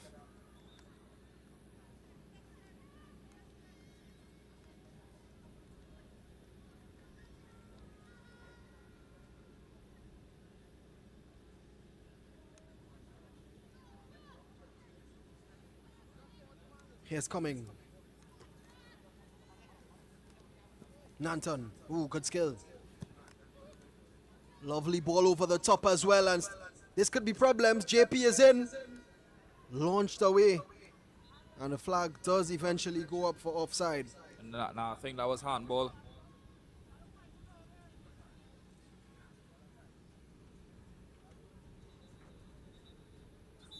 As we just approached the 60-minute mark, and the referee has signaled for the second cooling break of the game. Still tied at 1-1. We have a game on our hands here.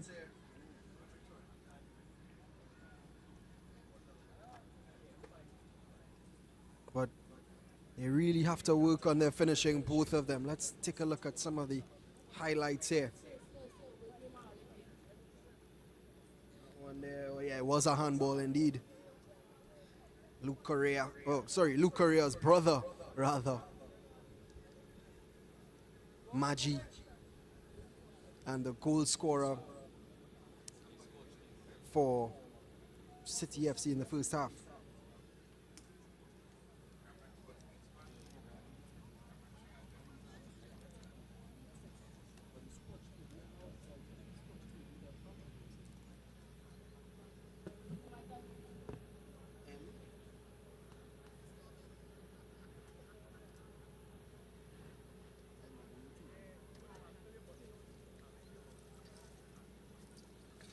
Yep, so both teams just refueling.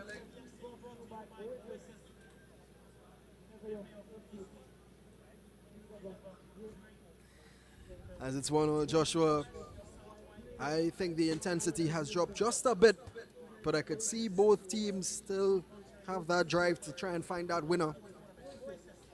Yeah, you can see it's a competitive game. A bit of fatigue is really setting in now on both teams. The intensity has dropped a bit. I think some substitutions maybe could, shake up the game, change it for both sides. As I said, it's anybody's game. Anybody could achieve, could get the next goal basically. Well, that man has been a live wire in this game. Correa, Kalu as well, as he walks back onto the pitch. The Belmont goalkeeper, he's been brilliant, making some wonderful saves. Jake Correa, the younger brother of Luke Correa.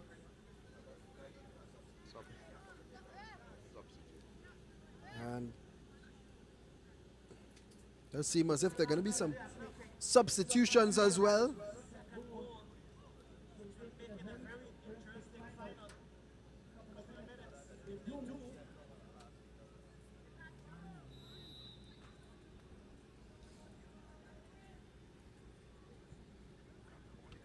That ball is launched upfield into the last segment of action here. No more cooling breaks, no more half times. Both City FC and Belmont have approximately 20 minutes to find something. You know, Lee, I think this game comes down to who wants it more, who wants to win the game, who's willing to put in the extra effort to get that goal.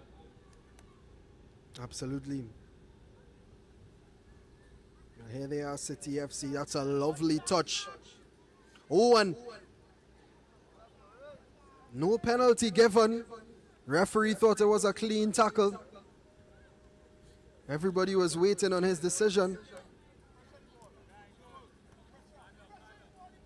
Correa.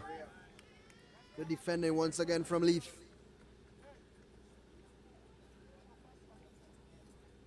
It'll be interesting to see what happened in that infringement there. Referee deemed it a good tackle. I think the City FC players might have thought otherwise. Here's Pope.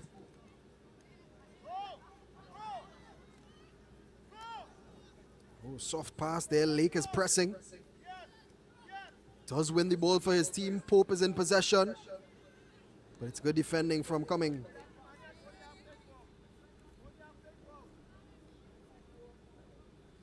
Wortman concedes the corner.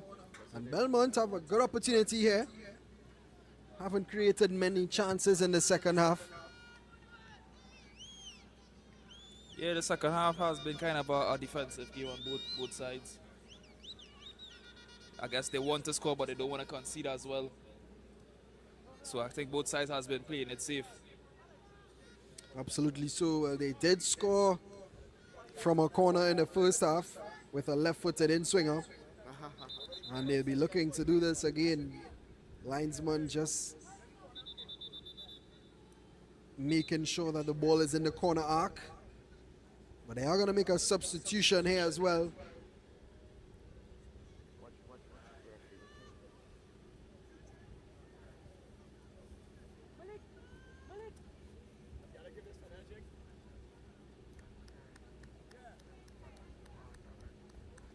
Seems as if the ball is not staying still. There's the substitution. And it is Andrew Gill who comes on for Belmont. Whipped in. This time it doesn't have the quality.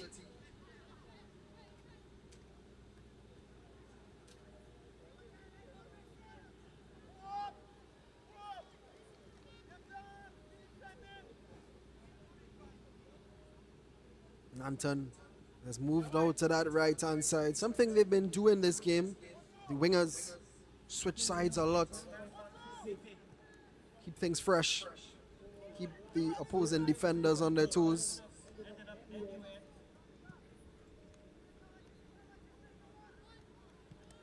Yeah, I think both sides are just trying to see what will work in terms of switching two wingers. What will be more effective going forward. Well, here's JP trying to cut onto that right foot of his. Did have a big chance. He's trying to make amends. Oh, and another great tackle. Have to give a lot of credit to that Belmont defense. They've worked hard today.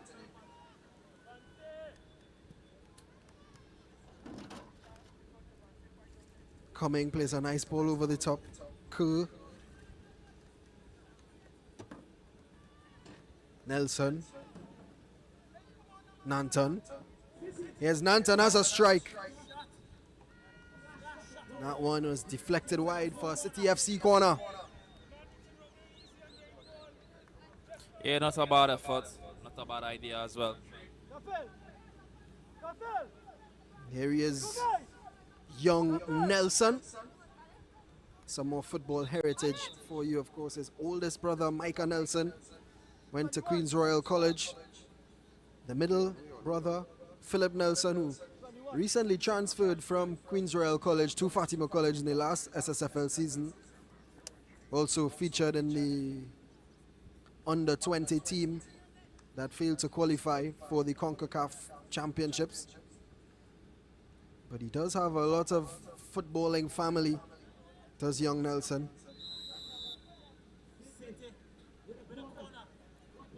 Phillip to whip it in. It's a lovely looking ball, back post, but again, they just can't convert.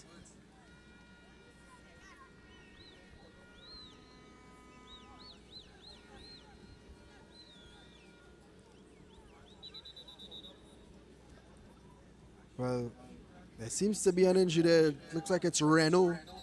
Didn't see any contact. Maybe he fell awkwardly. But he's off the pitch, so the referee could resume play.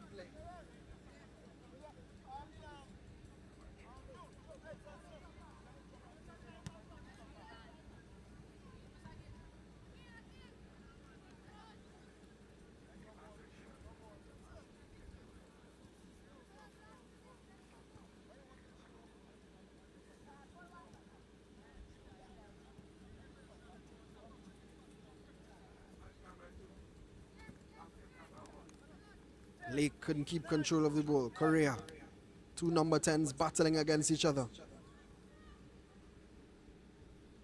Kerr.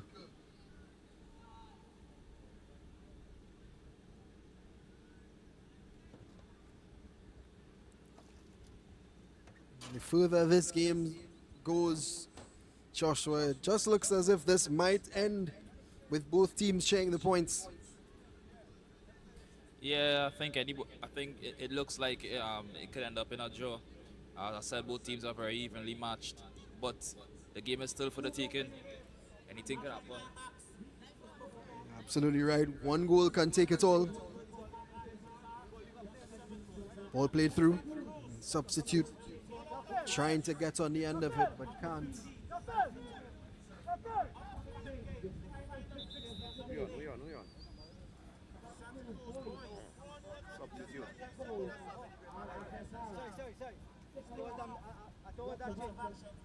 Renault is back on his feet, number 4.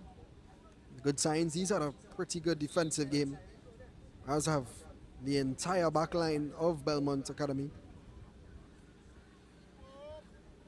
Yeah, it's good to see him back. I think he just had some cramp that had to be dealt with. Oh, the strike comes in and it's a finish out of nothing, and it's the substitute who might have just won it for City FC. Great goal. Great goal. As I said earlier, you can see Belmont was caught being switched off. The defense was, basically watching the game. They was not alert. Well, Tariq Abdul Hamid has just come onto the pitch, and that's a beautiful goal. A scorcher from the City FC man, and another assist for Judea Phillip. But how about that for a finish? Questions over the positioning of the keeper, but no question marks over the finish. Brilliant goal for City FC. Kerr. Belmont trying to respond immediately and get an equalizer. Small man. Johnson. Well, that is your fan. Pope. The hopeful ball. Ooh, and Game live on TV. came out of nowhere there.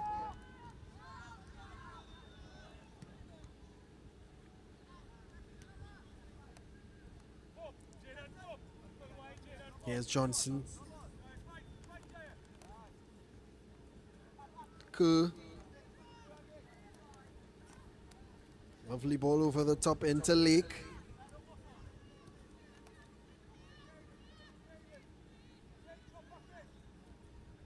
High boot there from Kerr. Referee plays the advantage. And here's a goal scorer, Hamid, on the ball. Can he keep hold of it? Does well to hold it up and draws a foul. A super sub, Joshua. Yeah, Leo, a super sub is correct. He took the chance and he with a wonderful shot, wonderful placement. Sub again. Sub on 2. Have to say, great goal. You on who? Well, even though the quality did drop in the second half, you have to say City FC did have the lion's share of possession. And in response to trailing now, Belmont have brought on Brito, the number 9, to try and salvage something. But his first bit of action will be a defensive one, as Nanton is standing over a free kick here for City FC. Thinks it over the top. Underwhelming though from the number 51.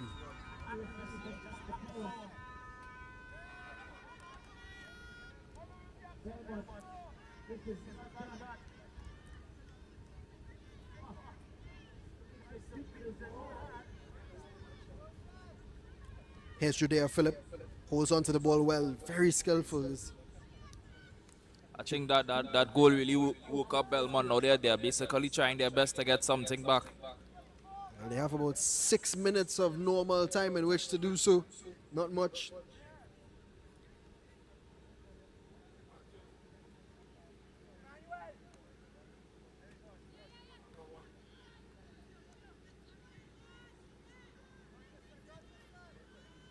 Dangerous ball. Plymouth stays on his line. Pope trying to win it, but it's good strength from Coming. Excellent defense.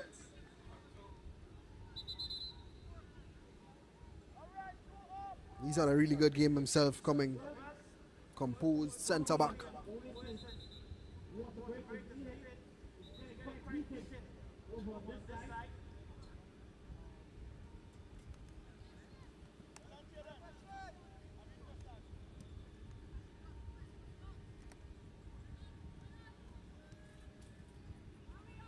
That one launched upfield. Belmont need to get their goal soon. Time is running out. Here's Johnson. Pope.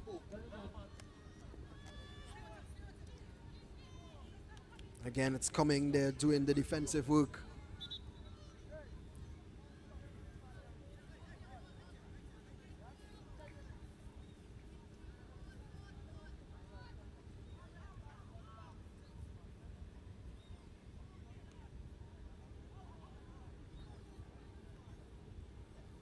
Goes long with the throw this time. It's dealt with by Pope. I think City FC just needs to see out this game. Really try to maintain possession and just knock it around and really see out this game. Especially seeing that Belmont is really trying to get back one. Well, they look like they are going to make some more changes here, Belmont. Looks like Zechariah Burke is being prepared to join the action.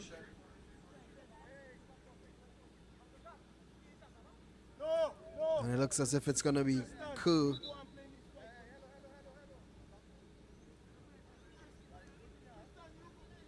Or maybe not.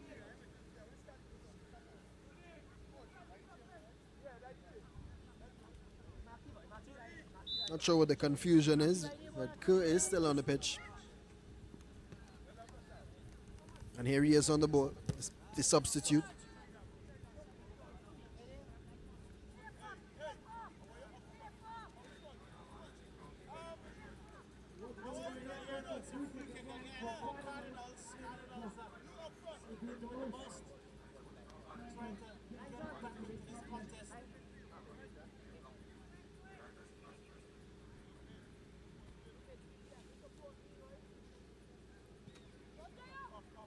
It was Leaf who has made way for Burke.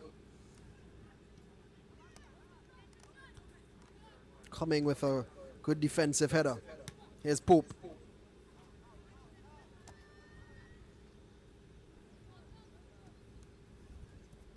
Launched away. Anything will do now for City FC. They themselves are preparing a substitution.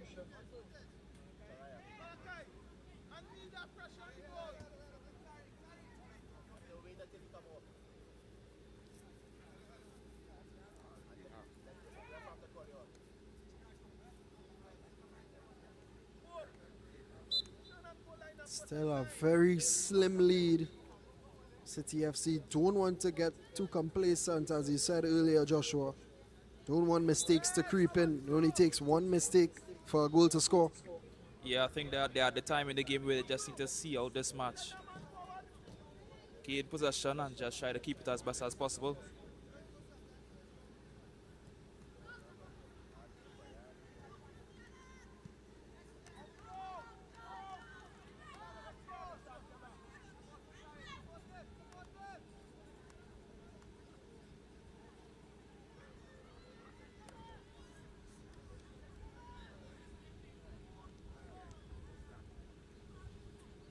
Free kick there for City FC.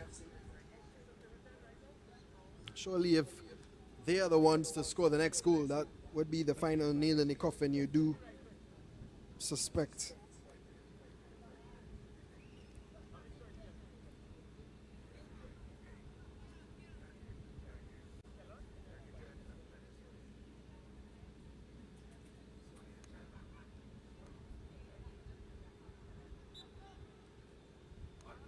Another free kick, Nelson Kilty. I would expect Belmont to be flooding the box at this point in time. They only have 1 minute of normal time remaining. Andrews launches it forward. Not the best delivery. Here's Johnson. Out wide to Pope. Well defended. Nanton can emerge with it. But he runs straight out of play. And it should be a throw-in and is here for Belmont.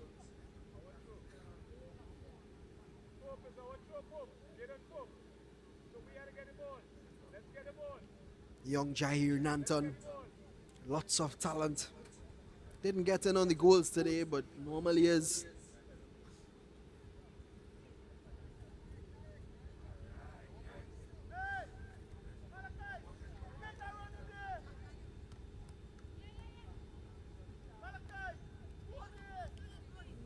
It's about 5 more seconds of normal time remains. We are into additional time now. Belmont don't have much time here, Joshua. Yeah, I think time is running out. They should have really tried to get one earlier. I think that will be the hard reality, that they could have scored. They could have put away chances earlier and they didn't. Absolutely. City FC do go on to win though. One man who will be very happy is Judea Phillip after that big miss that he had. Turns out that it actually didn't cost them, but I think he might still be in for a shout for man of the match. 2 assists. And he's had a very lively game as well. Yeah, I think he's the man of the match for me personally. He had a really good game. A lot of individual talent, and he was just great, I have to say. Very impressed. Pierre trying to get something for Belmont. They'll feel as if they deserve something from this game. They have put together a good performance. It just dropped off a bit in the second half. City FC maintained some level of consistency even though the intensity dropped off a bit.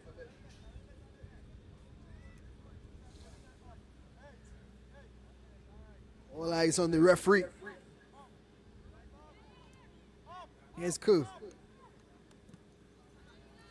Taken away by Nelson. Another brilliant tackle there from Renault.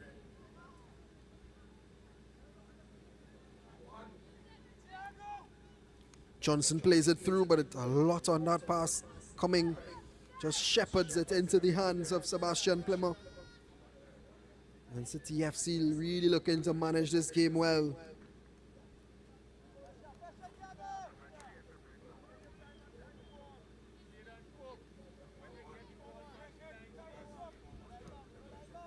Kalu.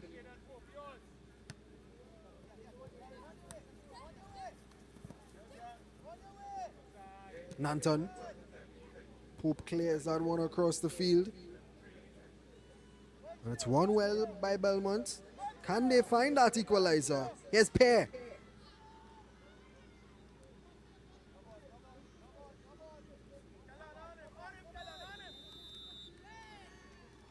And that's the final whistle. And City FC Gold have done it. A winner from the substitute himself, Tariq Abdul Hamid, has seen City FC get the 3 points of a very impressive Belmont team. A wonderful encounter, Joshua Fletcher. Yeah, it has been an overall good game. That last minute winner, I know Belmont will be really, really sour about that because they know they could have come out with a victory. But overall, good performance from both sides. going forward. Well, let's take a look at some of the highlights from this one. It started off with some beautiful skill from the man himself, Judea Phillip, the man of the match. I think both commentators here agree. Lovely skill, breezing past everybody and dropping it perfectly for Jake Correa, who lashed it home early on. And City FC looked to be in the driving seat. But then a lovely whipped-in ball by Pope. Rigo kept it alive, and Andrews lashed it home. And Belmont were on level terms. Look at what it means, or meant at least, to the Belmont boys. Then some good goalkeeping as well. Kalu saving his teammate. It was the very goal scorer who headed back to him. And another beautiful save from Plymouth over on the City FC side as well. So goalkeepers both had a lot of action in this one. JP was a threat throughout the game. Another big chance there and a good save from Kalu. And of course, City FC had the majority of chances in the second half, and this was one of the major ones. JP again doing everything right, but lashing it over the crossbar. And at that point, we thought that maybe Belmont, it might have been their day. Because normally, Judea Phillip would score those. But then he showed his brilliance and created a lovely one, whipped in nicely for the substitute. And that was the winning goal and a winning moment from the young man, the young number 42, Tariq Abdul Hamid. What a moment. And what a moment for City FC. Joshua, your final thoughts on this one? Final thoughts, great game from both teams. It was basically even until the last goal. City FC took their chance and they really grasped the game for themselves. I think a really good defensive game from both of them. And they keep playing like this, they will have a wonderful tournament, both teams. Well, that's all the action that we have for you here. It's been a pleasure. Northzone Youth League action on the 15th. City FC Gold with a narrow 2-1 victory over Belmont Academy of Football. You've been watching Northzone Youth League football here on Scorch TV, brought to you by Dairy. Thanks for viewing with us, and do have an amazing weekend.